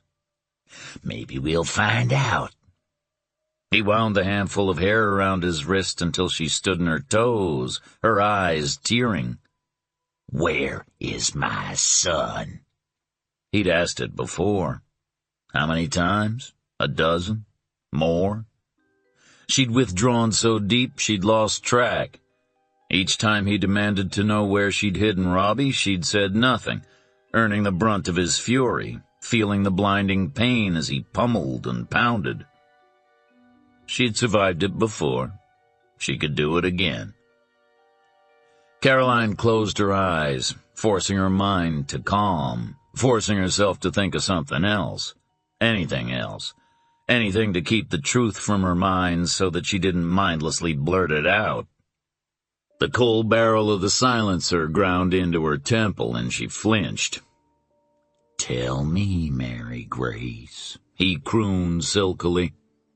I know you've poisoned him against me. I know you've made him hate me. You've made him hate his own father. Now, Mary Grace, that's just plain wrong. You'll tell me where he is. He yanked her hair and she swallowed the yelp. I know he's camping. I just want to know where. He pushed the silencer harder. Tell me where. Caroline kept her eyes closed, her lips closed, her mind closed. He would have to kill her first. She inwardly blanched, unable to dismiss the mental picture of Tom finding her body here on the sofa. He'd find her, dead. He'd remember her that way forever. No, she murmured, more to herself than to Rob. Tom would remember her as she'd been. Dana would help him through the rest. Whatever else happened, Rob would never get his hands on her son. She drew in a sharp breath as Rob yanked her hair harder. You will. You'll tell me soon enough.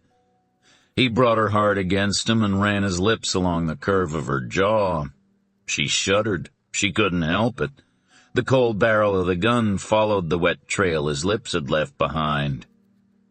I have ways of making you tell me what I want to know, Mary Grace. You may think you know 'em all, but you're wrong. I've spent the last 7 years honing my craft. The phone rang at that moment, and Rob paused, his hands still tangled in her hair, her head still bent back, her throat still exposed. Keep your eyes closed, she told herself. The phone continued ringing. As long as you don't see him, you can pretend you're anywhere else in the world but here. It had been her only salvation 7 years ago. She prayed she still had the mental will to block him out.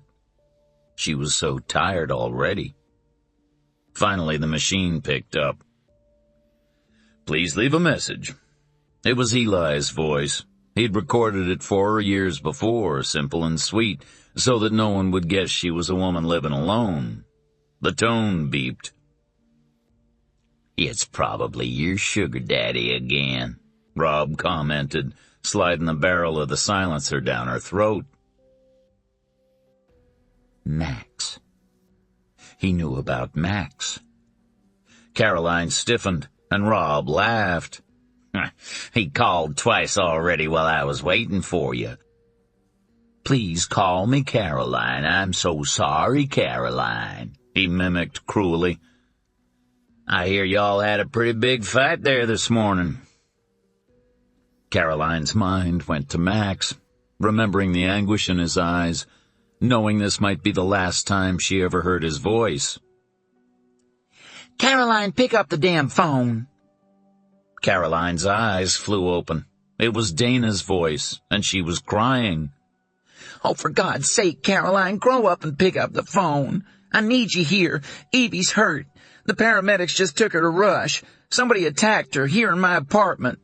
Damn it, Caroline, just meet me at the emergency room. She's unconscious and they don't know if she'll make it. Click. Caroline turned her gaze on Rob's face, watching as his eyes flickered, as all trace of his mocking disappeared. He became angry, and Caroline felt her gut go liquid. Then quickly Rob smiled, tightening his grip on her hair, yanking her still higher on her toes. "Damn it," he said almost conversationally. "I thought I'd finish that job. That girl's just too damn tenacious for her own good." You, Caroline heard herself whisper. He nodded, his expression growing dark. "Yes, me." He looked at her, and Caroline's skin crawled. I put my hands around her neck and squeezed until she begged me to stop. So I did. I tied her hands and feet with sharp twine. Tight. He yanked her hair. It cut her, and she bled.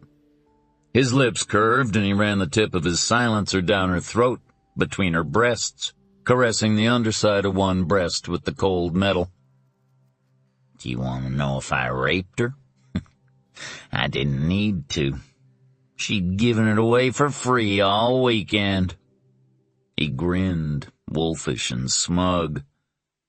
"But I did anyway." "Did it hurt her?" "Oh, yes, Mary Grace. It hurt her a lot."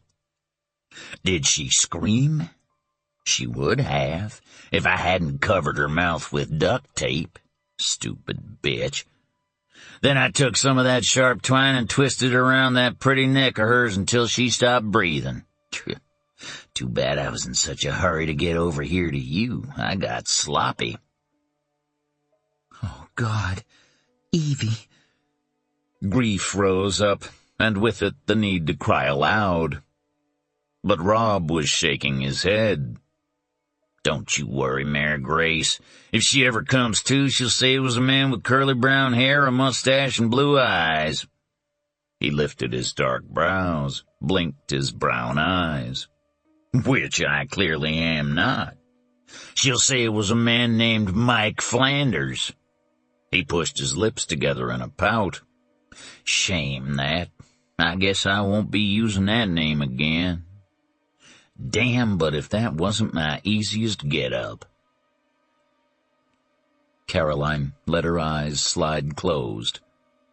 He'd dabbled in it years ago, the art of disguise.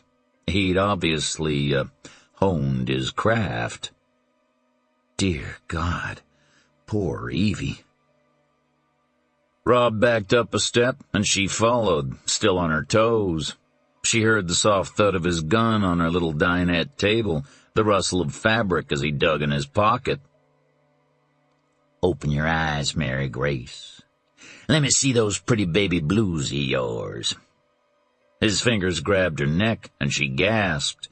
"I said open your eyes, now, or I'll forget you're the mother of my boy and treat you like the goddamn whore you are." Resolutely she kept her eyes closed tight and barely managed to swallow the cry when his knuckles crashed against her cheek. "So you plan to make this difficult, huh?" "Not a problem, Gracie. No problem at all. In fact, it just might—" Caroline gasped again as she felt the bite of the twine against her own wrists. "Make it a little more fun," he grunted, pulling the twine tight, imprisoning her wrists behind her back. He shoved her into the chair, and she took a breath, mentally preparing for the very worst. But all she could think of was Tom or Max finding her, tied, dead. He'd kill her. He had very little to lose. "Where is my son?" he demanded from behind her. He pulled her wrists behind the chair and tied them to the chair's frame, tugging as he finished. She was silent until he hit her again, knocking her to the floor, chair and all. This time she couldn't contain the small cry of pain. She spat out the blood that filled her mouth. She lay there, unable to right herself, as helpless as she'd been all those years before. No, not helpless. She'd never really been helpless. She'd survived then. She'd survive this time, too. Someone would find her. Max would come. All she had to do was hang on and block out the sound of him breathing over her. The phone rang again. She braced herself for Max's voice, knowing it would hurt as much as give her something to hold on to. Again Eli's voice. Again the beep. But this time, it was a woman's voice she'd never heard before. This message is for Caroline Stewart. My name is Lieutenant Antoinette Ross with the Asheville, North Carolina Police Department. God damn it, Rob hissed, and Caroline opened her eyes to find him staring at the phone, rage in every line of his body. I'm looking for a woman named Mary Grace Winters, and have reason to believe she may be with you. Lieutenant Ross's voice went on. The Chicago PD has also been trying to reach you since yesterday. We believe you're in a great deal of danger from Rob Winters, Mary Grace's husband. He's armed and very dangerous, Miss Stewart. Please contact Lieutenant Spinelli in Chicago immediately, even if you don't know the woman we're looking for. Your life is in danger. The Chicago police will help you. Please don't be afraid of them. She rattled off a few phone numbers and hung up. Rob continued to stand and stare at the phone for a long minute, his chest rising and falling with the great breaths he drew. "Son of a bitch," he growled, and yanked her chair upwards. "I can't believe this." "Get up," he commanded harshly. "I said get up!" Caroline just looked at him. Her eyes narrowed, but she said nothing. He'd made a mistake somewhere. They were on to him. It was just a matter of time before someone came for her. Rob grabbed the front of her sweater and dragged her to her feet. "We can't stay here." He cut the twine binding her wrists and roughly shoved her toward the door. "Get your coat." Chicago, Sunday, March 18th, 6 p.m. "Bitter fold, Max," Peter said mildly. Max looked up from the cards he held, searching the worried expressions around the table. "I'm sorry, Peter. I'm lousy company tonight." He dug deep and found a tired smile. David had made a few calls, and immediately his family had dropped all their plans to come to support him. "You guys just played his hand without me." With an effort, he pulled himself to his feet, accepted his cane from a sober Ma, and made his way into the darkened living room where he and Caroline had made love for the first time less than 48 hours before. It simply didn't seem possible. He stared at the fireplace, smelling the stale ashes, hearing the muted murmurs coming from the kitchen. His family had come without hesitation, without question, without any explanation from him. He knew they wondered. He knew David would say nothing. What was divulged to his family was up to him. What he'd divulged was only that he and Caroline had fought, and that he'd been far too hasty. He'd realized he'd been too hasty a scant 15 minutes after Dana had pulled out of his driveway, throwing a look of regret over her shoulder. Apparently Caroline hadn't yet reached the same conclusion. He hadn't changed his mind, not by a long shot. He would still accept nothing less than marriage. He loved the woman, for God's sake. She said she loved him. They should lawfully be together, husband and wife. He should lawfully be able to smile at her across the dinner table, in his bed. Any babies they had together should lawfully bear his name. His name, damn it, not the name of some stranger she happened to find on a St. Louis gravestone. He hadn't been wrong, just hasty. Caroline didn't want to not marry him. She just didn't see an answer to a problem she'd been living with for 7 long years. 15 minutes after she'd driven away, his mind began to clear, the hurt dissipating as logic began to set in. Logic in the form of David, of course. His brother had waited until Dana's clunker had disappeared before turning to him, sadness in his gray eyes. And within 15 minutes, his brother had cut through his hurt. Max had seen past his own selfishness, his own self-pity, and seen the courage Caroline had mustered every day of her life. But not only the courage. He'd seen the fear and the terror that had made her afraid 7 years later. She thought there was no way out. She thought there was no way to legally escape the bastard that had brutalized her during her entire adult life. He knew they needed to find a way to finally free her from her husband, together. Anything less would not allow her to marry him. Anything less than marriage would be untenable. He sighed, because in his heart he'd discerned the real reason behind his hurt. If Caroline considered her marriage to the bastard legally binding, it meant in her heart she was still married, still bound, still a part of him. Not me, he thought, feeling the same pang he'd endured all day. If she held her marriage vows sacrosanct, it meant anything between the two of them would be sullied, dirty. He'd be living with a married woman, and Max found that realization most shattering of all. He'd never slept with a married woman, not even in his wilder days in pro ball. He had now. His shoulders sagged. Max found he had integrity of his own. Married women were off limits, strictly so. The overhead light flicked on, and the familiar scent his mother had worn since he was a boy tickled his nose. The leather on the sofa squeaked as she sat. He didn't move from where he stood, even when Elizabeth gripped his upper arm and pulled herself tall enough to place a kiss on his unshaven cheek. From the rustling behind him, the party had moved into the living room. Finally he turned and found them sitting in a row, 5 pairs of eyes fixed on his face. "We have a right to know what happened," Kathy began without preamble. "And don't even consider saying no," Peter warned. Elizabeth shrugged her slender shoulders. "It would be impolite, Maxie." "We need to support you, Max," Peter added quietly. "This time we need to be behind you." Max looked over at David, who just nodded. "You can trust us, Max," his mother said softly. "We love you. We always have." Max drew a deep breath and slowly let it out.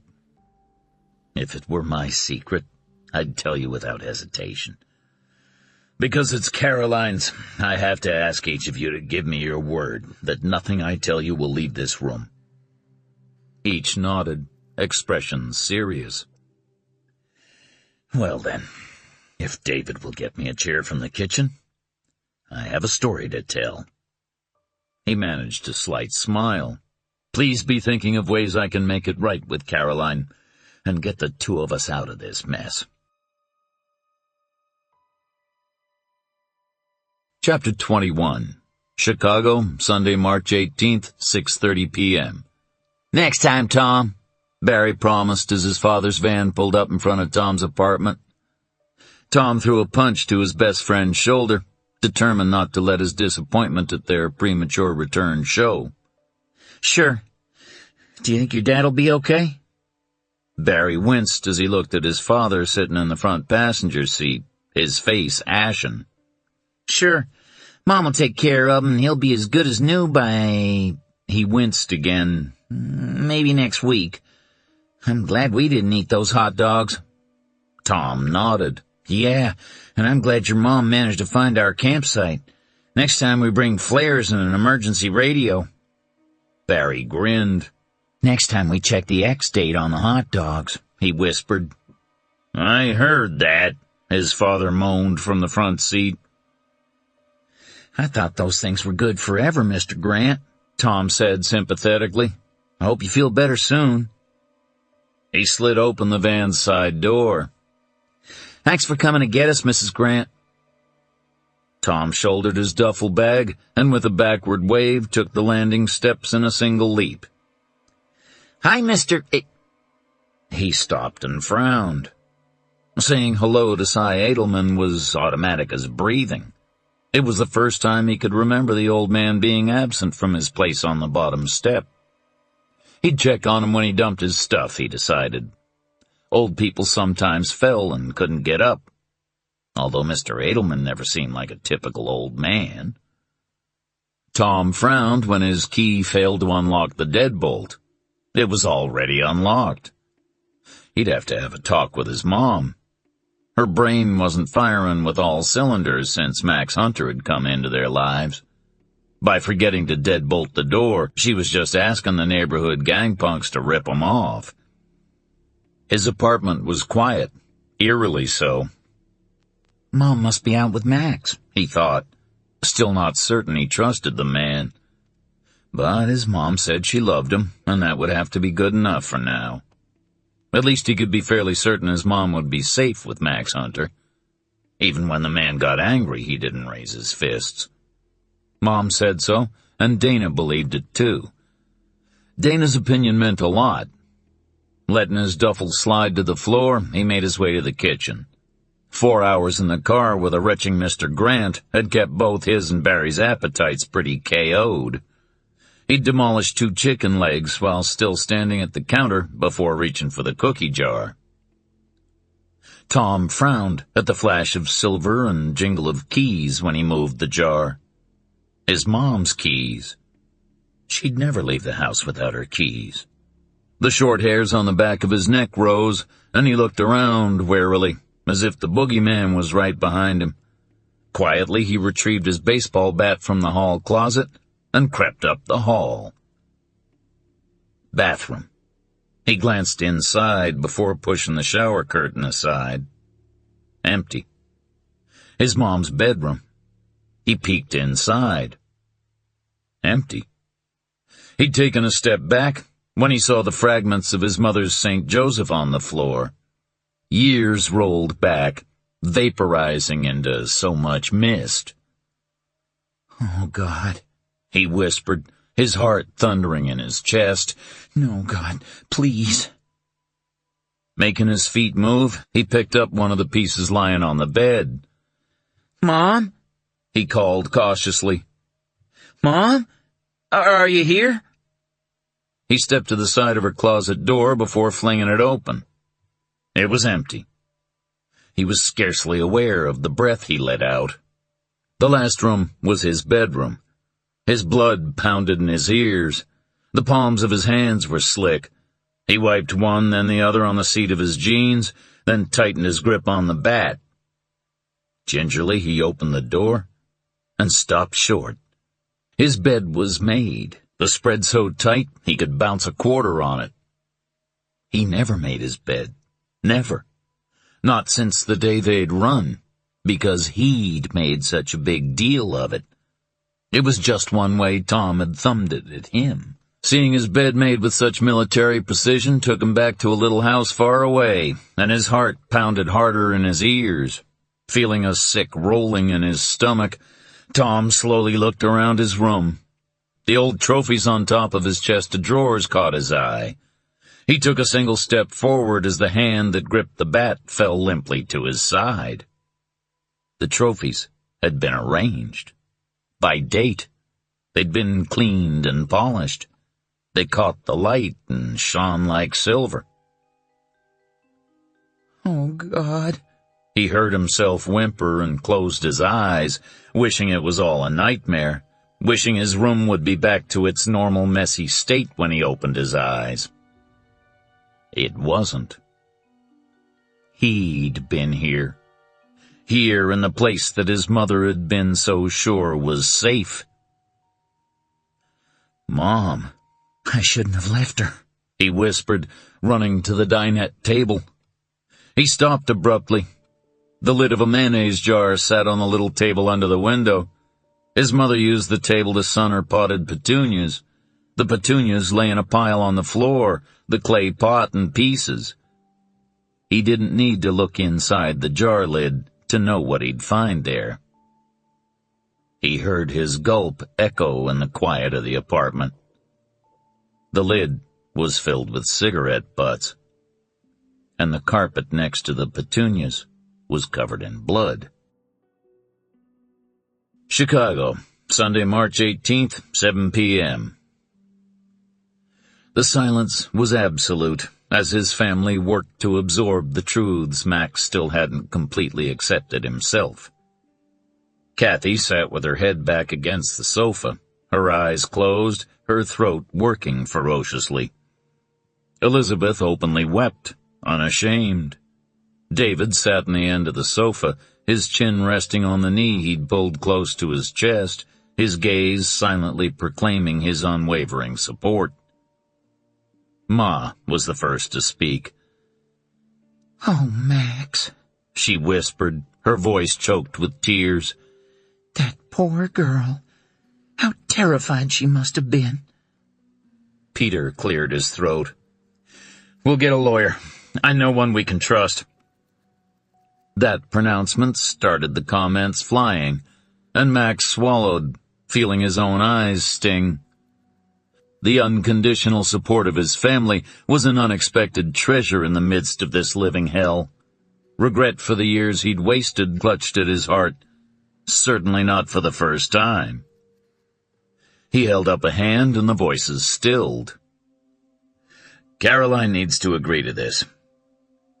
"Well, call her, Max," his mother commanded. "She's not answering his phone calls, Ma," David said quietly. Their mother stood, her hands on her hips. "Then what are you doing here?" she demanded. "Get in your fancy German car and go get her and bring her back here." Max felt a smile tug at his lips. "Why didn't I think of that?" Phoebe Hunter rolled her eyes. "And I don't even have a single initial after my name. You tell her to pack her bag and get back here, son. Tell her she's welcome in my family." She stepped forward to the chair in which he sat and smoothed his hair back from his forehead. "Tell her she's welcome to my boy," she added, her voice a husky whisper. The caress, so gentle, broke down the last barrier of resistance, and he turned his cheek into her palm, needing the comfort only a mother could provide, not caring that his whole family saw the tears rolling down his face. "He hurt her, Ma," he whispered, his voice tortured. "She has scars." He shuddered and surrendered to the gentle pressure of his mother's hands as she pulled him close to her breast. "God, Ma, I'm so ashamed." "Why, Max?" she murmured against the top of his head. "I accused her of not wanting to marry me because of my scars. Then she showed me hers." She stroked his head. "It's called a reality check, Max. I'd say it's about time." Unbelievably, a chuckle rumbled from deep in his chest. "No quarter, Ma." She tilted his face up and wiped the moisture from his cheeks with the cuff of her blouse, and Max wondered how many times she'd done that same thing over the years of his life. "Do you want one, son?" Max shook his head. No. He closed his eyes against the wave of emotion that threatened his composure once more. "No quarter, Ma."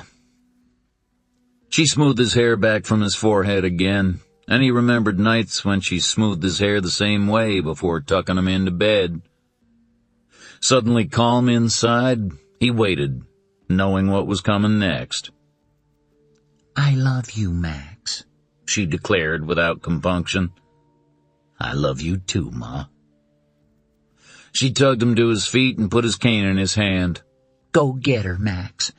Bring her home." Peter brought him his coat, and David stood at the door, tossing his keys back and forth. "I'm going with you," David declared. "Maybe that friend of hers will be there." He grinned at Max's raised brows. "Well, I didn't see a ring on her hand. and you can't have 'em both." David winked at Peter. She had legs up to her chin. Peter laughed and opened the door just as the phone began to ring. "Just go. I'll take care of the phone." They'd gotten to the driveway when Peter appeared on the front porch, the cordless phone in one hand, waving frantically, a frown on his face. "Max, wait! I think you need to take this call. It's from Caroline's son. He's pretty upset." Chicago, Sunday, March 18th, 8 p.m. Max closed his eyes, his mind numb. "It's not your fault, Max," David said, keeping his eyes on the road, his foot putting the acceleration of the Mercedes to the test. "This is not your fault." "I shouldn't have let her go like that. I should have made sure she got home safely." "That's absurd. Caroline doesn't need you to be torturing yourself now. She needs you to keep your wits about you so you can take care of Tom." Tom. Max swallowed back his own terror as empathy for Caroline's son filled him. God, what the boy had been through in the last hour. "How soon before we're there?" They were racing for the precinct to meet with Lieutenant Spinelli. 20 minutes? "What exactly did the police say? This Spinelli, what did he say?" Max rubbed his hands over his face. "He said they'd tracked Winters to Chicago. He's been looking for Caroline for 2 weeks now. They've been working with the police in Asheville." "North Carolina?" "Yeah, it's where Caroline grew up. Lieutenant Spinelli said they'd send someone to get Tom and bring him to the police station." "What about the girl?" "Evie? The hospital said she was still in critical condition. They were trying to find Dana to tell her to call me." David's jaw tightened. "Coincidence?" "Spinelli didn't think so. He didn't say why, just that he'd meet me at the police station." As if on cue, his cell phone jingled. A moment of fear paralyzed him as he imagined the police calling him to give him bad news about Caroline. He made himself punch the talk button. "Hello?" "Max, it's Dana. I'm sorry I didn't call you before about Evie. I wasn't thinking." He cleared his throat. "How is she?" Dana sighed. "Still unconscious, but holding on. I can't believe this, Max. I can't believe someone broke into my apartment and did this to her." "Dana, I need to tell you something." There was a beat of silence. "What?" Max drew a breath. "Caroline's missing. The police say her husband found out she was in Chicago somehow. His voice broke. He's got her, Dana." "Oh, God, no. Oh, God, Max." Max pressed his knuckles to his lips as David squeezed his arm from across the car. "Tom found blood in their apartment." "No." Dana's sobs came through the phone and twisted Max's heart still more. "Dana, the police, they think Caroline's husband may have heard Evie too." "No, Max. No." "Yes, Dana." "But, oh, God, Max." Dana's voice was becoming hysterical. "Whoever did this to Evie raped her." Max's stomach clenched. "Are they sure?" "She might die, Max," Dana whispered. "She's bleeding internally. He was brutal." They held the phone in silence for a few moments, linked by a shared terror. That monster had Caroline. He was capable of anything. Max's imagination whipped up pictures that made his stomach heave and his brow break out in a cold sweat. He pushed them aside, all the twisted, convoluted conjurings of his imagination. He didn't have time to think about Caroline that way now.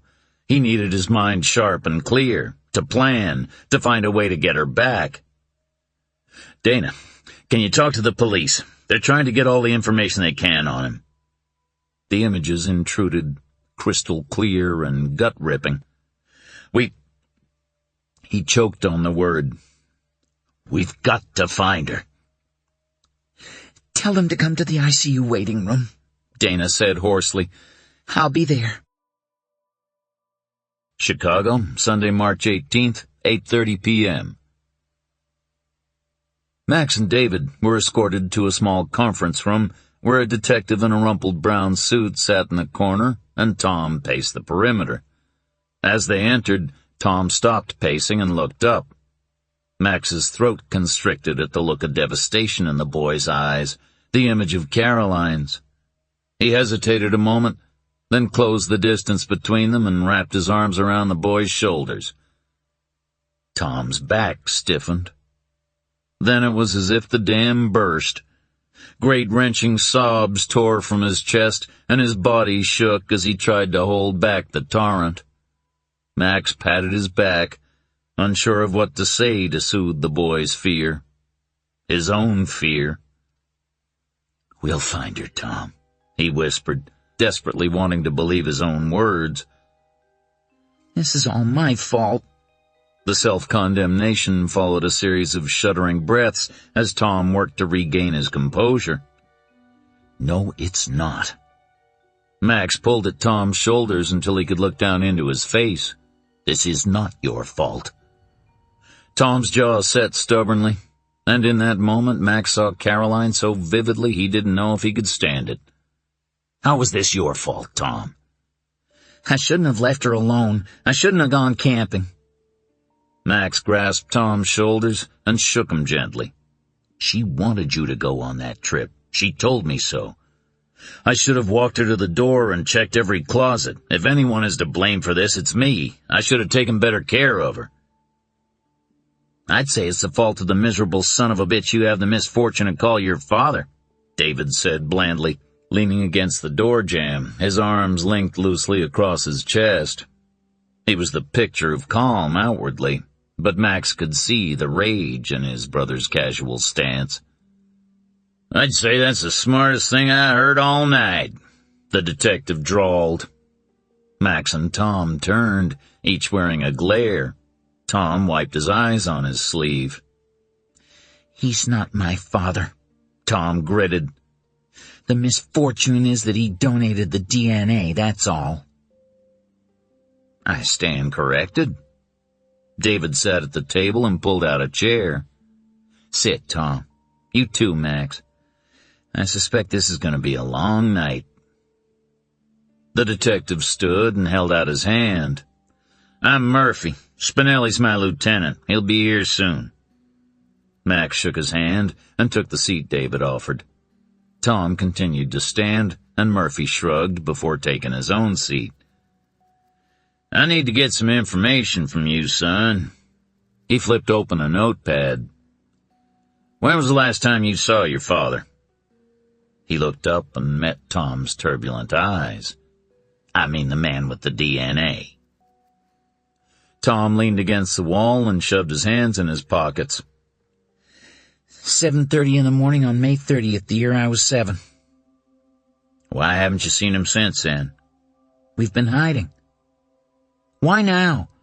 How did he know to look for us now, after all this time?" Tom demanded. "You'll have to ask Lieutenant Spinelli that question, son." "When will he be here?" Tom asked, hands now on his hips. "He's here." A burly man with a salt and pepper mustache appeared in the doorway. "I'm Spinelli. You must be Tom. And you're Dr. Hunter?" Max half rose from his chair to shake Spinelli's hand, his heart picking up speed as another wave of fear blasted him.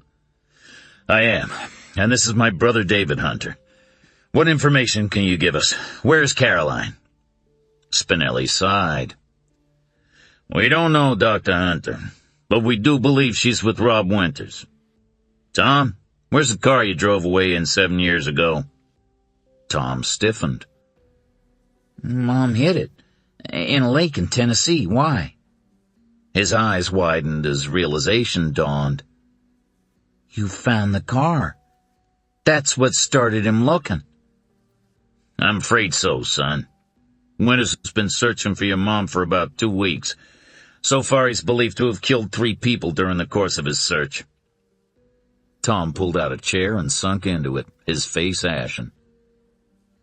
"But—" Max covered Tom's hand with his own, his heart racing and skipping. 3 people. The bastard's killed 3 people. And he has Caroline. Oh, God. Please. Evie Wilson? She's... Spinelli shook his head.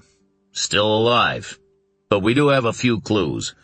We found the rental car he'd been driving abandoned at a rest stop in northern Indiana a few hours ago. Are you sure? Max asked, straightening in his chair. Spinelli nodded. Yeah. He leaned forward, focusing his grave attention on Tom. We found the body of an old man in the trunk, Tom.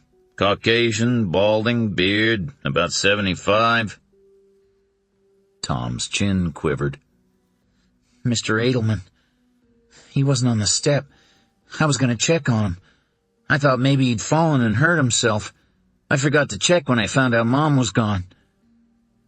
Spinelli nodded again. He matches the description of the elderly man my men talked to yesterday morning. We found something else, something a little more encouraging. Your mom's resourceful, Tom. Apparently they stopped at a gas station outside of Lexington, Kentucky. Your mom left a message in the bathroom stall rolled up in the toilet paper. Gave her name, that she'd been kidnapped by Rob Winters, and that whoever found it should contact me. Somebody did.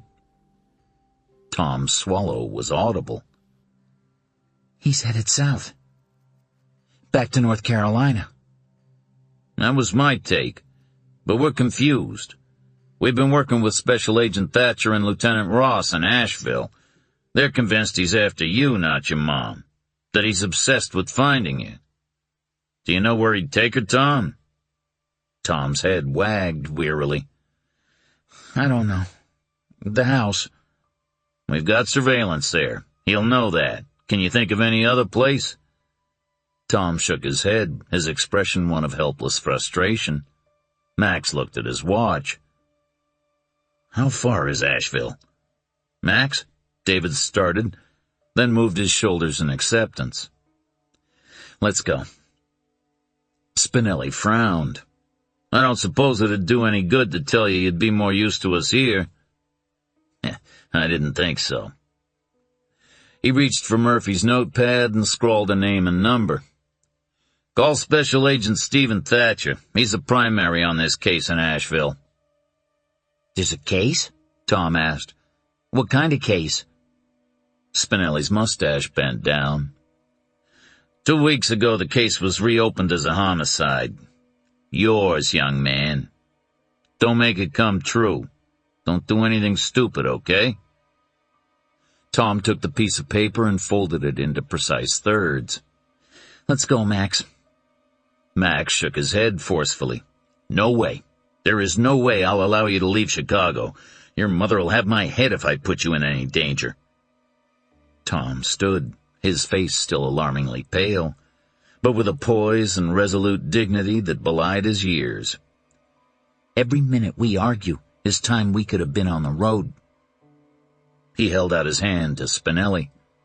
Thank you for your help, sir. Is there any way you can hold Mr. Edelman's body until me and my mom come back? He was like family.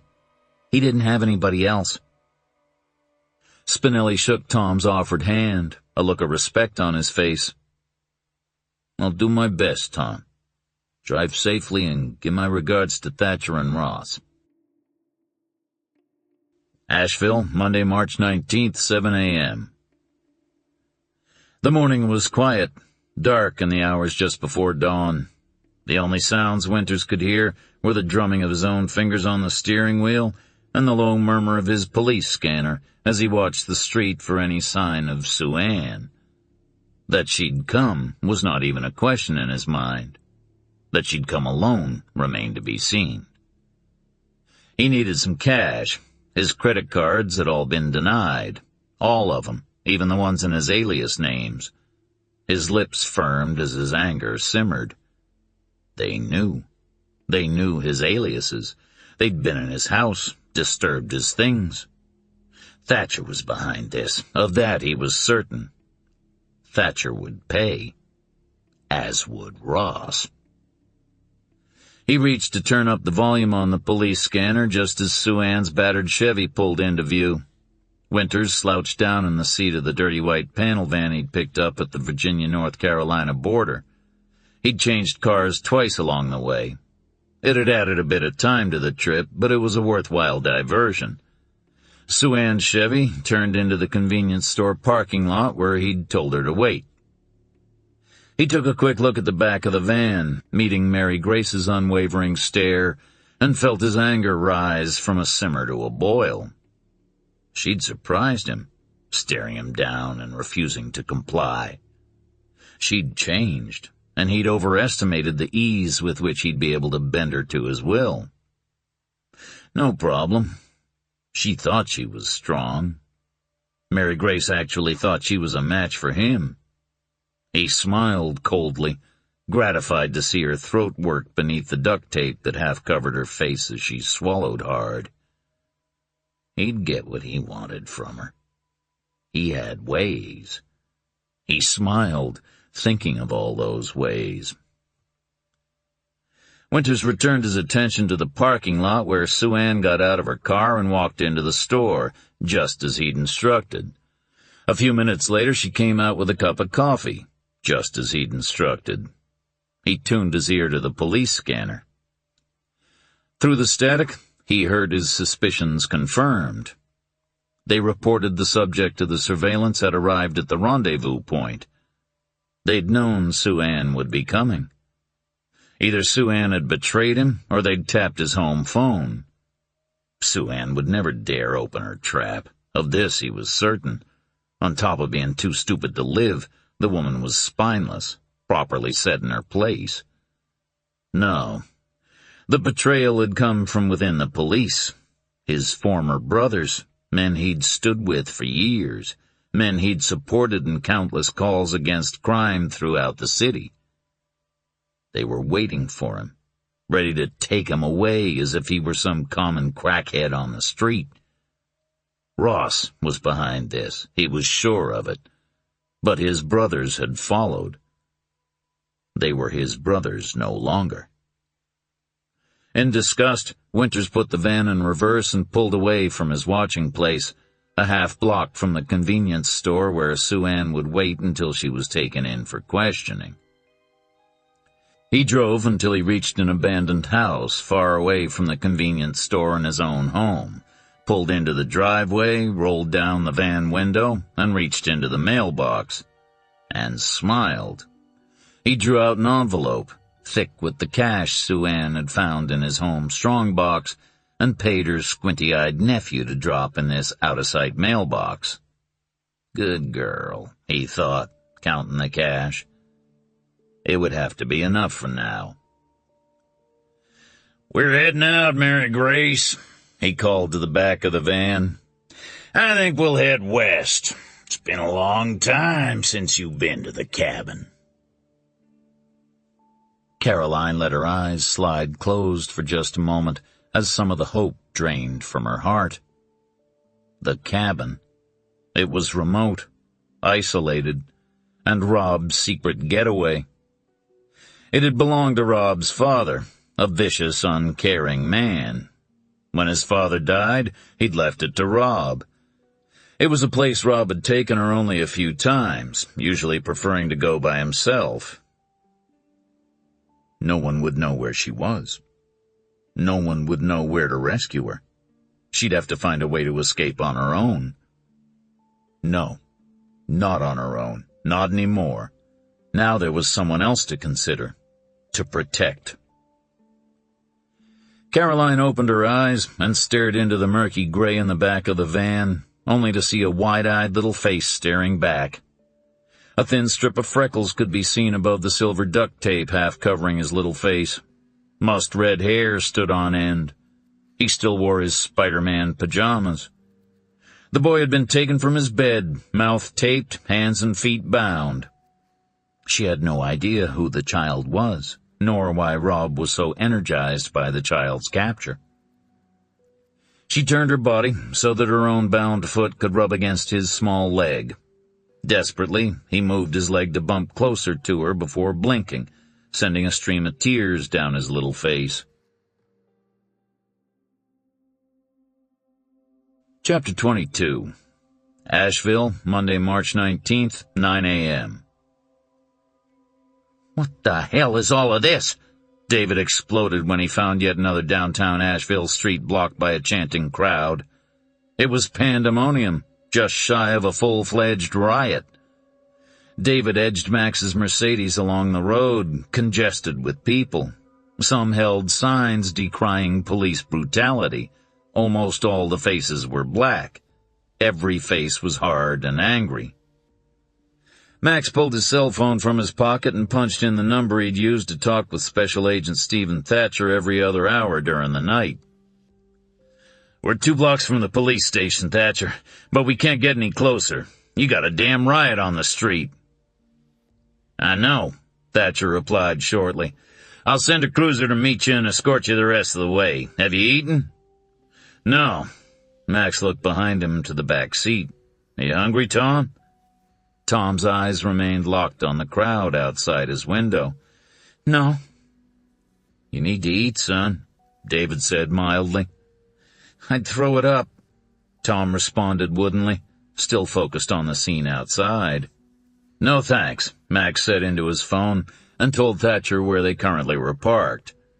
5 minutes later, a cruiser appeared and cut a path through the chanting crowd, and lights flashing led David, Max, and Tom to the police station parking lot. Max got out of the front passenger seat, holding back his groan. His hip ached, his head throbbed, and sharp pains arced up his spine. They'd chosen to drive as the earliest flight out of Chicago arrived in Asheville after 10:30. Getting here an hour and a half earlier was worth every minute of the discomfort he'd endured during the 12-hour drive. Tom got out behind him and wordlessly handed him his cane. He'd shared precious few words with the boy during the drive. He now clasped Tom's shoulder, and the two of them walked up the stairs together, Tom slowing his stride to account for Max's difficulty. David was first up the stairs and held the door open for the other two. "Where can we find Special Agent Thatcher?" Max asked the uniformed officer at the front desk. It was surreal somehow, just knowing that 24 hours before his life had been on the verge of perfect. He'd held Caroline in his arms, his marriage proposal still a beautiful dream. And now... He shook his head, refusing the horrific image's entry into his mind. Caroline needed him sharp. Tom needed him strong. He'd let himself fall apart when she was safely back in his arms. When? "Upstairs," the officer answered, eyeing them all, but especially Tom, with obvious interest. His eyes noted Max's cane. "Elevator's off to the right." A low roar met his ears as the elevator opened, immediately quieting when they stepped into the detective's bullpen. Max noticed the curious stares following Tom as they walked across the room and realized many of these policemen had searched for him 7 years before, believing him kidnapped or dead. 3 people emerged from the office at the end of the open room, 2 tall, broad-shouldered men, one with red hair, the other with blonde. A woman stood between them and met his eyes with sympathy. The red-haired man stepped forward, extending his right hand. "I'm Special Agent Thatcher of the State Bureau of Investigation. This is Lieutenant Ross and Detective Lambert." He met Max's gaze, and surprise registered in his eyes. "Lakers?" Max nodded. "Another lifetime ago. Have you found Caroline?" Thatcher shook his head. "No, but we did pick up Winters' current girlfriend." He glanced from the corner of his eye at Tom. "I'm sorry, son. You must be—" Tom's lips pursed. "Tom Stewart." Thatcher raised a surprised brow at the ferocity in Tom's voice. "Okay, Tom it is. Winters' girlfriend's name is Sue Ann Broughton. She's—" Thatcher glanced at Tom again. "She's pregnant with Winters' baby, but he doesn't know it. She refuses to tell us where he is, although he contacted her to meet him this morning." Tom stiffened. "Then he's here?" Thatcher sighed. "He was here. He must have known we'd be watching. He slipped through our net." David walked over to a window overlooking the street and the angry crowd that was in true danger of becoming a mob. "What's with the riot?" Lieutenant Ross stepped forward. As we were investigating the disappearance of Mary Grayson Robbie. She raised a brow in Tom's direction, cutting off the boy's protest. That's what it's been for 2 weeks, son. Anyway, as we investigated your disappearance, we found evidence that your father had used undue force while questioning a young African-American suspect. She regarded Tom steadily. The suspect was found dead. Tom's lip curled in disdain. Only one? Ross seemed taken aback. What does that mean? First, he's not my father, Lieutenant Ross. Second, he drank. When he drank, he talked. I was only a little kid, but I knew he'd killed. Tom narrowed his eyes and looked from Ross to Thatcher to Lambert, who still stood quietly to one side. What are you doing to find him? What are you doing to make sure he doesn't kill my mother? Thatcher half sat on the corner of a desk. "We don't know where he's taken her. We want you to try to remember any place he might go." Tom shoved his hand through his short blonde hair. I was 7 years old, he said with barely controlled frustration. I'll tell you the same thing I told Spinelli. Thatcher held up his hand. "I already talked to Spinelli. He was impressed with your maturity. I expect to see it now. I need your help, Tom. I want to find your mom alive as much as you do. I want you to come with me to your old house, help us look for anything that might be a clue to where Winters is gone." Tom paled, then drew a breath and looked up at Max. I can't go back there, Max, he whispered. I can't. Max's heart tightened, knowing what Tom and Caroline had experienced in that house. He curled his hand around Tom's upper arm and squeezed. "I won't leave you, Tom. I promise." Tom dropped his chin to his chest, then straightened his spine and squared his shoulders. Okay, let's go. Thatcher turned to Lieutenant Ross. "Can you spare me, Jonathan? I know you need to stay here to manage the—" He gestured to the window. Ross looked over at the window and nodded. Go, but call me if anything comes up. Asheville, Monday, March 19th, 10 a.m. Is he all right? David whispered. Max watched as Tom wandered about the small living room, half dazed, touching knickknacks, pictures, a vase here, a trophy there. What was he remembering? What horrors were filling his mind? "No," Max murmured. "He's not." He glanced over to see Thatcher and Lambert standing just inside the front door. "I wish he didn't have to do this, David." David shrugged uneasily. "That's why he came. He wanted to help find his mother." Max's heart constricted, then rose to stick in his throat. "I want to find his mother," he whispered hoarsely as Tom sank into a chair, clutching a photo of a little boy holding up a stringer of fish.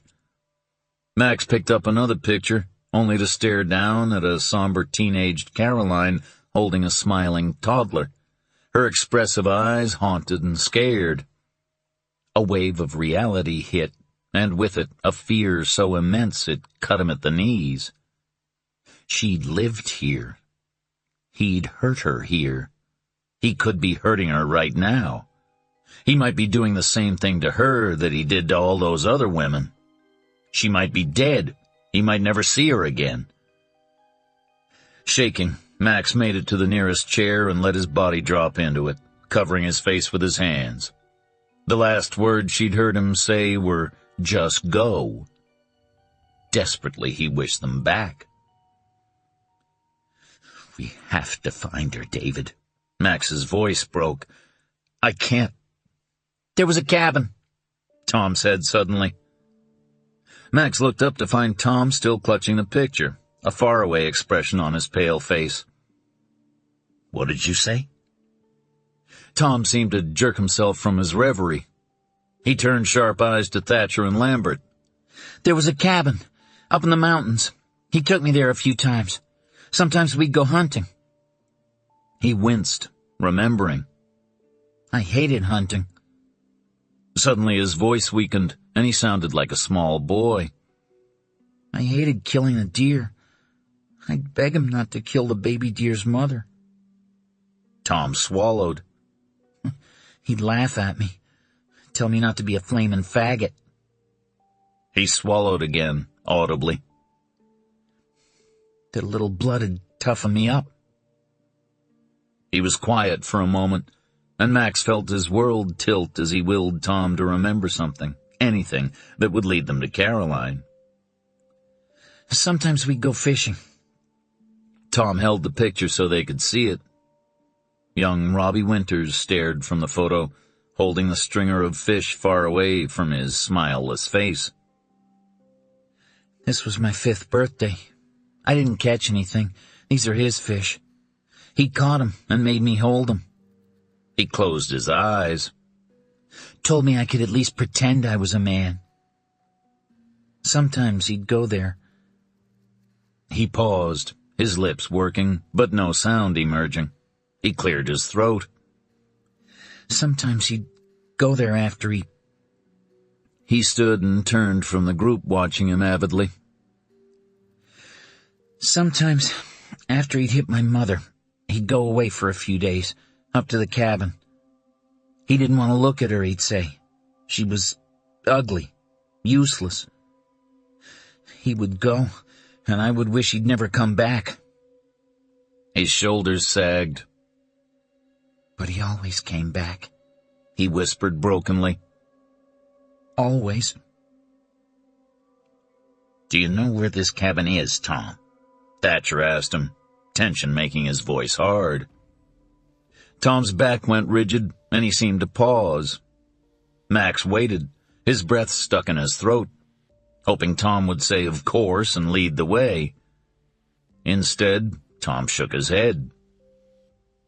No, he answered softly. Too softly. It took a long time to get there, I remember. But I don't remember where. Max's gut rolled. Winters was out there somewhere and they didn't know where. He could be hurting her that very moment. He tightened his hands into fists. He was helpless to do anything. Damn it all to hell.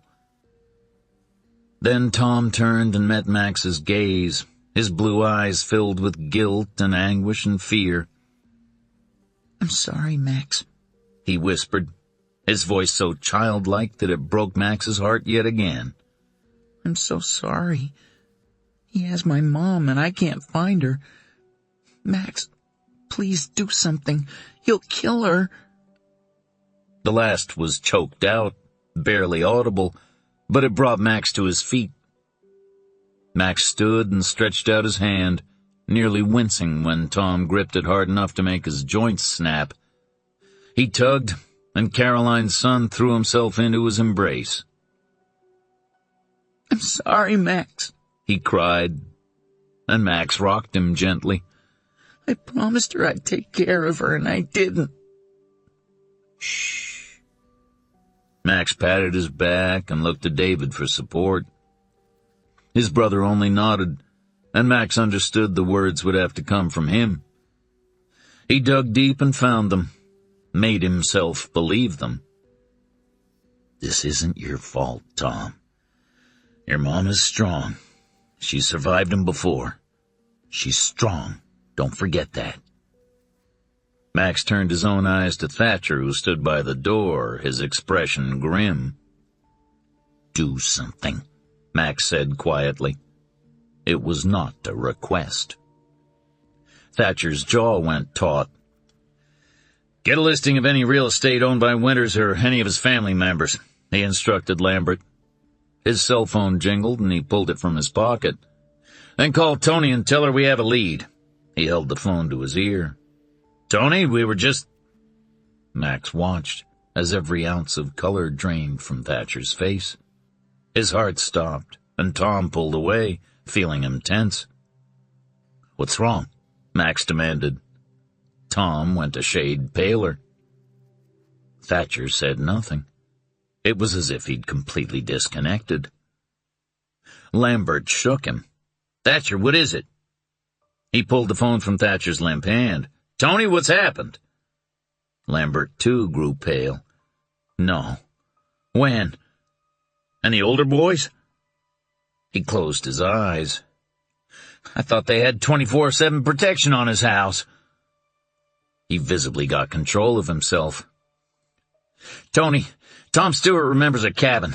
Can you check on any property Winters owns in the mountains?" He disconnected and pulled Thatcher to the sofa and pushed him down, then looked over at Tom and Max. "Agent Thatcher's 6-year-old is missing. Someone stole him from his bed and gave Stephen's aunt a hypo full of sedative. His teenagers woke up and found the little boy gone and the officer on duty dead by the back door. Winters was at Stevens's house last week, talking to his little boy." Lambert grasped Thatcher's chin and tugged his face until Thatcher looked up. "We'll find him, Stephen, before he can hurt your son." Thatcher blinked, his expression wooden. "He hurt his own son, Jonathan. Why wouldn't he hurt my baby?" For a long moment, nobody said anything.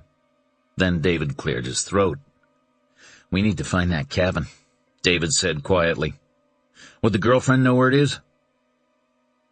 "If she does, she sure as hell better tell me," Stephen gritted, his fist clenched. Lambert shook his head. "No, Stephen, you're in no position to talk to her now. You go back to the station. I'll talk to Sue Ann." His face tightened. "We'll find him, Stephen, and we'll get Nicky back."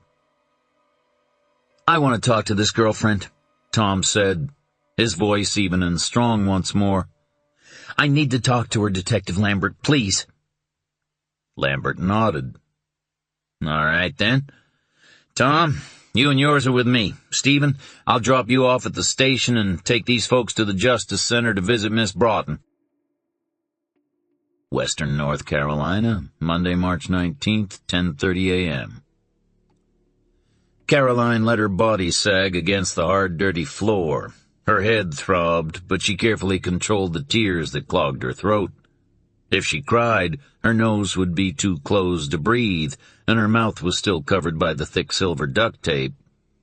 She drew in a breath through her nose, stifling the cough that threatened to rob her of vital air. Every breath she drew brought in a lungful of dust. Every breath she drew was torture. She rolled over and squinted through the small cloud of dirt that rose and fell.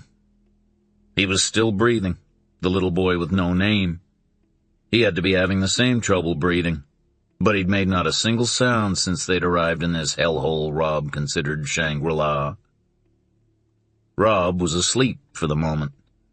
After driving from Chicago to Raleigh to Asheville to the mountain cabin, he'd been tired. But he'd still found the energy to begin her retraining, as he'd called it. She'd take back every bad thing she'd ever said about him. She'd tell his son she'd lied. She'd tell the police he'd never laid a hand on her. She'd tell the police she'd stolen their son and run away to whore herself for a mere $20 a lay. She'd tell the police he'd never laid a hand on her. Caroline would have smiled at that if her lips weren't held immobile by the damn duct tape. She'd be happy to tell the police he'd never laid a hand on her. She'd sit there and look the district attorney square in the eye and tell him she'd never had a black eye or a split lip. She'd tell him that and watch the DA look with shocked revulsion at her face, her bruised and battered face. Rob was losing his touch. He'd neglected to consider that she needed to have a bruise-free face at a minimum before she defended him of the charge of spousal abuse. He'd neglected to consider that quite often over the last few hours, she thought, her ribs aching from the blows he'd delivered with the sharp tips of his boots. He'd remember it sooner or later, but until he did, every bruise meant at least 2 more days before he could come out of hiding and demand she spout his lies.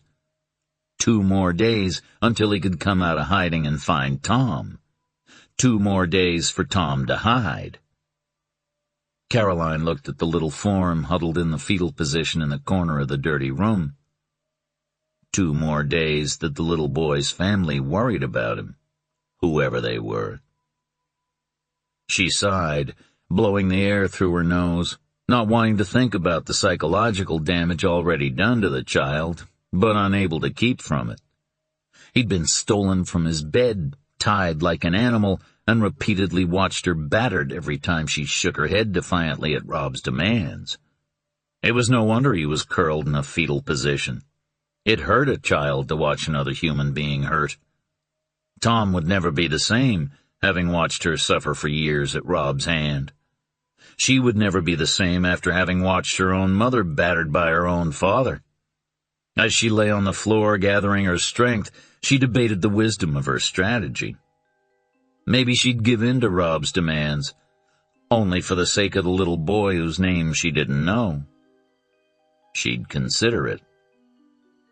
For now, they had 2 or 3 days of hiding out here in the middle of nowhere. For the moment, they had a few hours of peace. Rob was sleeping. She could hear his snores clearly through the thin wall separating the front room from the bedroom with its rickety bed. A few hours would have to be enough. Asheville, Monday, March 19th, 11 a.m. Tony met Stephen at the elevator, her face determined. We're searching, Stephen. I've got search parties in the air and a team working to find his cabin. We'll find your son. Stephen managed a curt nod as he followed Tony to her office. Every nerve ending was numb, simply numb. His baby. That bastard had stolen his baby. He looked around the bullpen to find the eye of every officer trained on his face. Every eye sympathetic. They believed Winters was the bad guy. Finally. It took that bastard stealing his son to make these assholes finally see the sun in broad daylight. It took the sight of their sympathy too late to make him snap. Rage rushed through him, and he stopped walking. Deliberately he met the eyes of every man that just 2 weeks before had regarded him with open hostility and distrust because he had the unmitigated gall to accuse one of their local darlings of spousal abuse.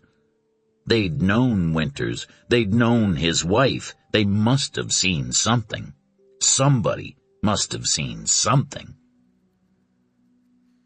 You're hypocritical bastards, every last one of you, Stephen gritted through clenched teeth. Tony pulled on his arm.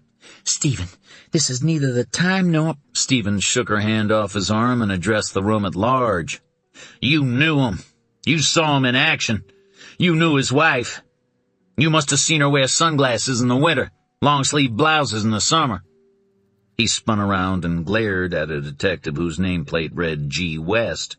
You, West, did you know Mary Grace Winters? West dropped his eyes. Yes. Did you see her with bruises ever? West lifted his eyes, and Stephen saw them fill with guilt. Yes. Rob said she was clumsy. And you believed him, Stephen sliced with sarcasm. You believed him, didn't you? West dropped his eyes. Yes. Then you're just as guilty, Stephen hissed. He raked the room with his angry glare, but not one man could meet his eyes. All of you're guilty. So what will you do about it? He clenched his fist and fought to swallow the lump that was building in his throat. Because you didn't do anything then, he's killed maybe 3 people, maybe more.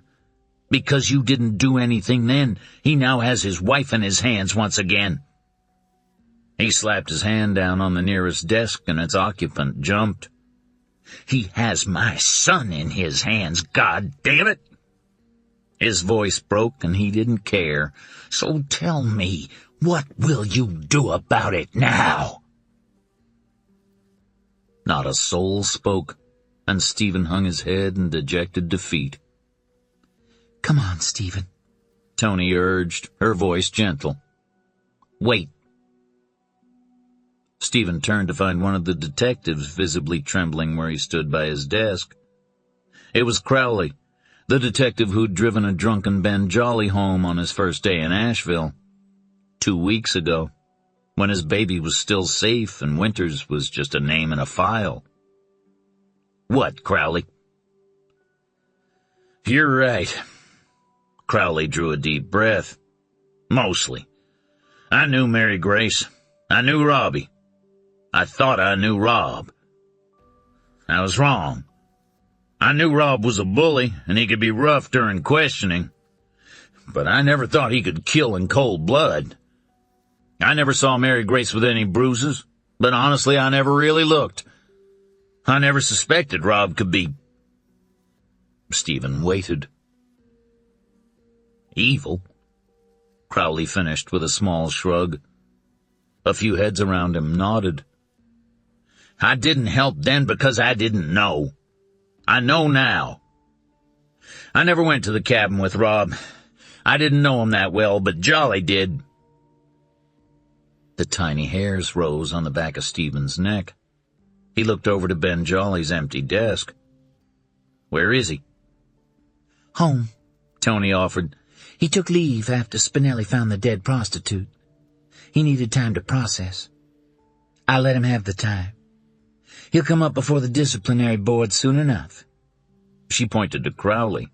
Jim, I want you to bring him in. If he's got a map, bring it with you. Crowley stood and pulled on his jacket. I'll likely have to dry him out first. I saw him at 2 Point Tavern last night and he was falling down drunk. I had to drive him home. Tony pursed her lips. Then pour some coffee down his throat and sober him up. But get him in here as fast as you can. She turned to Stephen. Your aunt called me from the hospital in Raleigh. She said she's fine and not to worry about her, to concentrate on finding Nicky.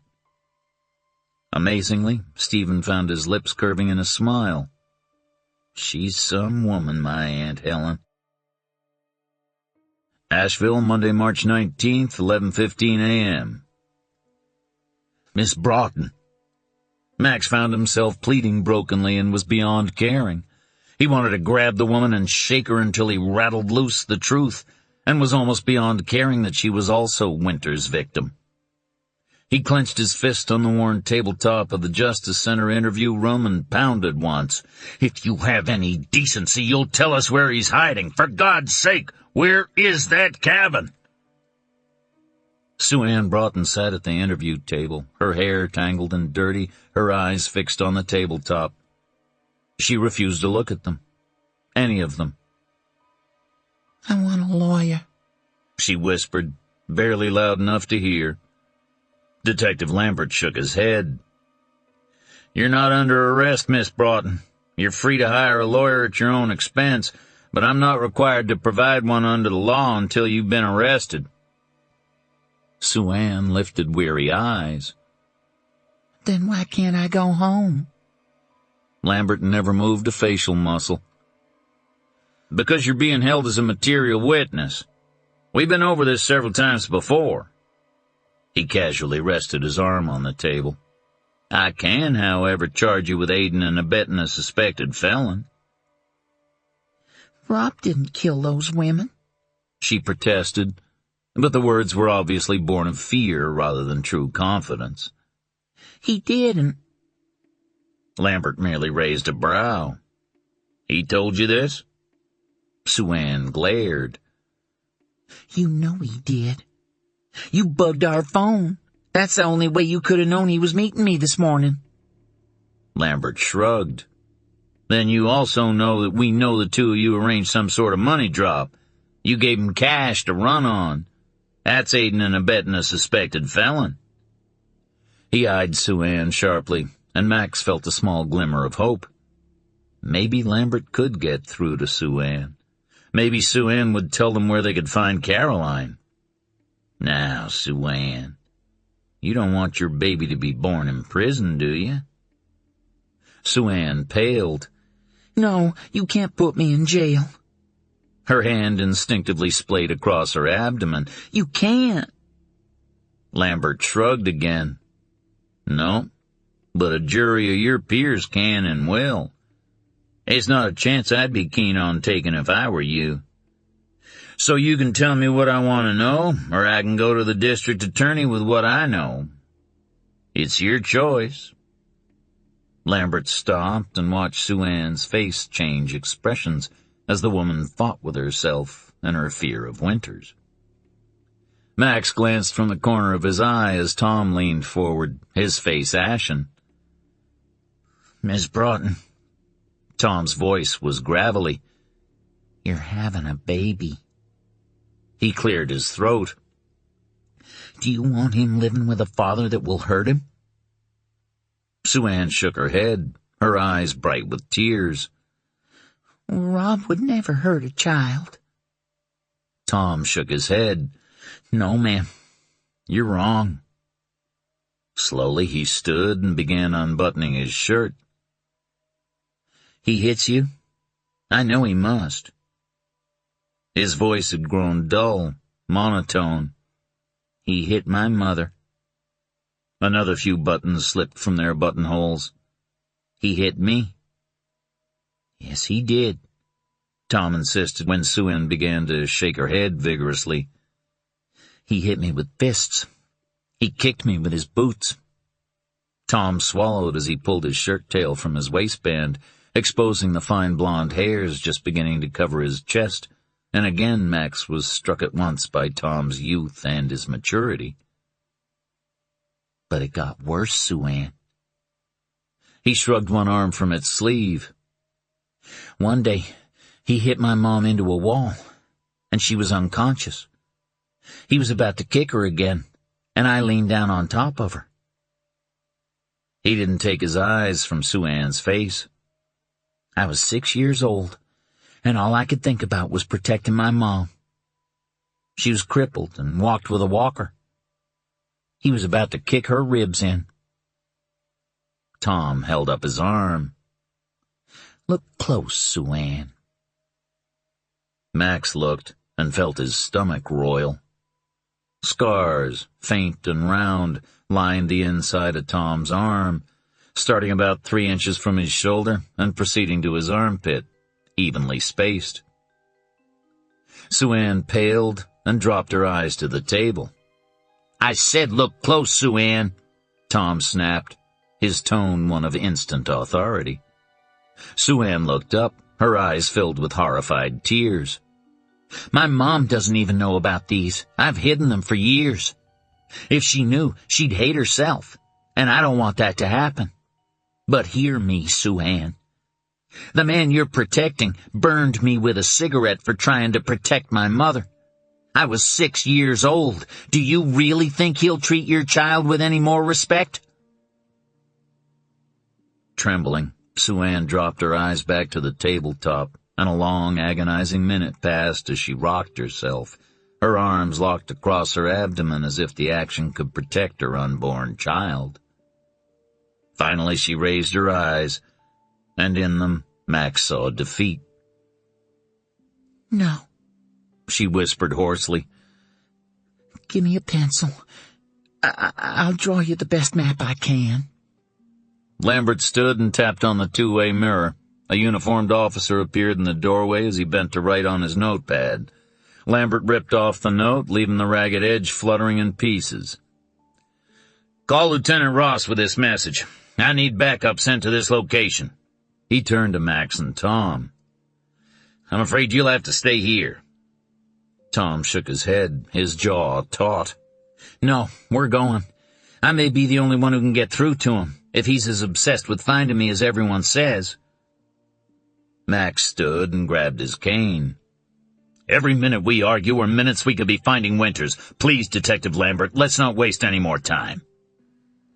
Lambert regarded them with an even stare before inclining his head. "Let's go. But don't make me sorry I said yes. When we get there, you stay in the car."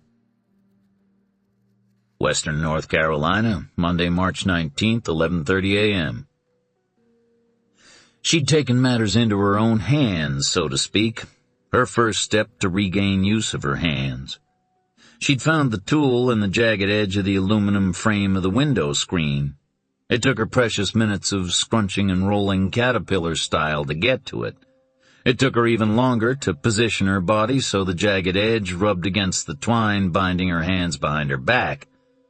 Midway through her struggles, which she tried to keep as silent as possible, the little boy rolled around and opened his eyes, watching her every move. Caroline took a deep breath through her nose and gingerly winked the eye that was least swollen, trying to give the child some hope. He winked back, and she found giving hope went both ways. She rubbed the strands of twine harder against the aluminum, finding a rhythm, until finally the effort paid off. The twine snapped. Her hands were free. Trembling, she pulled the tape from her mouth and took a great gulp, filling her lungs with musty air that seemed sweeter than that of a spring meadow. Keeping the tape, she crawled over to the child, whose eyes were now bright and interested. Gently, she pulled the tape from his mouth. He, too, drew a deep breath. "Who are you, honey?" Caroline whispered. Nicky Thatcher," he whispered back. "My daddy is a policeman." Caroline glanced over at the door between the two rooms of the cabin, wondering what role the boy's daddy had in this whole nightmare, what he'd done to make him a target of the formidable Rob Winters. If the boy's daddy was a good cop or a bad one, that didn't really matter. Freeing this baby was her first priority. "Are you a brave boy, Nicky?" He nodded soberly. "Then this is what I want you to do."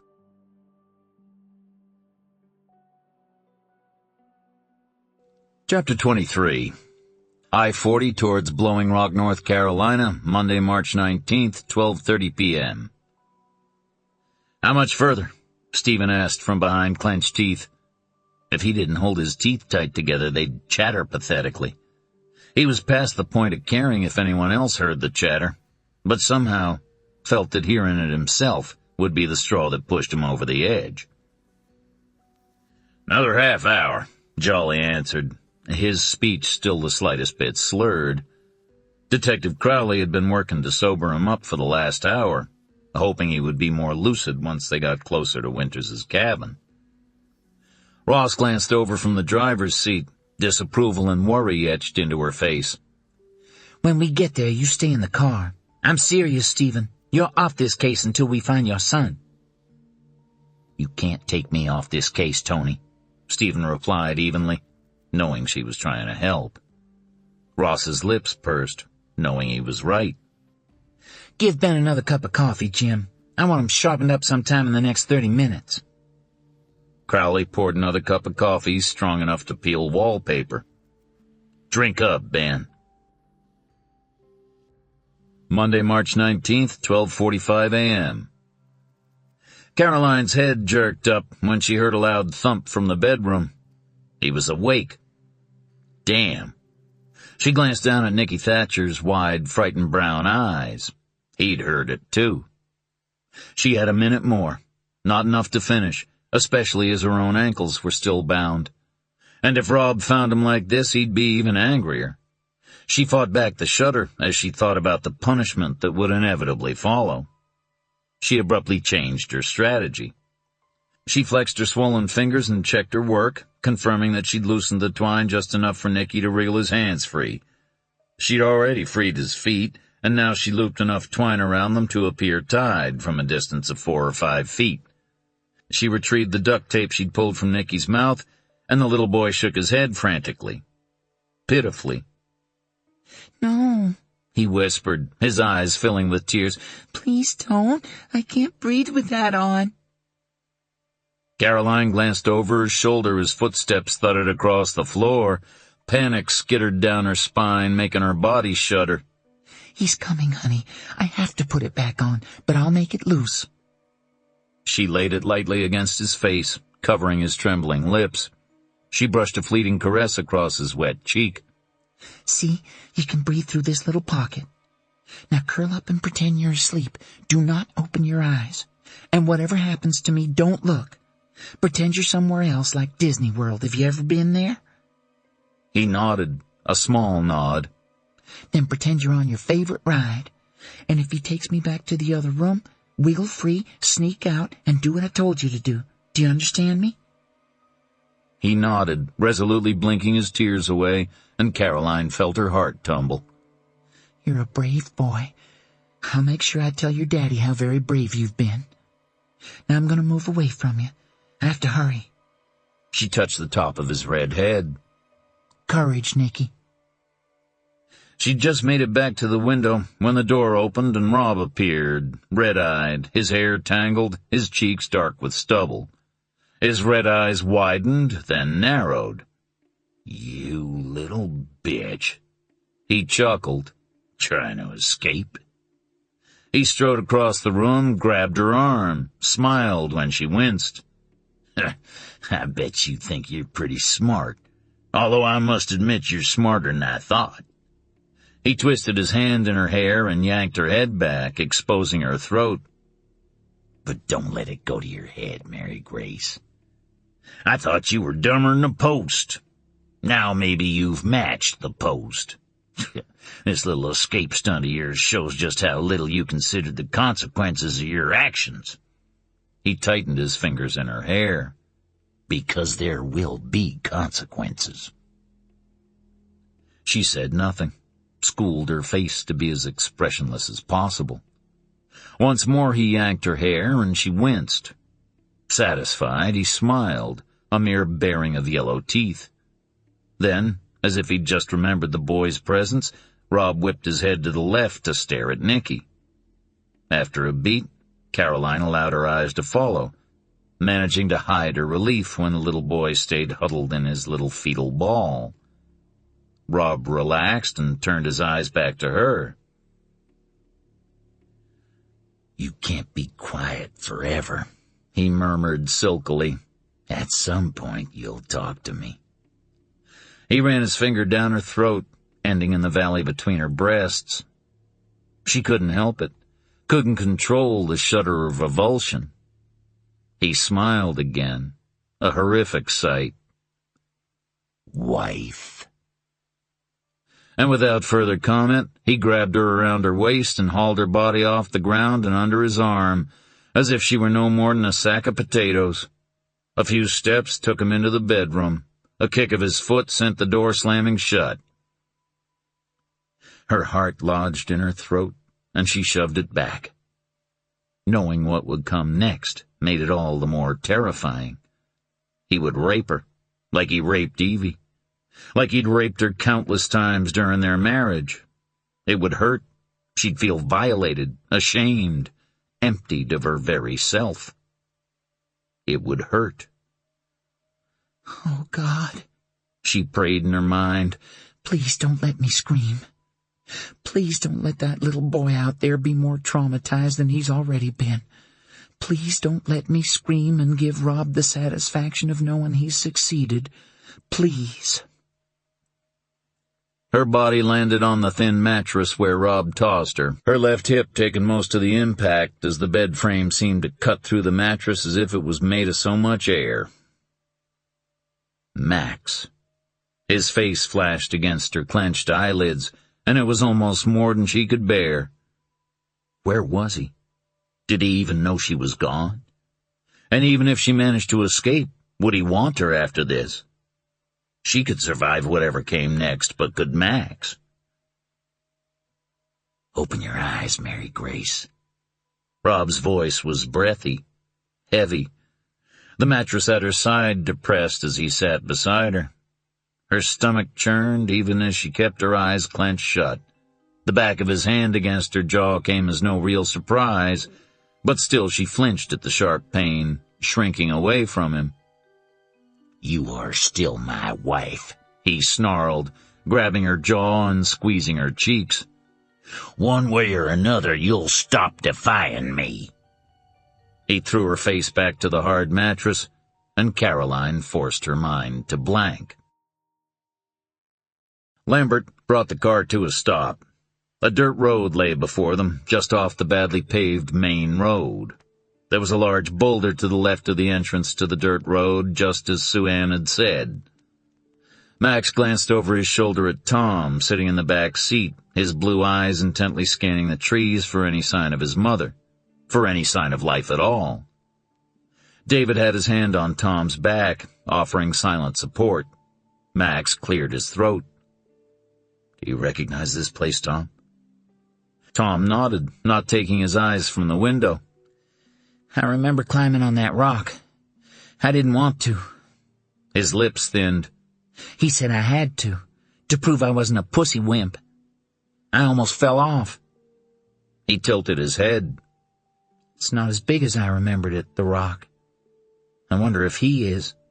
I wonder if he realizes I'm not as small as I used to be. He finished, his young voice gone hard and flat. Max gritted his teeth.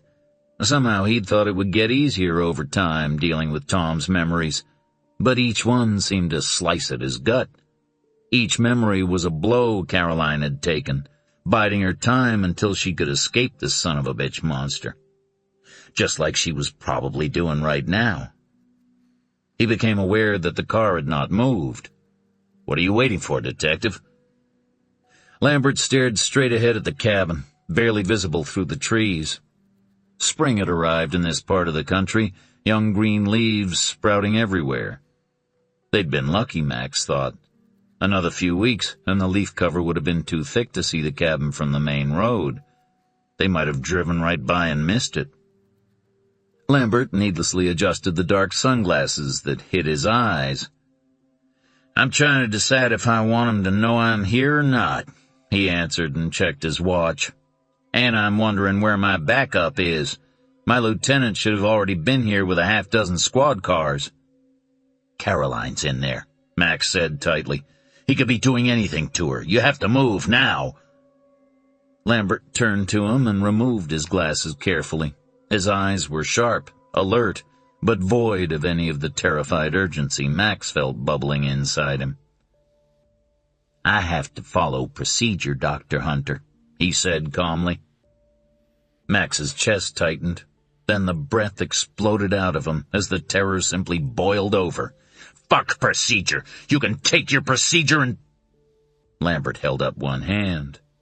"I know what you're gonna say, but you need to understand. We have procedure for a reason. If I go in there half-cocked, I could get Mary Grace or Agent Thatcher's son hurt. Or worse. He'd have another hostage, and then where would we be?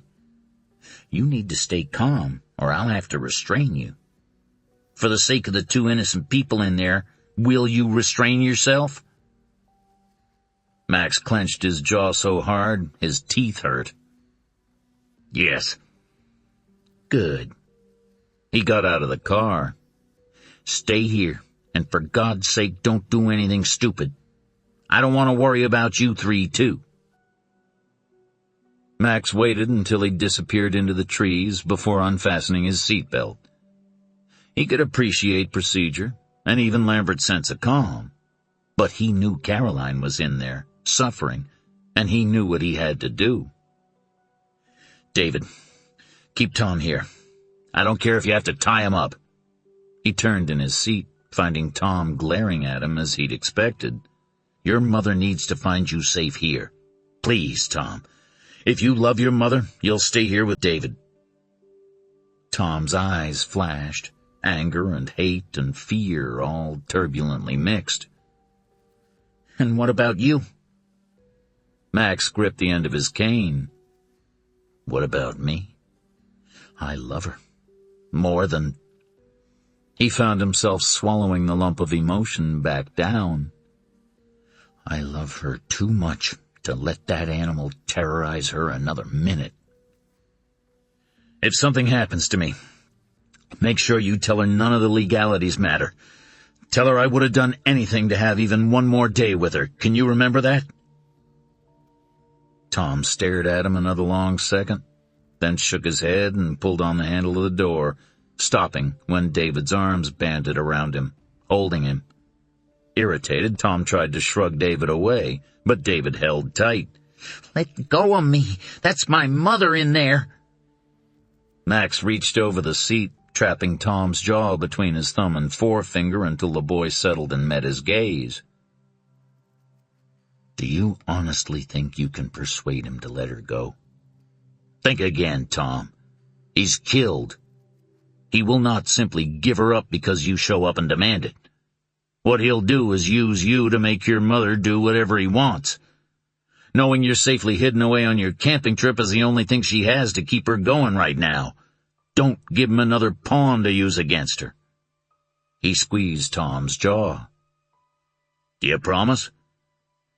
Tom's eyes raged as they held fast to Max's, but in the end he gave a curt nod. "I promise." "Max, wait." Max paused, his hand on the door handle. He looked back at David's worried face. "I'll go," David said, his arms still holding Tom, but more loosely now. For support instead of restraint. "The ground is rough." Max felt his heart turn over. His baby brother coming to his rescue yet another time. "Thanks, David. But this is my battle to fight. Caroline is mine. I need to get her back."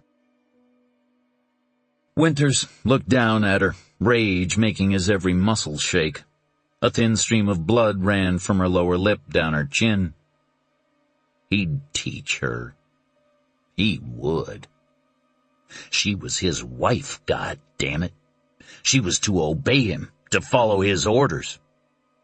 His hand trembled, and he shoved it in his pocket and looked away from those eyes of hers. They were the eyes of a stranger, not of his wife. They defied him, were not afraid of him. He looked away, anger making him clench his fists. He couldn't look down at himself, couldn't face the fact that he couldn't. For the first time in his life, he couldn't. It was all her fault. He'd been hard, ready to pound into her, ready to punish her for making him look like a fool, for stealing his boy away, ready to take what was legally his, rightfully his, morally his. Then she'd looked at him with contempt, icy, bitter contempt. And then he couldn't. He'd taken some measure of revenge on her ugly face. No wonder he couldn't. It was his body's way of telling him she was way too ugly. She always had been. A sound emerged from her, and he yanked his eyes back to her face. Her lips were curved, even as her blood trickled down. She was laughing at him. His fists clenched, and he drew one back, only to see the laughter fade, her blue eyes flicker with triumph. He lowered his fist, narrowed his eyes. The bitch had lost her mind. She was encouraging him to hit her, encouraging him to mark her face with his fists. To mark her face. Realization pricked at him, and with it, a contempt for his own carelessness. She looked at him, eyebrows raised over eyes he'd blackened with his fists. Her jaw was one big black bruise, her upper lip fat and crusted with blood, her lower lip still bleeding.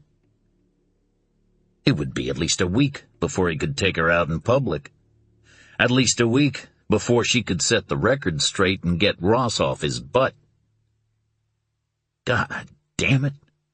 What was he thinking anyway, pummeling her face like that? He drew a breath and let it out slowly. He had to stay in control. Control and cunning. That's what made him untouchable by Ross and her petty investigations. He'd left behind no evidence that could connect him to any of the bodies he'd left behind, even if anybody got smart enough to look, which they wouldn't. He'd used a condom with Evie Wilson. He'd picked a hooker nobody'd miss, and nobody saw him with the old man. As for the others, he made himself shrug, drawing reassurance from the gesture. Nobody could ever know. Nobody would even guess he'd tossed Susan What's-Her-Name off the bridge into the Tar River. Crenshaw. It was Susan Crenshaw. He couldn't forget the details. Remembering the details was what made him better than Ross. Remembering the details was what would bring his boy back to him and get Mary Grace the punishment she deserved. She was watching him, her eyes following his every movement. He would not allow her to shake him, to make him lose sight of his goal. He wouldn't play her game. She'd play his. She'd lose. He'd win. He always won. "You may think you're pretty smart, Mary Grace," he said with an easy smile which broadened when her careful, contemptuous stare was shaken just a bit. "But I'm smarter. Don't you forget that. I have to go into town. I'll be gone a while." He reached in his jacket pocket and pulled out the dwindling ball of twine. "Hands up." He threw her a mocking smile. "Please?" Caroline refused to look at the flimsy door that separated the dirty bedroom from the dirtier front room. She needed to keep him here, keep him distracted so little Nicky would have the best chance of getting away. She hoped Nicky was an obedient child as well as brave. She hoped he was out and walking, like she'd told him to do. Rob had figured out, finally, that beating her face was counter to his immediate goal. Frankly, he'd figured it out faster than she'd thought. She mustn't underestimate him. It could get her killed. It could get Nicky killed. It could get Tom a lifetime sentence with a brutal, sadistic monster. "No." Her voice was hoarse from lack of use and lack of water.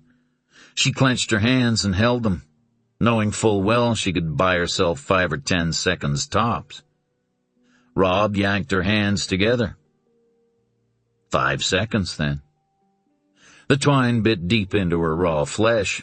She bit down to control the wince. At least he hadn't raped her.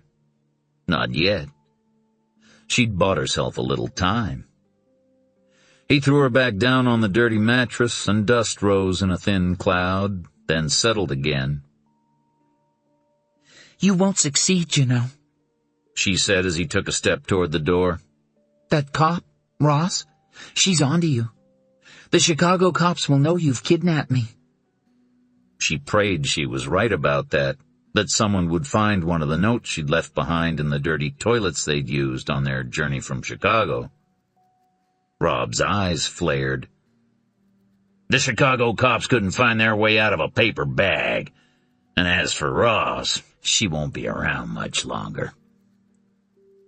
Caroline swallowed, working enough moisture into her mouth to keep from sounding like a pitiful frog. "That's good, Rob. Very good. The Chicago police are all blithering idiots because you say so? And you'll kill Ross to get her out of your way? I'm glad you think the world will operate according to your specifications." She managed a tone of biting sarcasm despite the soreness in her throat. "You can kill 'em all, but that won't get you a single inch closer to my son." That did it. His face turned a florid red, and one fist clenched as the other grasped her by the collar and lifted her up off the bed. "You little bitch! You conniving whore! He's my son! My son! And you'll pay for stealing him from me!" He dragged her to a straight-back chair and shoved her into it. She stumbled, her hands and feet still bound. He lifted her bound hands over the back of the chair and roughly pushed them down until a whimper escaped from her throat at the pain in her shoulders. "You think you're so smart, what with your university classes and your fancy degree." He grabbed her shoulders and shook her, hard. He shook her until her ears roared and her head ached with new pain, until her very teeth rattled in her head. Then he stopped and laughed. Caroline's blood ran cold despite her efforts at bravado. His hands came up and covered her nose and mouth. Instinct and self-preservation made her struggle to breathe, but he pulled her head back against his chest, pinning her in place, cutting off her air. "Don't try to play with me, Mary Grace," he crooned in her ear. "You won't like my rules, I can guarantee it." He pulled her against him, the back of her head against the hard wall of his chest, reminding her how strong and massive he was. She struggled to stay calm, but the room started to sway and bright lights started to twinkle before her eyes. Then he released her, and she gulped the air in. "You'll do what I say. You'll find a way to give me back my son. You'll find a way to undo all the damage you've done." He trailed his fingertips down the side of her neck. "Just think, we'll be a family again." His voice was mocking her. "We'll go on picnics and play Scrabble on Wednesdays." He tightened his hold on her mouth and nose again, and this time she struggled, trying to wiggle free, desperately trying for a single breath. Just when the lights started to twinkle, he let her go again. She fell back, gasping like a drowning survivor. He tapped her chin with his forefinger, still behind her. "No marks, Mary Grace. I can do this over and over and over and not leave a single mark on your skin." "You'll agree to tell the police and everyone else that you stole my son and you've been an unfit mother?" No, Caroline spat the word. not as long as I still breathe. And if you kill me, you'll never get Tom to believe you. His hands closed around her neck. "Robbie! His name is Robbie!" Something deep inside drove her to push, to taunt him harder still. His name is Tom. He'll never be Robbie again, no matter what you do to me.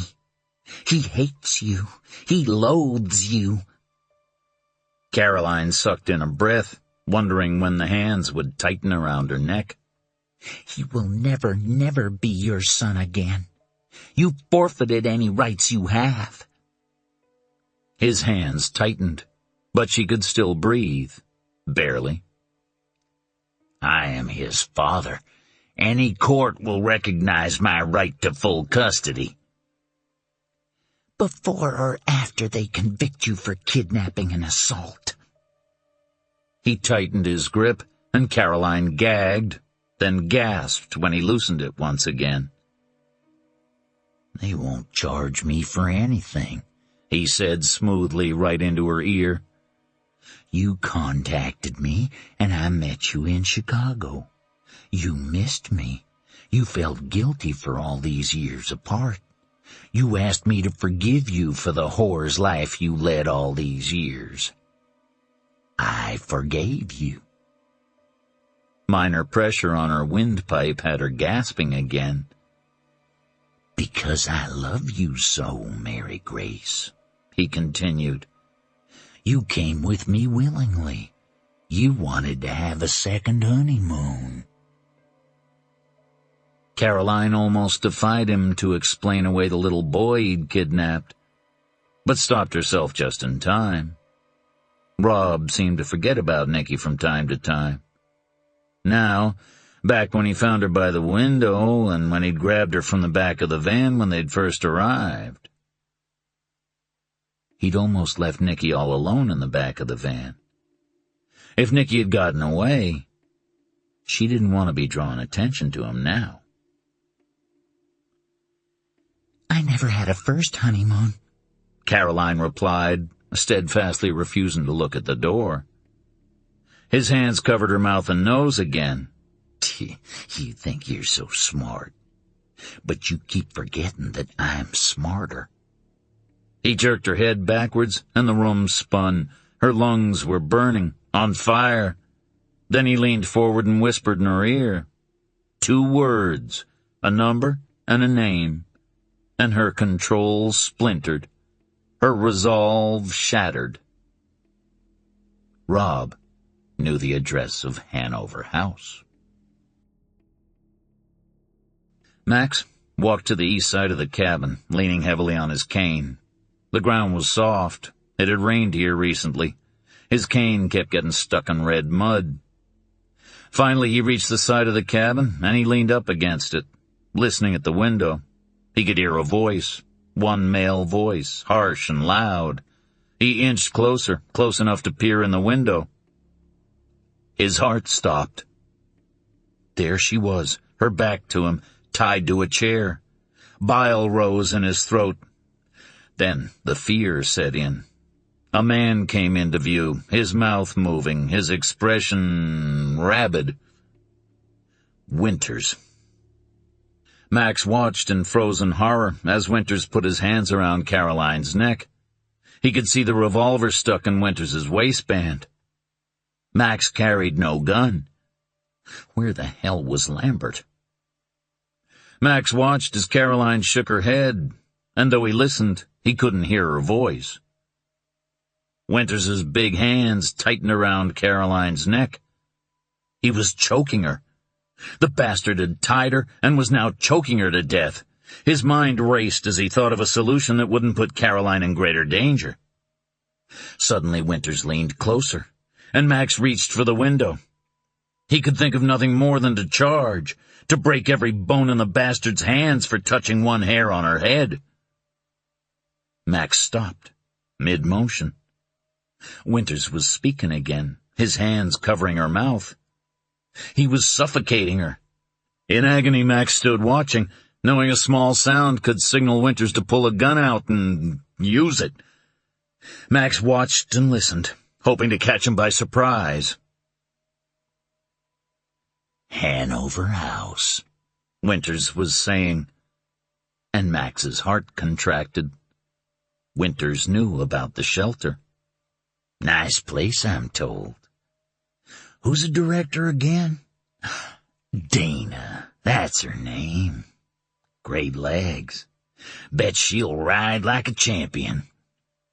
His lip curled when Caroline struggled against him to no possible avail. "Didn't like that? I guarantee she won't either.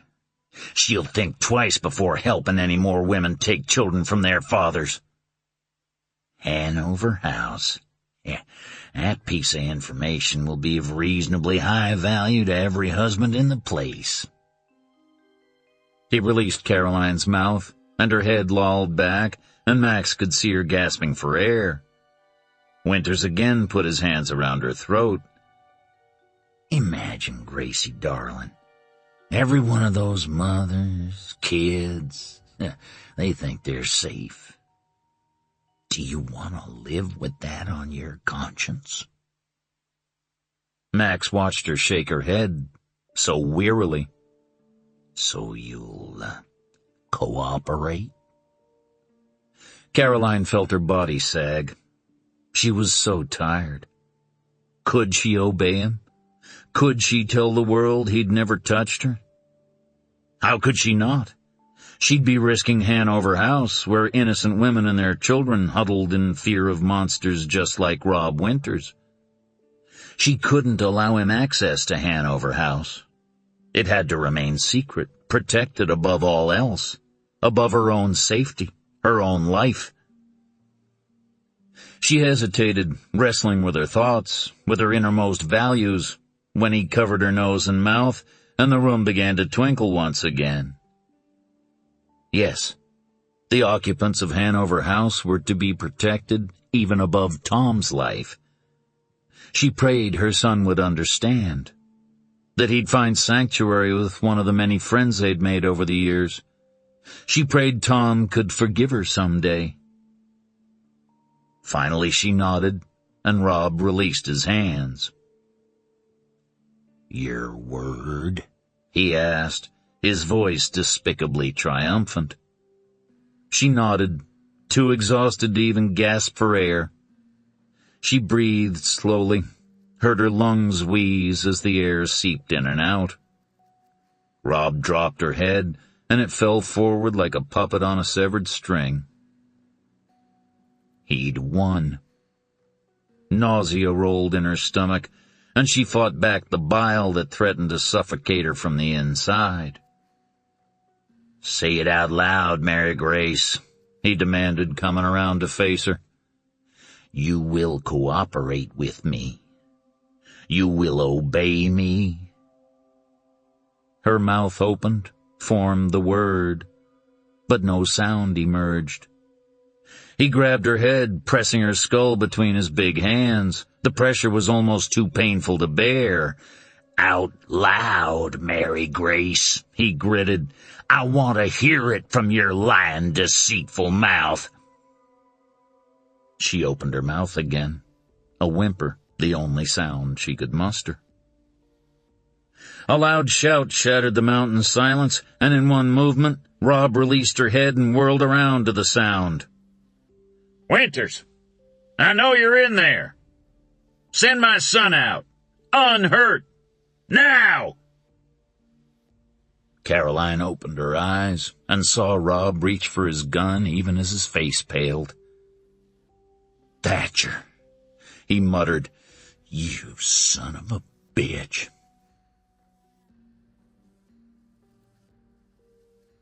Chapter 24.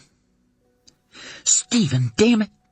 Tony rushed up behind him as he stood in the cabin's front yard, still quivering from his shouted challenge. "What the hell do you think you're doing?" "Getting my son back," Stephen said loudly.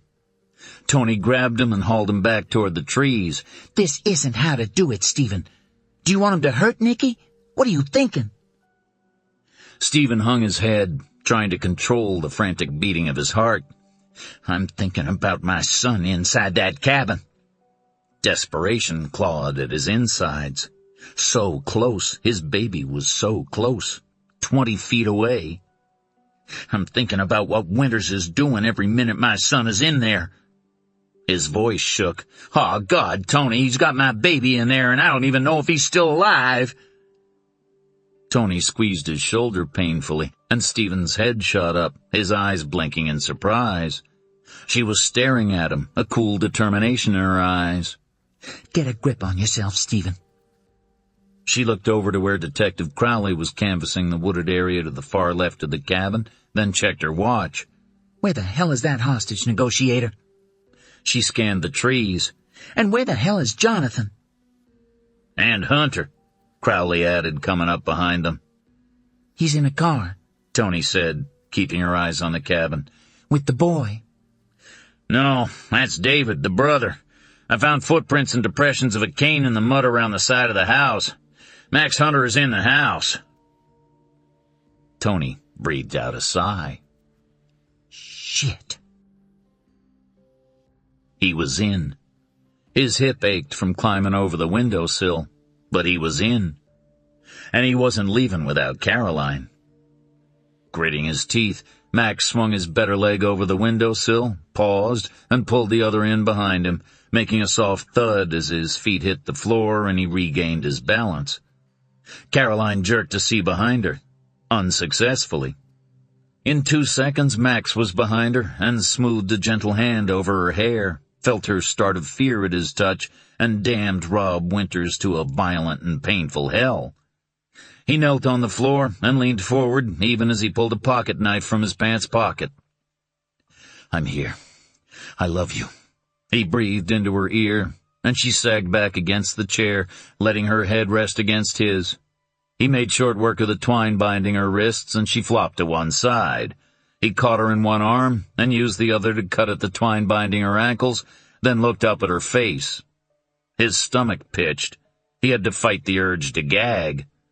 The hand holding the pocket knife fisted, holding the knife as he might a dagger, for a moment visualizing cutting Winters's heart out of his broken, bleeding body. Her face. He'd bruised and bloodied her. He'd scratched and cut her. He hurt her. Oh, God. "Caroline," he whispered, his heart in his throat. She closed her eyes, but not before he saw the shame there. "I'm sorry," she mouthed, unable to force the words from her sore throat. Rage burned, so intense he had to shut his eyes against the strength of it. "You're still beautiful," he whispered, lightly brushing his fingertips against an unbruised area at her temple.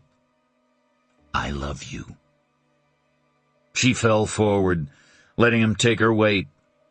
Still on his knees, he wrapped his arms around her and eased her to the floor. Her hand, her poor abused hand, reached up and clasped his neck, pulling him down so that his ear touched her mouth. Tom? He's fine. David's got him. Relief shuddered through her body. She pulled him down again. No phones here. We can't call for help. Max shook his head. Don't worry. I brought a police detective with me. Her shoulders sagged in relief. Thank you. She tried to smile, then winced in pain. Winters was a dead man. Max wasn't sure how, but he was sure. He drew a breath, not sure if he wanted to hear the answer to his next question. Did he? He stopped. Caroline shook her head, only a few inches in each direction. He tried. He couldn't. The wave of relief nearly knocked him over. Can you walk? He whispered. She drew a breath and worked her fingers to get the circulation moving. My feet, she whispered. They've been tied since yesterday. Max took one foot and began to massage it vigorously. We need to hurry. Max? He looked up, still working her foot. What, sweetheart? The little boy, Nicky. Is he okay? Max shook his head and took her other foot. I don't know, Caroline. Detective Lambert thought he was still in here. I can't leave him here, Max, she whispered. When he looked up, her eyes were clear and resolute. He's just a baby. He's not more than 6. Max sighed and continued working her circulation. Let's get you out of here and then I'll worry about Nicky. She grabbed his hand, stilling him from his task. Do you promise? I have to know he's safe. Max met her eyes. No longer did he see shame, but the strength of purpose Dana had described. Here was the woman that ran for her very life to save her own child. She couldn't leave another. She wouldn't be Caroline if she could. I promise, sweetheart. Now we need to hurry. Damn it, get down! Tony's warning came a split second after splintered bark came showering down on Stephen's head. He hunkered down, a skinny tree his only shield. He's escalated this thing, Stephen, Tony muttered, hunkered down beside him. She eased herself to her stomach and pulled her gun from her shoulder holster. Thanks for telling him we're here, she added sarcastically. Stephen followed her lead, laying himself prostrate on the ground. She was right. She was absolutely 100% right. He'd fucked up, and his son and an innocent woman might suffer. I'm sorry, Tony, he said, his humility sincere. You're right. What should we do next? Tony lifted her head a fraction of an inch and glared at him. We, as in you and me, do nothing. I'll attempt to talk him out. God help me if he knows about the riots downtown. If he does, we could be talking about dealing with his demands of safe passage out of the country. Tony sighed quietly. And you know we won't do that, don't you, Stephen? Stephen nodded dully, his head like lead on the end of his neck. I know. He laid his head down and felt a rock piercing his cheek, but he didn't care. What was I thinking, Tony? She patted his back. You weren't. You were a desperate father reacting. This is my fault. I should have left you behind. I thought I could handle it. My God, what would his failure cost him? What if Nicky never came out of there? A wave of fear washed over him, so strong his whole body shook. We all think we can handle it until it hits too close to home. Tony glanced over her shoulder. Jim? Stephen shifted to find Crowley crouched behind a nearby tree, his hands holding his rifle steadily, without a tremble. His face was hard, but his eyes were filled with understanding. I'll cover you, Tony. You got your jacket on, Jim? Yes'm. You? Yes. Tony shifted her weight to her knees, careful to stay behind the tree. Winters, can you hear me? Another shot rang out and more bark showered down. Tony wrenched her body back down to lie flat on the ground. He can hear me. Jim, get me the bullhorn. I'm not standing up again. Jim tossed it over, and Tony resettled her body on the muddy ground, the bullhorn in one hand. Rob, listen to me. The booming sound filled the air, and Stephen tensed, waiting for the next bullet to strike the tree. The last one had hit less than 2 feet off the ground. Winters wasn't warning them. He was shooting to kill. He'd already killed a cop this morning. Gary Jacobs, the officer guarding his home, his family. Winters would kill the rest of them without a second thought. I know you have the Thatcher boy, Tony continued, her voice as soothing as possible coming out of the bullhorn. You know as well as I do that you'll gain nothing by holding the boy. Let him go, Rob, and your wife. You know I can make this easier for you if you cooperate with us. Go to hell, Ross! The answer was accompanied by another sharp crack, still closer this time, and another shower of bark. Next time I won't aim for the damn tree. I want all of you gone in the next 5 minutes or the boy gets the next one. Fear and anger swirled together in Stephen's mind, and all he could see was his baby, huddling in a corner of that cabin, afraid. Nicky, he heard himself whisper, his voice harsh and hoarse. Tony's hand pushed down on his back, but he was caught once again in a wave of sheer terror. He was grabbed by a fear and a love so intense it pushed him up to his feet, and Tony's hand pulling at his jacket was surreal, a peripheral reality. I'm the one you want, Winters, he said loudly, his voice clear now. I'll come with you willingly if you let my son go. The answering laugh was little more than a manic cackle. Come into the light, Winters called out. Unarmed. Without hesitation, Stephen pulled his weapon from its holster and tossed it forward, far enough ahead for Winters to see him comply, but close enough for Tony to grab it if the need arose. He was back in control, he thought, of his own actions, if nothing else. He took a step forward. I want to see my son, Winters. Show him to me. He saw a shadow move behind the broken window, a glint of sunlight off metal just a second before.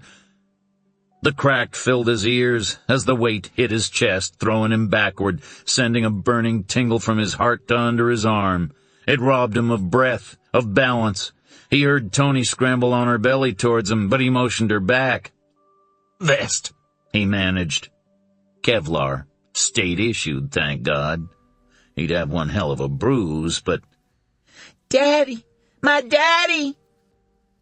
The shrill cry burst out of the woods to the right of the cabin. Nicky! Stephen struggled to roll to his stomach and raise himself on his elbows, only to see his baby running from the woods, tears streaming down his dirty face, Jonathan Lambert on his heels. Lambert's shout seemed to echo across the little glen. Nicky, no! Nicky was halfway across the glen when the sound of breaking glass filled the air. A body launched itself from behind Stephen out past the cover of the trees, covering Nicky's body with his own as another shot shattered the air. An eerie quiet followed, every bird mute. Even the whisper of the wind seemed to fade. Tony's was the first voice to cut through the silence, shaken, panicked. Oh, God. Ben's down. Everybody move! Caroline could move, but just barely. At the first gunshot, Max pulled her to her feet and urged her forward, pulling her on swollen, tender feet. By the fourth, he'd pulled her to the window. He'd gathered his strength to lift her over the windowsill when the sound of the gun cocking stopped them both in their tracks. Max turned slowly and put his body in front of Caroline's. A big hulking man stood in the doorway, a gun in his hand, his eyes cold. A muscle twitched in one cheek. So this was Rob Winters. So this was the face of a monster. For a moment no one spoke. Then Max said in a low voice, "Caroline, go." Winters's revolver was held straight at his heart. Steady and straight. "She's not going anywhere. Caroline, sweetheart, go." I won't leave you with him. Max gritted his teeth. "Caroline, don't argue with me now of all times. Go find Ross or Thatcher. Get help from the police." Rob chuckled, the sound sending shivers up and down Max's spine. "Thatcher's dead, and Ross seems to be busy cleaning up the mess I've made out there. So I guess I'm the only police available." He took a few steps closer, and Caroline struggled to get in front of Max. Max held her firmly in place, surprised by the amount of strength she still possessed. "You are the fucking devil," Max said coldly. "You can go to hell. And you're man enough to send me there?" Max, don't let him push you. Caroline pleaded from behind him, her voice louder now, but still harsh and broken. He'll kill you. Rob tilted his head, putting on a sad face. "Oh, Gracie, you spoiled my surprise." He straightened and sobered. "Get in the corner. Dr. Gimp and I have some business to discuss." "Get out, Caroline," Max gritted through his teeth. "Well, I can still protect you." Rob laughed. "Because he knows he won't go a full round with me." Max abruptly changed his strategy, staring at the bastard impassively, hoping the lack of response would enrage him enough to make a foolish mistake. Max tried for bored, but knew with the fury burning within him that the best he could hope for was disdain. It worked. In the blink of an eye, Winters charged, and Max pushed Caroline out of the way, twisting from Winters's path just enough. Winters hit the open window, and for a brief moment hung, his upper body out the window, his lower body off balance, his feet not squarely on the floor. Max raised both hands and brought them down together against the small of his back. Winters's breath rushed out in a whoosh, and Max grabbed his beefy wrist with both hands. Years of clutching the wheels of wheelchairs and the handles of canes had given him above-average strength in his hands. His grip punishing, Winters's hand loosened its hold on the gun, and the gun fell to the muddy ground below the window. Max felt an electric current arc through his body. But his exhilaration was short-lived as Winters recovered, pushing himself from the window frame.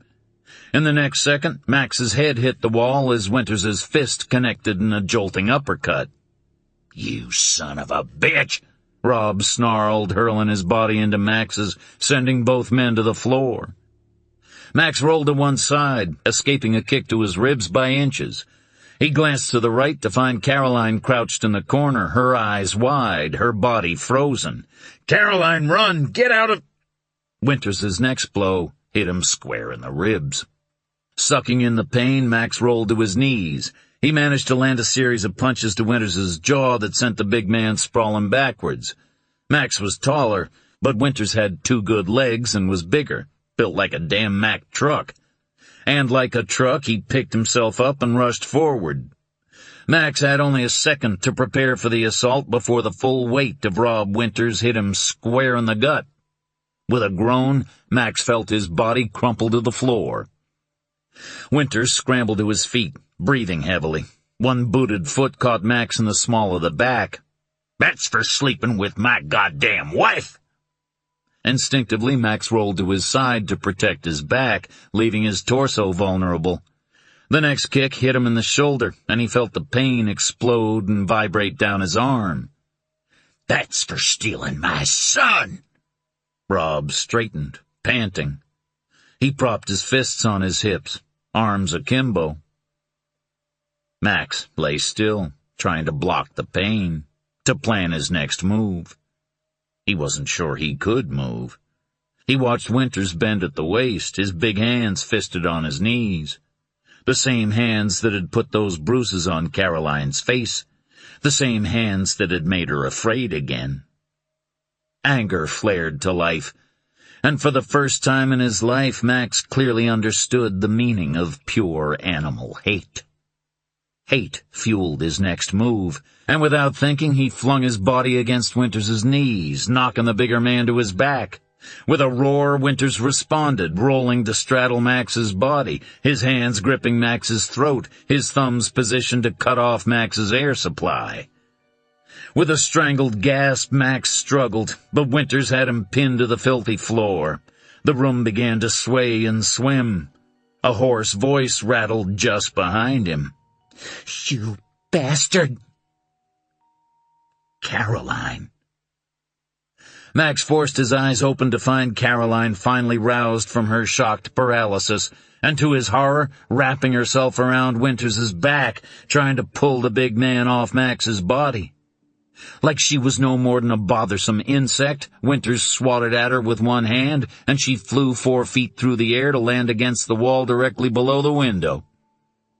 Caroline staggered to her feet, her eyes drawn to the sight of Rob's hands around Max's throat. "He's gonna kill him," she thought. "He's killing him. He's killing Max." "No!" The cry burst from her throat, and she looked around the room, desperately searching for a weapon. Her eyes spotted Max's cane just under the bed, and a moment later it was in her hands. "No!" She brought the cane down against Rob's head. Crack! She felt the jarring impact all the way up her arms. She heard his angry curse through the rush of blood to her head. "No!" Breathing like there was no tomorrow, she lifted the cane and brought it down again. Crack! "You bastard!" Again. Crack! And again. Crack! "You will not ruin my life."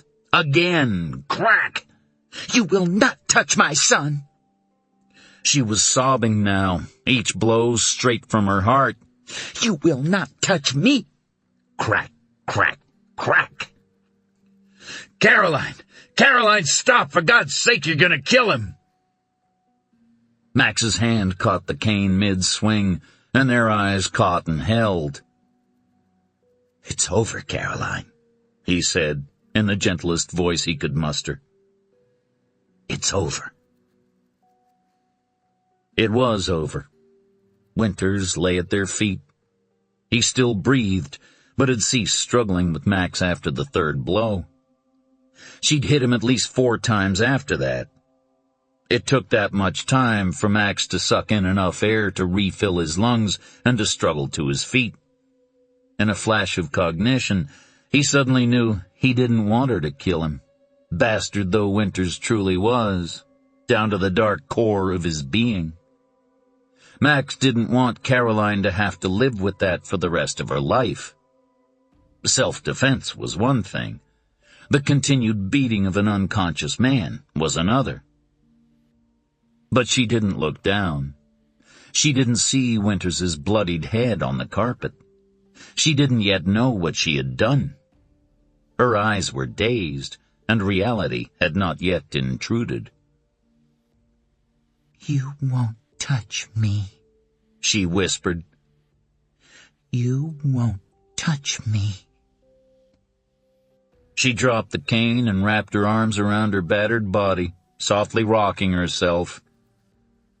"You won't touch me." Her rhythmic whispers broke his heart.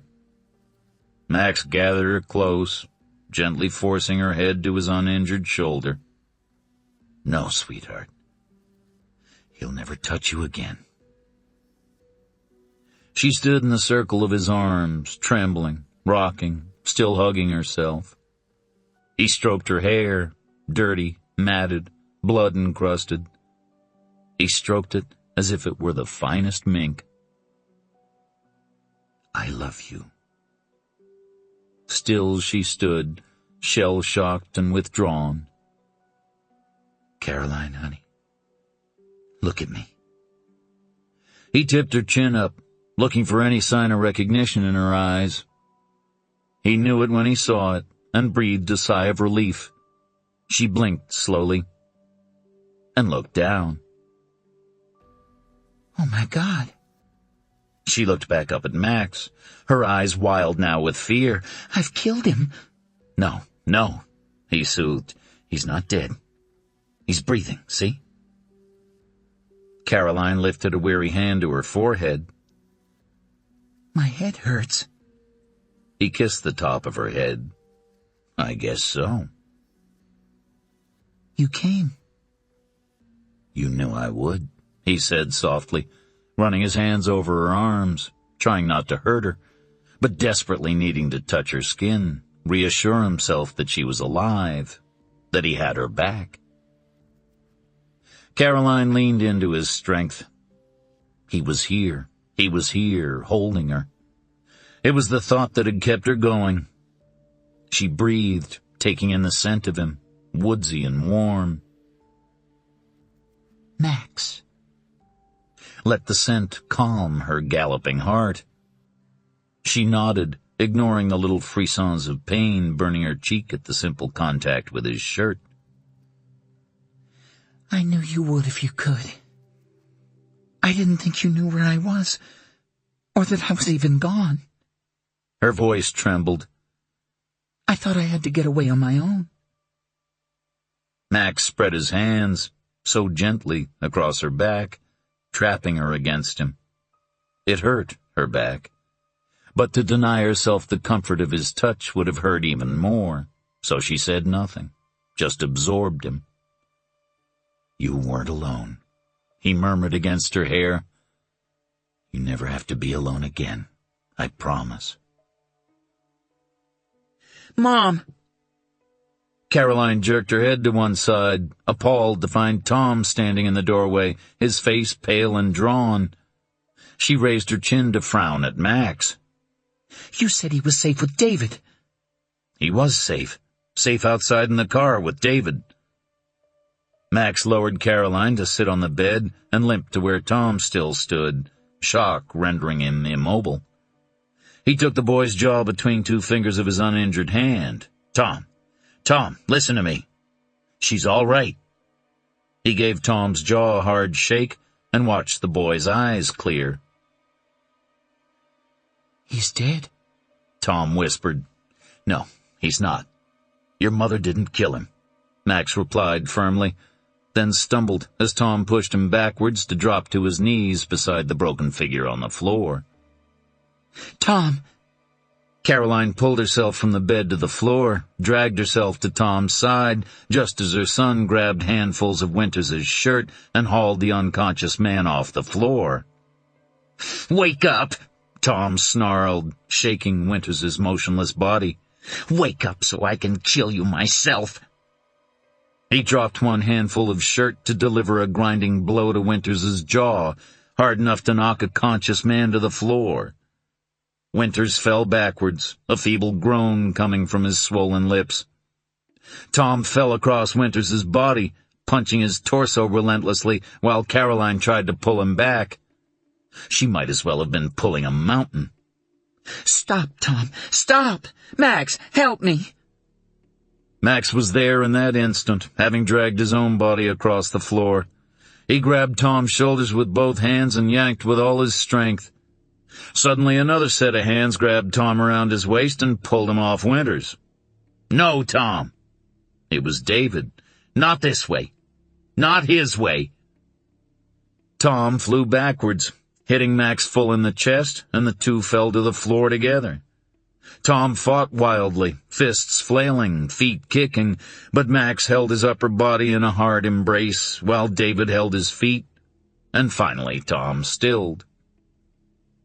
David rolled to his back, while Max hung over Tom, sweat dripping from his forehead onto Tom's face. Jesus God, Tom! From the corner of his eye, Max caught a flash of silver and lifted his head to find Lieutenant Ross standing in the doorway, her gun drawn. Her gaze quickly took in the room, stopping on the slumped and bleeding Winters. Then she met Max's eyes and nodded. Her gun dropped to her side, but her hand was still clenched and ready. For a moment, the only sound in the room was heavy breathing. Then Tom's chest heaved in a strangled sob. Caroline lightly pushed Max to the side and gathered Tom in her arms. "It's okay, honey. It's okay." She rocked Tom in her arms, crooning reassurances. "I want him dead. Please, Mom. Please." Tom's sobs were barely coherent. "Please, Mama." "Me too, baby," Caroline whispered, her rocking taking on a hypnotic pattern. "Me too." She found Max's eyes and shot him a helpless look. "He insisted he come, Caroline," Max said softly. "I couldn't find it in me to tell him no." Max combed his hair back out of his eyes with his fingers. "He remembered this place. We never would have found you otherwise." Her eyes filled, tears squeezing from the swelling eyelids. "Oh, baby." She laid her cheek on top of Tom's head and held him close. "You did it. You saved my life." Tom's sobs had stilled, but he allowed the rocking to continue. "I always wanted to kill him. Every time he touched you, I dreamed of killing him." He raised his head, swallowed, traced his mother's battered face with gentle fingers. "Every time he did this to your face. I'm sorry, Mama. I'm sorry we didn't get here in time." He dropped a baleful glance on Winters's unconscious body. "I still want to kill him for every time he hurt you." He looked back up, brushed the backs of his fingers against his mother's cheek. And when he spoke, his young voice was hard, cold, adult. "But I could only kill him once. That would leave me dissatisfied for the hundreds of other times. I'll have to be satisfied knowing every con in jail will know he's a dirty cop." He took a deep breath, shuddered it out. "And I hope when they find out, they don't leave enough of him to scrape into a baggie." Caroline stared at her son as if he were a stranger. "I never knew you hated him so much. He hurt you." It was simply uttered, yet contained the emotional turbulence the boy had kept contained for 14 years. Max closed his eyes and let his chin fall to his chest, unable to keep the images from his mind. A younger Caroline at the mercy of this monster, while her young son was forced to watch, to seethe, to develop a hatred so deep. His own tears came, scalding hot, silent. He felt a hand on his back and lifted his head. "Max." David rose to his knees. "How badly are you all hurt?" Max opened his eyes, blinked hard to see David through his own tears. "Caroline needs a hospital. I could probably use an X-ray or two." He looked over at Tom, now sitting solid as a stone, holding Caroline's hand as she leaned her body back against the side of the bed. "I think we could all use a counselor." "I'll take care of it," David promised, his voice unsteady. Max grabbed David's shirt, noticed for the first time the front of both his brother's and Lieutenant Ross's shirts were soaked with blood. "Thatcher?" David shook his head. "He's alive. Winters shot him in the chest, but he was wearing Kevlar." "Thank God." David shook his head. "But one of the other detectives is hurt really bad. Winters got him in the side when he was protecting Thatcher's little boy. The guy's lost a hell of a lot of blood." Caroline closed her eyes wearily. "There's no hospital around for miles." David nodded. Detective Lambert and I put him in the back of one of the backup squad cars that just showed up a few minutes ago. Great timing, Max remarked sardonically. Where the hell have they been? Lieutenant Ross stepped forward. They missed the turn, got lost, then lost radio contact in the hills. But they're here now, and they're driving Detective Jolly to a place where a helicopter can meet them and airlift him into Asheville. They left a few minutes ago. She looked down at Winters's body. How about him? Max's lips thinned. He's alive. You beat the shit out of him, Max. David didn't bother to hide the pride in his voice. I got in a few good punches. Caroline did the rest. Ross stared over at Caroline in obvious admiration. Not bad. Whoa. David stood and walked across the room to where Max's cane lay on the floor. Way to go, Caroline. He picked up Max's cane and studied the tip, bloody and cracked, and looked back over at Max. Ironic, wouldn't you say? Max lifted the one eyebrow that didn't hurt. The poetic justice of it all hasn't failed to escape me. David shook his head. You could have just said yes, Max. He sobered abruptly. Thank you, Caroline. Caroline struggled, then gave up and let David lift her to her feet. For what? For not leaving him. Her hands still gripping his forearms, Caroline leaned her head against David's chest. I never will. David held out a hand for Tom, who grasped it and easily pulled himself to his feet, and together the two helped Max to his feet. Max took a look back at Winters, then took Caroline by the hand. Come on, let's go. I don't want to stay in the same room with him another minute. His jaw hardened and his face grew stone cold. I want to finish the job you started more than I want to. He shrugged, unable to form the words. He said that once, Caroline said, staying where she stood, watching Winters take shallow breaths. When he'd pushed me down the stairs and came to see me in the hospital, he said he'd finish the job. She drew a breath and winced, then looked up at Max's grim face. Thank you for stopping me.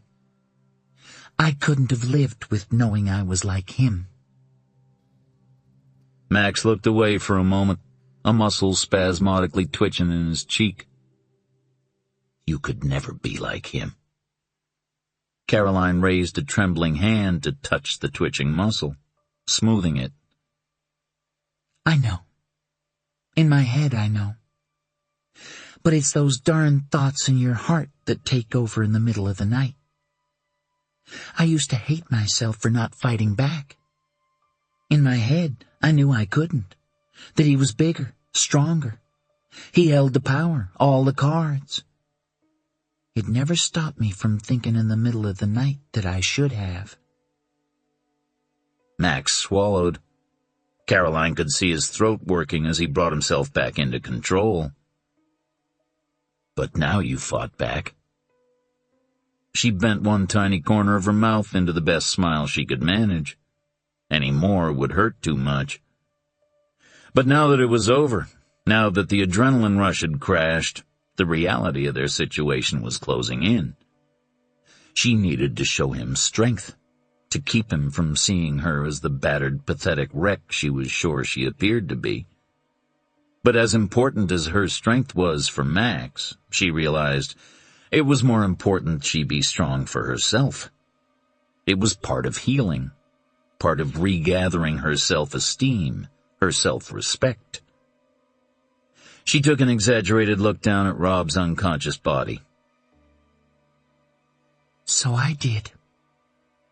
It worked, and Max smiled back. A start on the road back to normalcy, even though his smile didn't quite reach his tortured eyes. She picked up Max's cane and handed it to him.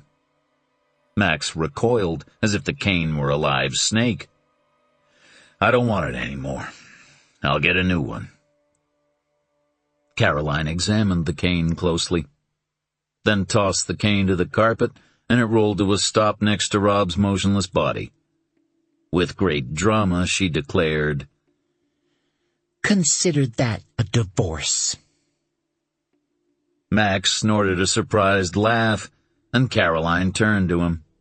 With effort, she gave him a half wink with the eye that was less swollen. "I always wanted to say that." Max shook his head. Let's go, Caro. As a group, they turned from the room, David supporting Max so he could walk from the room on his own 2 feet, Tom supporting his mother. Caroline stopped when she reached Lieutenant Ross. "I'm Caroline Stewart." Ross searched Caroline's face intently. "So you are."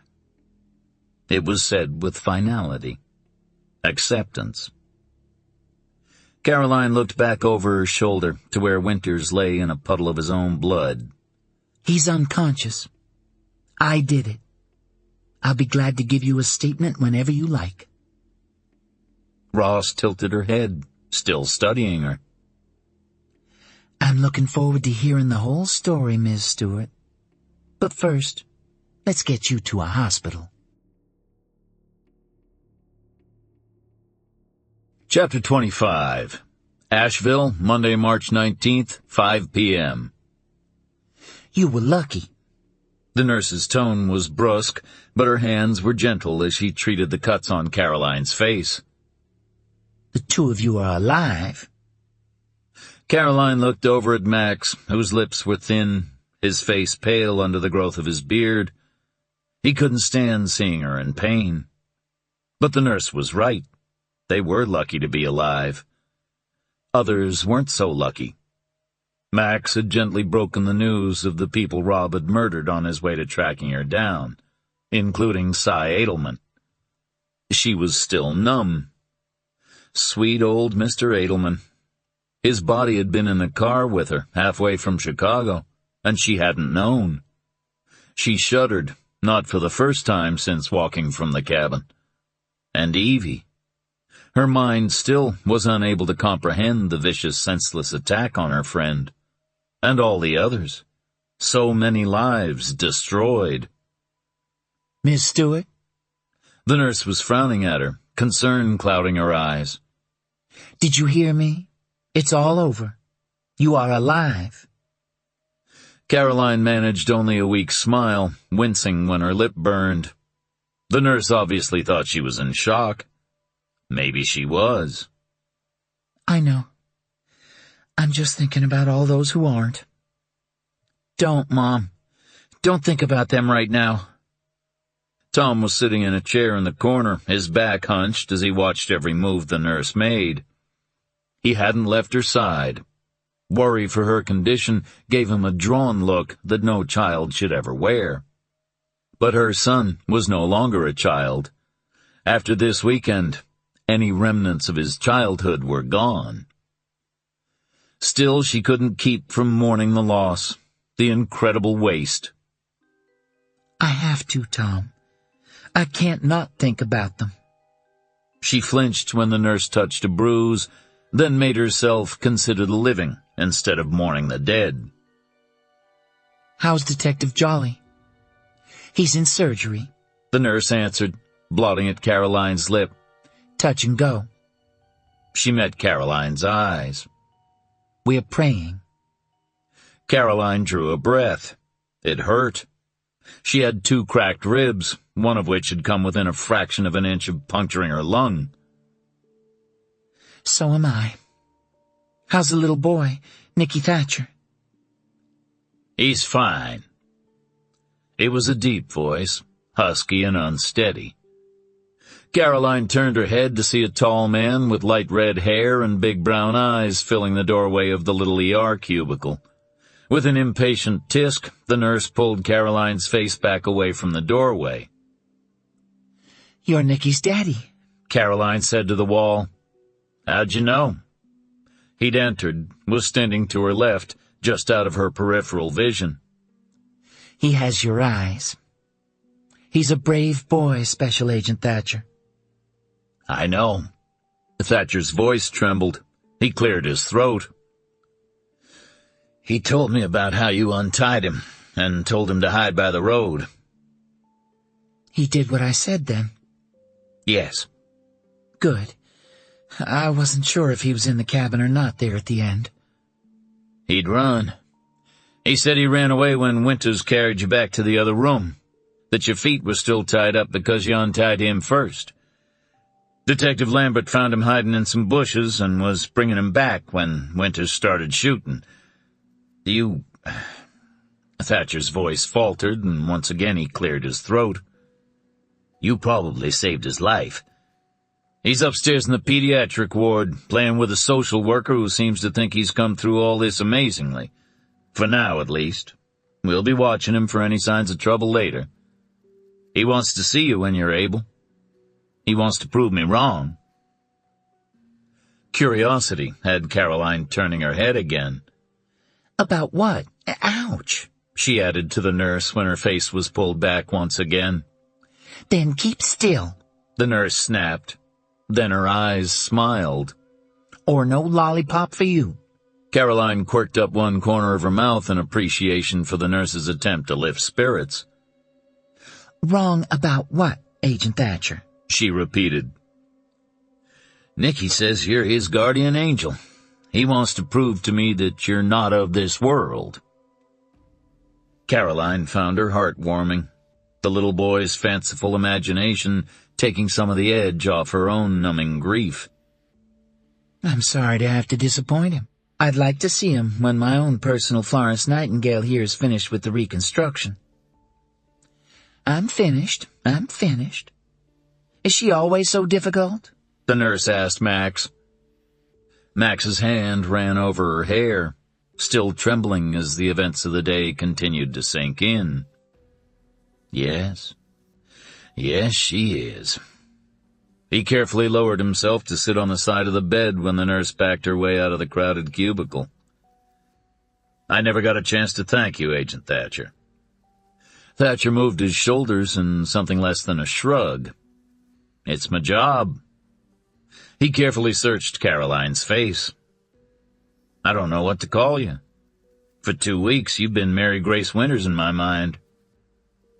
Caroline reached up to cover Max's hand, which had come to rest on her shoulder. I'm Caroline Stewart. I couldn't go back to being Mary Grace if I tried. Thatcher nodded, his expression very sober. I suppose not. When you're ready, I have a few questions for you. Caroline regarded him, now equally sober. I gave my statement to Lieutenant Ross. Rob wanted me to give him Tom. He wanted me to tell everyone he never touched us, that I'd run away because I had another man, that I was unfaithful to him, that I was an unfit mother. Max muttered something under his breath, and Caroline patted his hand. He was in my apartment in Chicago when Dana called from the hospital saying Evie had been attacked. She swallowed and pushed the image from her mind. He wasn't worried that Evie could identify him. He said he'd used another name in a disguise. He was just perturbed he couldn't use the same disguise again. He didn't know we'd found his disguises, Thatcher remarked. I guess not. We changed cars a couple times. Twice. I didn't know Si's body was in the trunk of the first car. She forced her voice to steady. She'd made it through the discourse with Lieutenant Ross without breaking down. But while Ross had been kind, she hadn't looked at her the same way Thatcher was looking at her now, with eyes so kind and compelling that they pushed her close to tears. He, changed cars again a few hours before dawn. The last one was the white van you confiscated at the cabin. I was tied up in the back when we stopped again. I thought we were changing cars again when he opened the back door and put Nicky in the back. He never touched him, other than to tie him up, at least not that I saw. Thatcher's eyes closed, his chest heaving in silent relief. When his eyes opened, he'd regained his composure. "Thank you." "You're welcome." He kept forgetting about Nicky as the day passed. He'd remember all of a sudden, then he'd forget again. I kept wondering how he planned to explain away kidnapping Nicky when he was forcing me to tell everyone he was the perfect husband and father. But by that time I thought Nicky had gotten away and didn't want to draw Rob's attention to him. I honestly think he snapped there at the end. He didn't seem to give any thought or worry to the policeman he shot. I don't even know if he remembered doing it. She finished, leaning against Max, so tired after relating all the details once again. Thatcher's jaw clenched. I hope the jury finds that argument compelling when they sentence him to the death penalty. Caroline looked sideways at Tom to see if the notion had any impact on her son. His expression didn't seem to change. He was still grim and angry. She supposed he was entitled. She stifled her sigh and turned her attention back to Thatcher. "How is Detective Jolly, really?" Thatcher looked away. He might die. And he felt guilty. It was clear to see. "Not because of you," Caroline said softly. Thatcher's handsome face twisted. "I don't agree. I was trying to save my son. I didn't care about anything else, anybody else." He closed his eyes. "Not even you, Caroline Stewart." "So?" Caroline managed to smile when his eyes flew open, surprise evident on his face, guilt obvious in his eyes. "So you were thinking of your son? So was I 7 years ago when I escaped." Her smile disappeared as her own thoughts turned inward, to the guilt churning inside her own soul.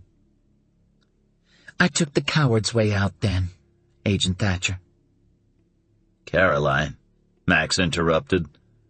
Caroline shook her head, then closed her eyes against the resulting pain of even the smallest movement.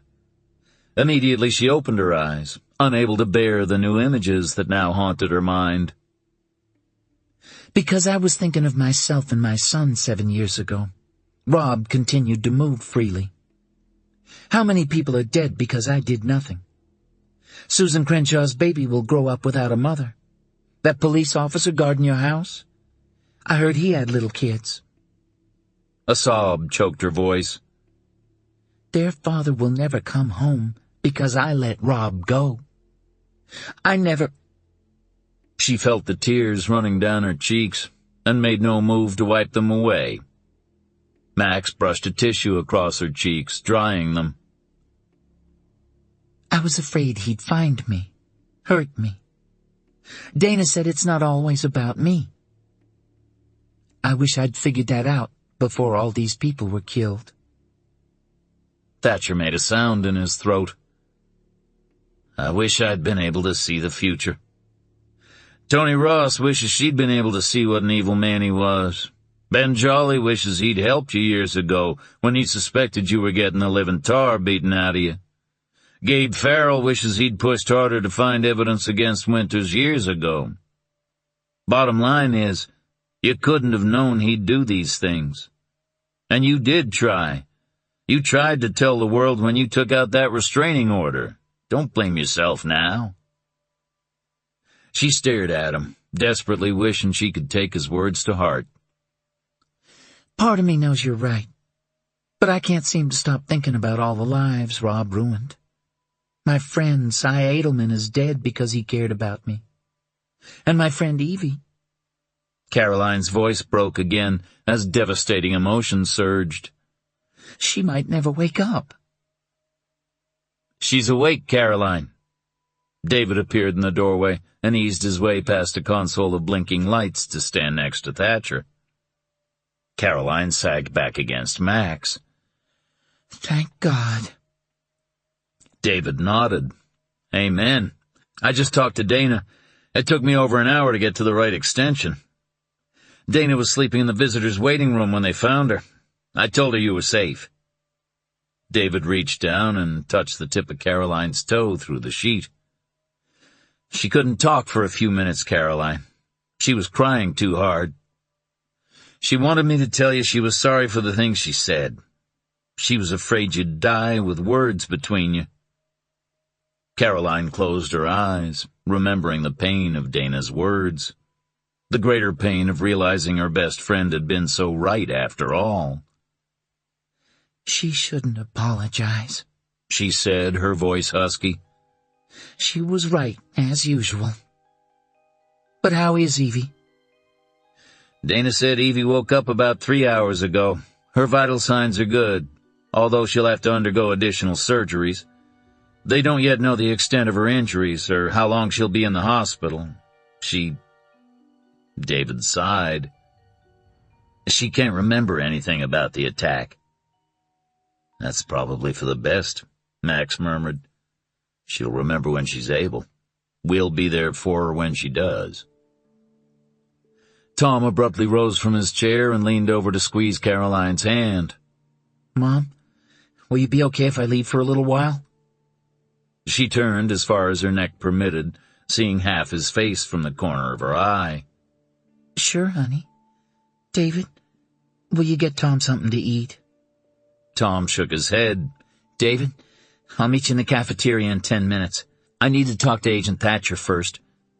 Do you have a few minutes, sir? Caroline watched Thatcher thoughtfully consider her son. Sure, Tom. Let's go. Stephen followed as the boy he'd pictured as Robbie Winters walked purposefully to the end of the hall. At 14, Tom Stewart was as tall as he was. Give the boy a few years, and he'd fill out to be every bit as big as his father. Stephen's jaw clenched at the thought of Rob Winters, currently in the operating room next to Ben Jolly, ironically enough. Ben was having Winters' bullet removed from his abdominal cavity, while Winters was having fragments of his shattered skull removed from his brain. Caroline Stewart crushed Winters' skull and cheekbones with Hunter's cane. A grim sense of satisfaction filled him, and he made not the slightest effort to push it away. Tom stopped next to a window and stared out.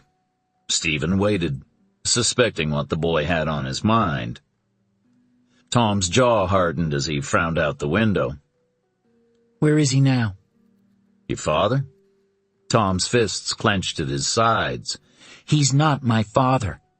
Where is he? Stephen hesitated. Right now, he's in surgery. I don't think it's a good idea for you to see him. I don't want to. Will you put him in jail? Stephen nodded slowly. Pending his preliminary hearings, yes. A minute went by, and Stephen waited. Will you keep his identity secret? Tom finally demanded. Softly. Too softly. Stephen considered for only a moment. No. He won't even make it to trial, will he, sir? Tom's voice was deceptively mild and completely at odds with the stiff set of his shoulders.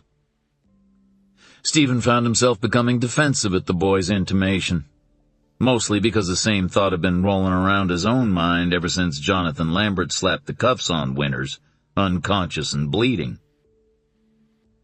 It's the responsibility of the police to protect every prisoner in custody, regardless of who he is or what he's done. That's not what I asked, sir.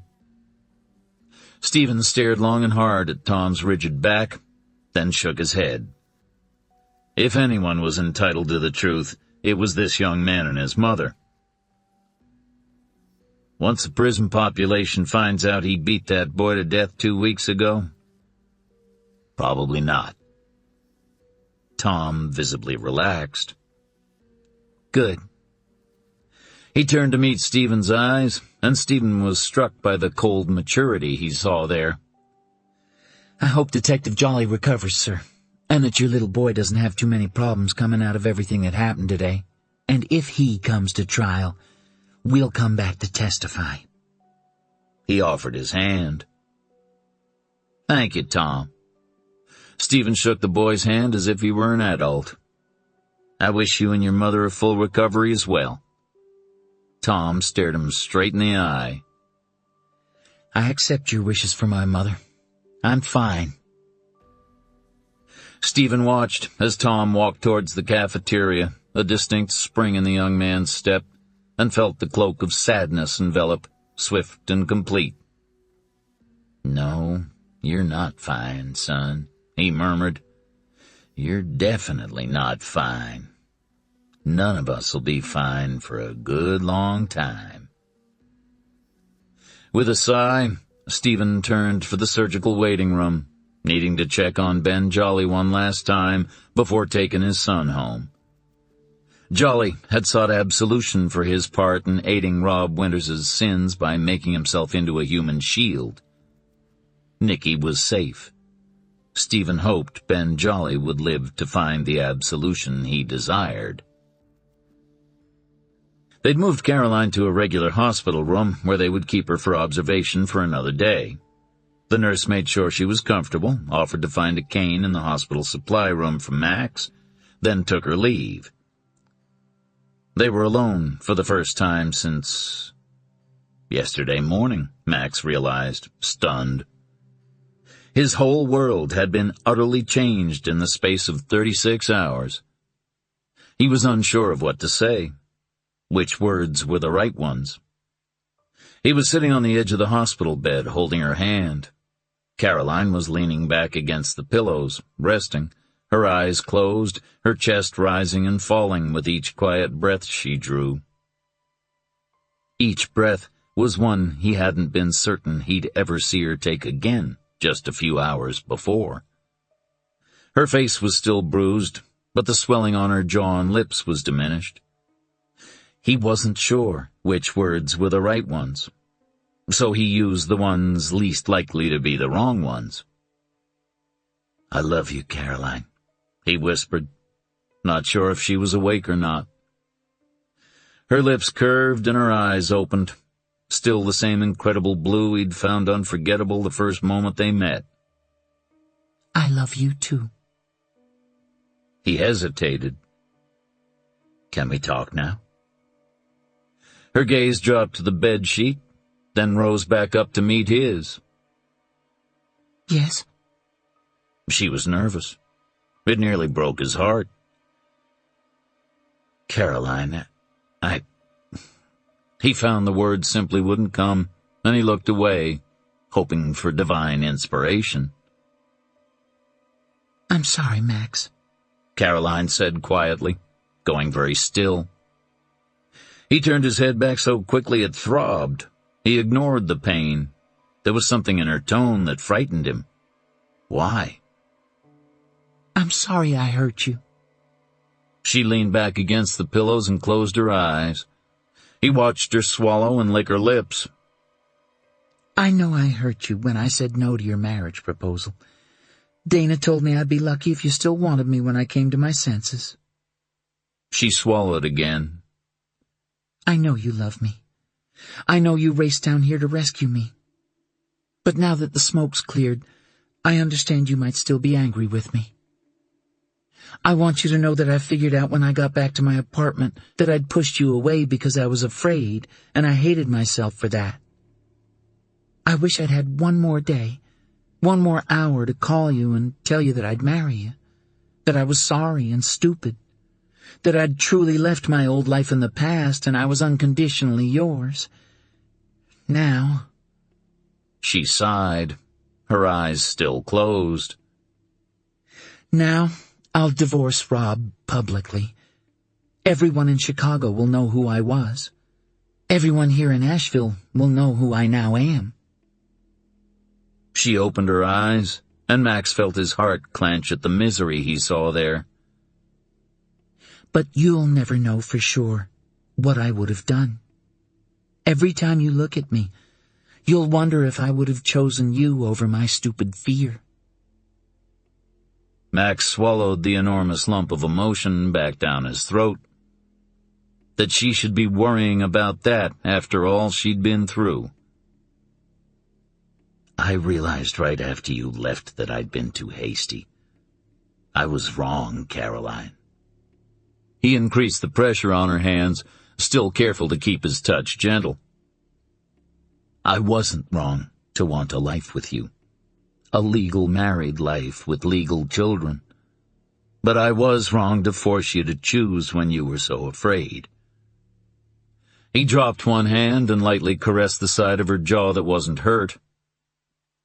You had every right to be terrified of him, Caroline. I wasn't thinking about what you'd been through, only how much I was hurting at that moment. I decided to step back and work through all the ways we could solve the problem and give us both what we needed. He picked up her hand, desperately needing to touch her. I told my family. Her eyes widened. You did? Yes. They wanted to help. They all said they'd do whatever needed to be done to make it so you'd never need to be afraid again. Peter had a lawyer you could trust. Her eyes filled and she blinked, sending fat tears sliding down her cheeks. Who? Max smiled, remembering the warmth of his family, the moment he would never forget. Himself. The lump rose in his throat again when he remembered his mother and her words. Ma said I should go get you from your apartment, that you were welcome in her family. He felt his own cheeks become wet, and he choked back the emotion once more. That you were welcome to her son. Max? Her voice broke. And then, he continued, now unable to stop, David was going to drive me to your place when Tom called and said you were missing. I thought my heart was going to stop right there. I thought I'd never see you again. He clenched his eyes closed, opening them when Caroline leaned forward and wiped the tears from his cheeks with trembling hands. He found her eyes inches away and stared hard, telling himself she was alive, that it was over. I was so scared, Caroline, he whispered, his voice shaking. He had to look away. I was so scared of what he was doing to you, that you'd die thinking I was still angry, that I didn't love you enough. I didn't, she whispered back fiercely. I'm alive, and I never thought once. She took his face between her hands and tugged until he looked her in the eye again. Not even once that you didn't love me. I knew I couldn't have hurt you if you hadn't loved me so much. He shuddered at the feel of her hands on his face and turned enough to kiss the palm of one of her hands, then the other. What do we do now? He asked, his voice husky. She smiled, her dimple appearing, and his heart did a slow turn in his chest. Well, now, she said, her drawl exaggerated. Your mama said I was welcome to her son? He nodded, feeling his own lips turn up. Caroline's eyes danced. Did she say which one? His bark of surprised laughter filled the quiet hospital room. Excuse me? Well, Caroline reasoned, her hands still on his face. Peter's taken. That leaves sons number 2 and 3. She tilted her head slightly, feigning a frown of concentration. Which one to choose? Both are handsome. She broke off when he covered her mouth lightly with his, her giggle escaping from beneath his lips. He lifted his head to find her eyes laughing, even as the tip of her tongue touched a sore spot on her lip. I guess I deserved that, she said with a chuckle. You did, he answered with mock severity, even as he grinned at her smiling face.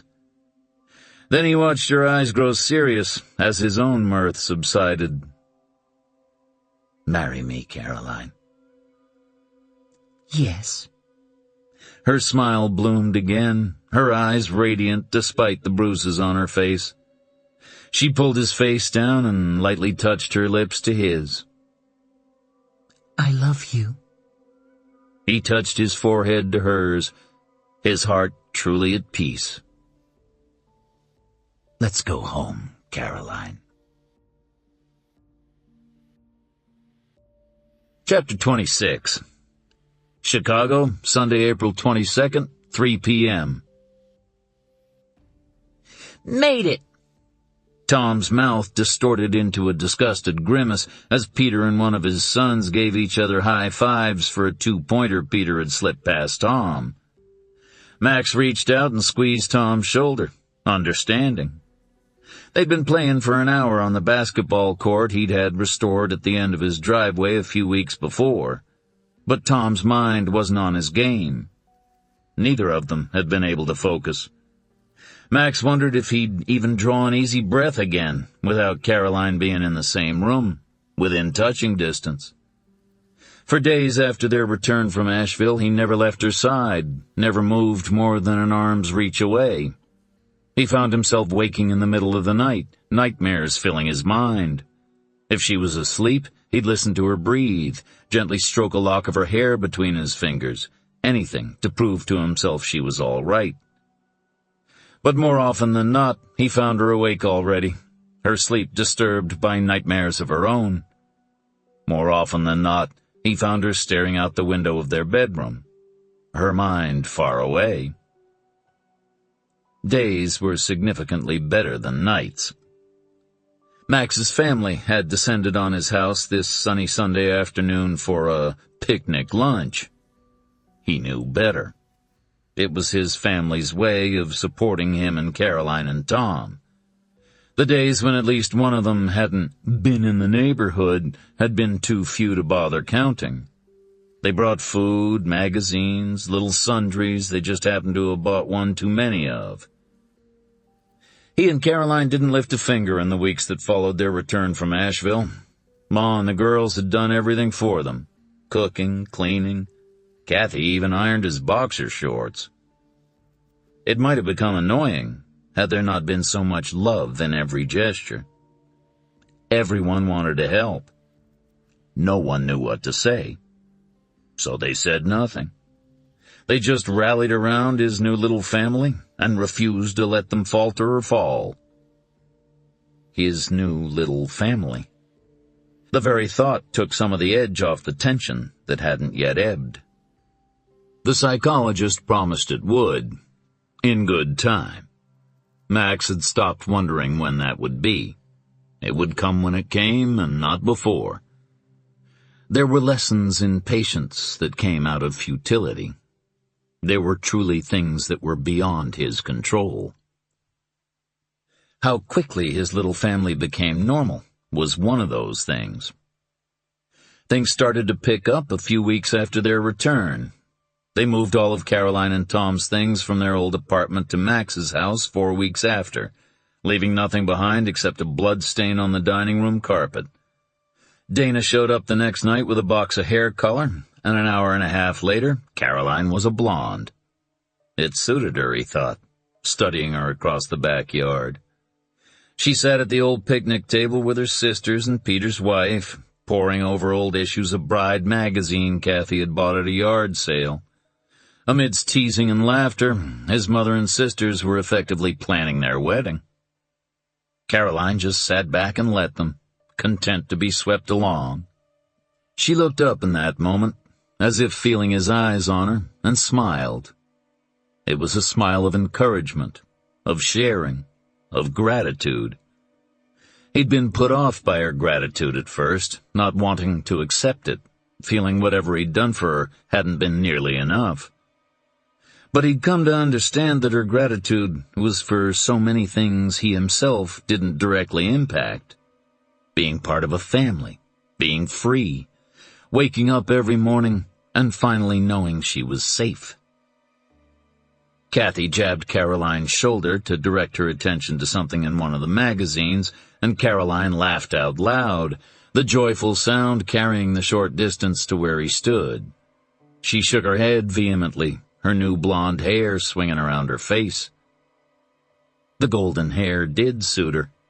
It framed her face, set off the fine porcelain of her skin, made her eyes seem an even more intense blue, made Tom look even more like her son. "I think they're trying to break our momentum, Phil," Peter commented dryly from behind him. "We've threatened them with our skill and prowess." Max turned to his brother, one brow lifted in as sarcastic an expression as he could muster. He'd learned even sarcasm required energy. "It's 20-2, ours. Last week we beat you 40-0. I hardly think you need our help to threaten your skill and prowess." He looked over at Tom, whose eyes still hadn't left his mother. "You ready for more?" Tom sighed. "I don't feel much like playing today." He turned to Peter's son. "I'm sorry, Phil. I just can't seem to concentrate." Phil tossed the ball in the air and caught it in one hand. "No problem. You hungry?" Tom forced a grin. "I can always eat." Together the boys started back toward the house, and Max waited until they were out of earshot before he let his own sigh escape. "Tom's upset because Evie was supposed to come today," he said quietly. "But she changed her mind at the last minute. She couldn't face us, she said." Peter stared at the women gathered around the table and shook his head. "She has nothing to be ashamed of. But I guess I can understand how she'd feel like she would." Max pursed his lips, watching Caroline point to a page in one of the magazines. "She finally let Caroline come see her last week," Max swallowed. "Caroline went straight to bed when she came back home. She cried for 2 hours." "It was worse than she thought, then?" Max nodded, his throat tight. "Evie will never have children. Her face is disfigured. He broke all the little bones in her right hand, and she probably will never regain full use of it. But worst of all, she blames herself." Peter was silent for a moment. "Why?" Max sighed again. "Right before Winters attacked her, he asked if her parents hadn't taught her better than to get into cars with strange men." Peter's face twisted. "Bastard." "Who?" David walked up the driveway from the street where he'd parked his car, a bag of charcoal over his shoulder. Max just lifted his brows, and David added his side to the mix. "My favorite homicidal maniac," David said, and lowered the bag of charcoal to the blacktop. He looked around. "Evie didn't come, huh?" Max shook his head. "No." David continued looking around, searching for something, or someone. "Dana didn't think she would." Peter looked surprised. "You been talking to Dana? Caroline's friend Dana?" His brows furrowed. "Don't tell me." "Don't even tell me," he added darkly. "I don't want to know." David's lips quirked up. "It's not what you think. We're friends, and that's the God's truth." Max nodded. "He's giving it to you straight for once. He helped us move Dana's shelter a few weeks ago. He is now persona most definitely grata. I fixed her car, too." David's tone was smug. Peter groaned, his bass rumble filling the air. "Friends, but you're getting prepared just in case." David grinned. "Well, I'm a careful man. My big brother taught me to plan." Max chuckled. "Shut up and help me get the fire started. Ma's been wondering where you've been with that charcoal." As if on cue, Ma appeared at the back door, the cordless phone in her hand. "Here's your charcoal, Ma," David called. Phoebe looked over at them, her normally happy face sober. "Just put it over by the grill, Davy. The phone's for Caroline, Max. She'll want to take it in here. You'll want to be with her." The light atmosphere of a few moments before dissipated, and Max felt his heart begin to pound heavily. "Who is it, Ma?" "It's Special Agent Thatcher." Caroline leaned her head back against the sofa cushions, stunned, numb, sick to her stomach, feelings she never dreamed she'd feel upon hearing the news that Rob Winters was dead. Agent Thatcher had insisted on telling her himself, not allowing the prison administration to call her after Winters was found dead in the lavatory that morning. Apparently Tom's wish had come true. The other prisoners hadn't welcomed Rob with open arms after finding out he'd beaten that young black man in Asheville to death. Her stomach roiled, wondering how many other lives Rob had stolen, lives no one would ever know about, murders no one would ever suspect. He'd paid the ultimate price for his sins. Caroline numbly wondered if it was enough. No, she thought, thinking about the unspeakable damage done to Evie. The loss of Rob's miserable life wasn't nearly enough. I can't believe it, she whispered. I just can't believe it. Max took her hand in his, gently squeezing once, then holding on tight. It's over, Caroline. He can never hurt you again. He's dead? Tom asked from the archway separating the living room from the kitchen. He stood tall, feet spread wide, his arms crossed over his chest. He filled the space, seeming broader, bigger somehow. Caroline twisted around to meet his eyes, his cold, hard eyes.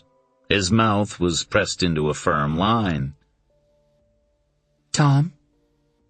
I asked a question, Mom. Is he dead? Each word was spaced deliberately.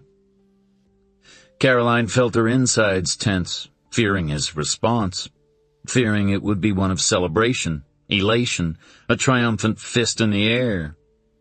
She didn't want him to cry, not even to grieve, but she didn't want him to celebrate the taking of yet another life. Yes, she answered quietly. His shoulders sagged, even as his feet remained firmly planted in place.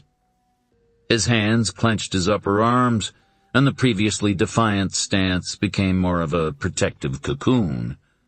His head dropped forward until his chin touched his chest. Max struggled to his feet, his expression rife with concern. Tom? Caroline glanced up and felt the sting of tears. Max was as burdened for the emotional health of her son as she was. She reached up for his hand, and he grasped it blindly, not taking his eyes off Tom's dejected form. Tom, say something, Caroline said, trying to keep her voice even, failing. Without lifting his head, Tom spoke. I want to be happy, Mom. He hunched his shoulders forward, keeping his head down. Damn it. His voice broke. I knew he'd die. I knew it. I dreamed of saluting the lucky guy that carved him down to bone. But now I can't. I want to be happy he's dead, but I can't. Caroline blinked, and her vision cleared. Tom's shoulders shook now, but he remained where he stood, isolated and so very alone. Squeezing Max's hand, she crossed the distance and put her arms around her son, pulling his head down to her shoulder. Then how do you feel? She whispered. Tell me how you feel. Tom's body shuddered as he exhaled on a sob. I'm so mad. Caroline ran her hand over his hair, soothing. Mad? Tom nodded, his face buried against her bare neck. I'm so mad that he was who he was. Caroline understood this emotion. That he never was who you wanted him to be? Another nod. And I'm mad at myself. Caroline heard Max come up behind her. He put his arms around them both. Mad because you can't find it in you to be happy he's dead? Max asked gently. Because right now you're feeling less than a man because of how you feel? Tom lifted his head from Caroline's shoulder and stared at Max. Surprise and gratitude blended in his expression. How? Because you're your mother's son, Max answered simply. Feeling happy right now would be the easy thing, but not necessarily the right thing. You've insisted he was not your father. He wasn't. It takes more to be a father than the donation of DNA. And it takes more to be a man than brute strength and Hollywood courage. But I'm not sure you know what it does take. It takes love and compassion and sacrifice and patience and integrity. My father had all those things. He paused, and Caroline felt him draw a shaky breath. Do you want to know what I'm feeling right now? Tom tilted his head, giving Max the wariest of nods. Max's arms tightened around Caroline. I'm feeling relieved, to be honest. Relieved he can't escape and find us again. I've lost hours of sleep in the last 6 weeks, worrying that he'd find a way to escape and come back to hurt your mother and you. Worrying that we'd spend the rest of our lives looking over our shoulders, waiting for him to jump out from behind a tree. I'm also feeling sad. Heartbroken, really, when I realize you've never known a father like mine was. Men like my father are incredibly rare, I think. I wish I could be half the man he was. But somehow, despite never having the privilege of a father like mine, despite everything you've been through, you're more a man than most men I know. But most of all, I feel proud of you, Tom. I could be no prouder if you were my own son. Her tears now flowing freely, Caroline craned her neck backwards to see Max's face. Compassion filled his eyes, softening the normally hard line of his jaw, and she knew she would never love him more than in that moment. Max looked down and caught her staring and smiled, that tender, sweet smile that turned her heart to mush. Someone cleared a throat, and as a group, the three of them turned toward the kitchen door. David led the pack, but the others were there right behind him. I'm not eavesdropping in the foyer. This is the kitchen, David protested before Caroline could say a word, and it had the effect he'd been trying for. She laughed, even though it came out sounding more like a hiccup. Phoebe pushed her way to the front of the group. Her eyes were damp, but she wore an expression of challenge. Max, I haven't wanted to be a royal pain all these weeks, but I have some questions for Caroline. Tom stepped away, smiling a little when Phoebe put her arm around his waist and pulled him against her. Caroline wiped the tears from her cheeks, even as her fingers continued to tremble. Max's arm slid around her waist from behind, holding her tight against the strength of his body. Yes, Phoebe. What is your question? Questions. Number 1, what was your name before? Caroline blinked. No one in Max's family had asked her any questions since her return, and she wasn't sure why Phoebe had picked this moment to pry. Mary Grace. Mary Grace. Phoebe repeated the name as if testing it on her lips. Appropriate, I think. Will you name your daughter Grace, should you be so blessed? Caroline blinked again. I'd considered it. She had. She twisted around to look up to Max. If it's okay. Max looked totally perplexed. It's okay with me. Ma, what's this about? I'm not finished, son.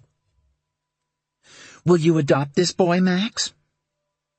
Max started, and Caroline twisted to look back at him again. He was frowning, his brows bunched across his forehead, and he was blushing. Caroline had never seen Max blush before, and the sight was riveting. "We haven't talked about that yet, Ma. This isn't the—" Life is too short to think as much as you do, Max. I honestly thought you would have learned that by now. Tom, do you want to be adopted by my son here? Tom's lips twitched. He liked Phoebe. Caroline knew. He liked her blend of sarcasm and grandmotherly cuddling. Right now, he was enjoying the way Phoebe dressed down her 6.5-foot son as if he were no older than little Petey. Yes'm. The boy says ma'am, Phoebe said to no one in particular. Peter, can you draw up the papers? Yes, Ma, came Peter's easy reply, as if an argument never entered his mind. I'll get on it tomorrow, bright and early. Then, Caroline, if you're already planning to have a baby with my son— Max choked on a cough. And if your son will soon be adopted by my son— David snickered from the corner of the kitchen.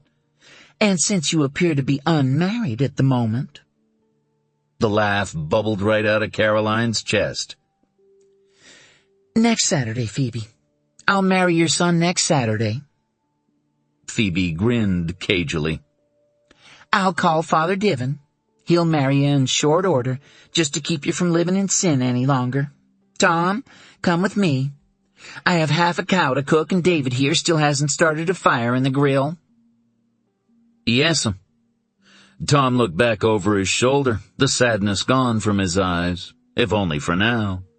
He smiled, a subdued curving of his lips, but it was sufficient. For now. One by one, each sibling left the small kitchen, each bestowing congratulatory hugs and kisses on Caroline and Max as they made their less than tactful exits.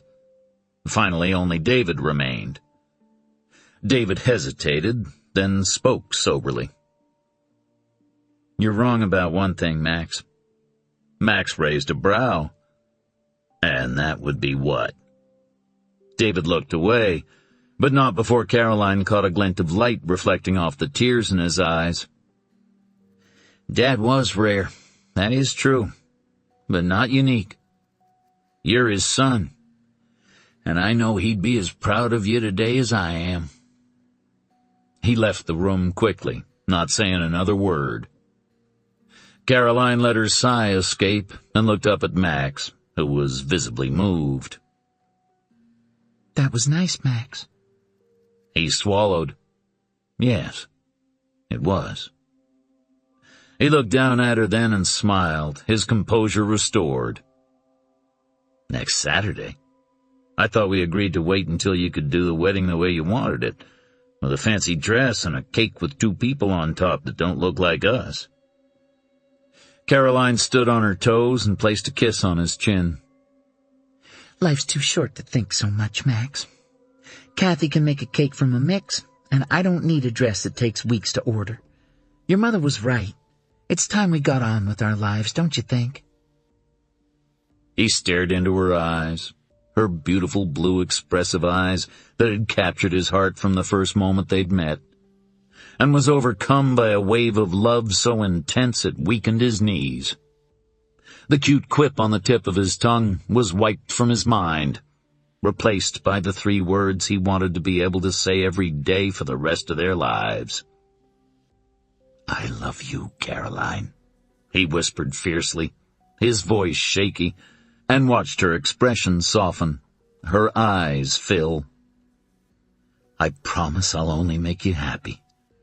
I promise you'll never be afraid again. She swallowed and raised a trembling hand to his jaw. I love you, Max. I promise to be your wife. I promise to make a family with you. He brought her hand to his lips and kissed her palm, kissed every one of her fingers. Then he drew her into his arms and kissed her lips, long and deep, leaving her sighing and melting against him. Can we start right now? He murmured against her hair.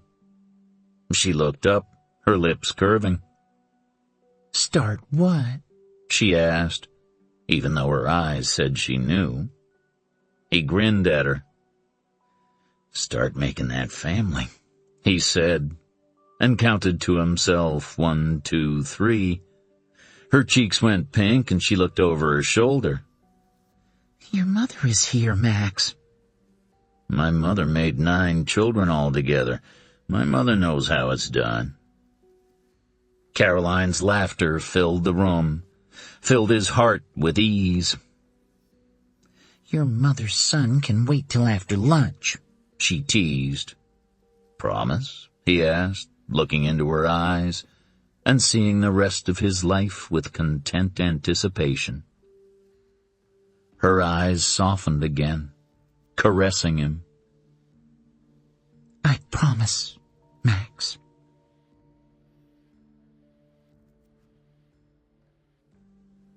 That is the end of Don't Tell. It was written by Karen Rose and read by Jeff Harding.